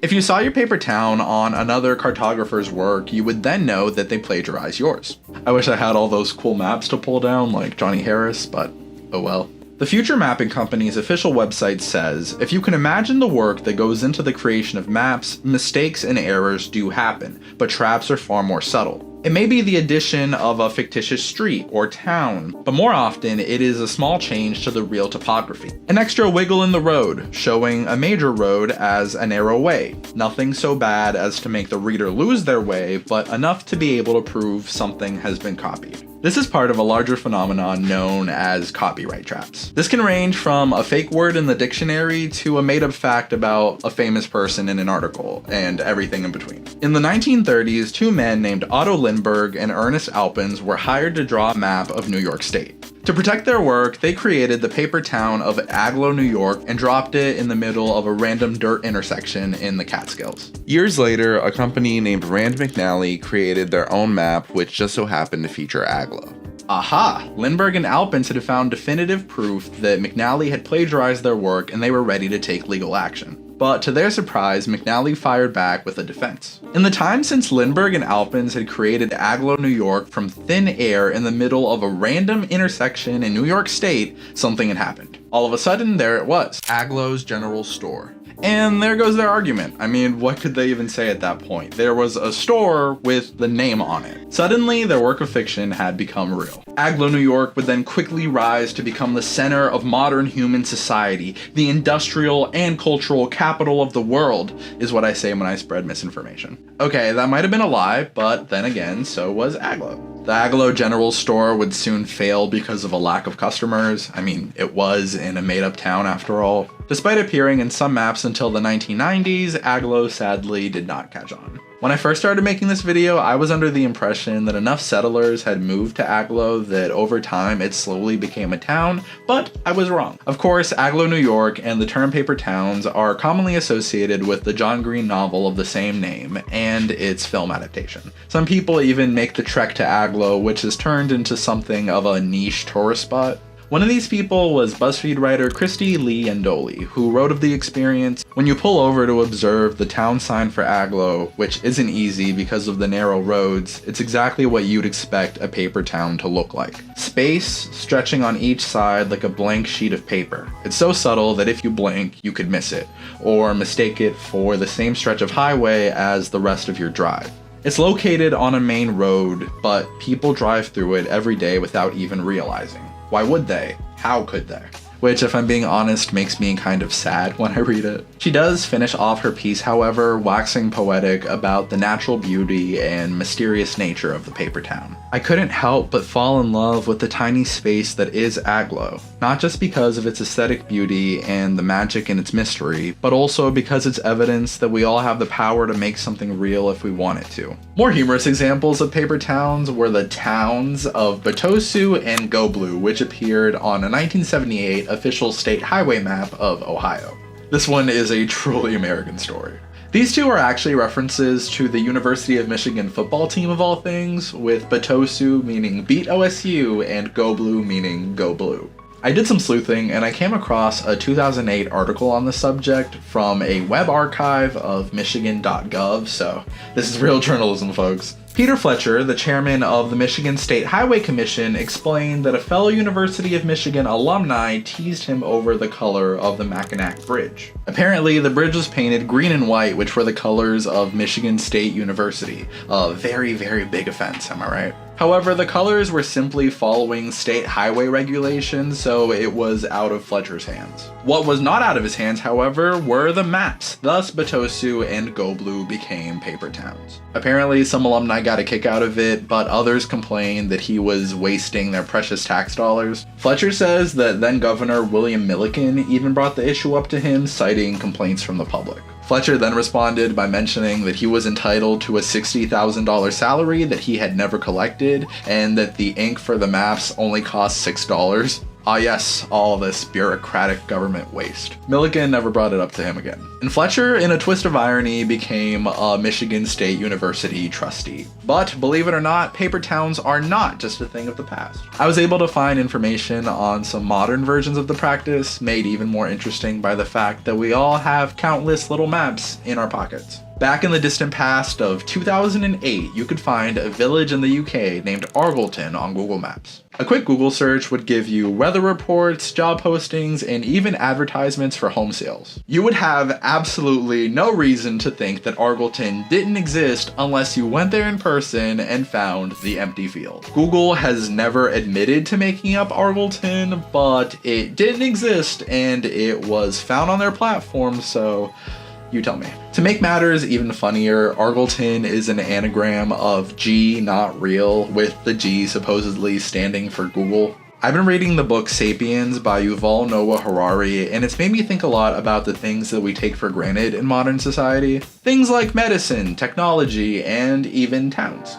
The book talks a lot about how humanity's unique talent is the power of myth. Being able to tell stories and follow them without any need for tangible evidence. Stories aren't just folk tales, they're the value of currency or a company, the laws we follow, or even the name of where you live and the borders around it. Human beings used to be hunter-gatherers, on the move from place to place with very little possessions, and that was just our nature. At some point, the people that came before us had to stop for whatever reason, pick a spot, and live their lives there. Eventually, these spots would become towns, cities, and entire societies because we said so. While there is a clear difference between a paper town like Agloe, New York, and a real town where people live, they're both plots of land whose only meaning is what we collectively give it. The world influences stories, and stories influence the world. You might make something up and then come back just to find that it became reality. Paper towns can be mysterious places for people to venture out to, or just fun facts for a guy to talk about in a YouTube video.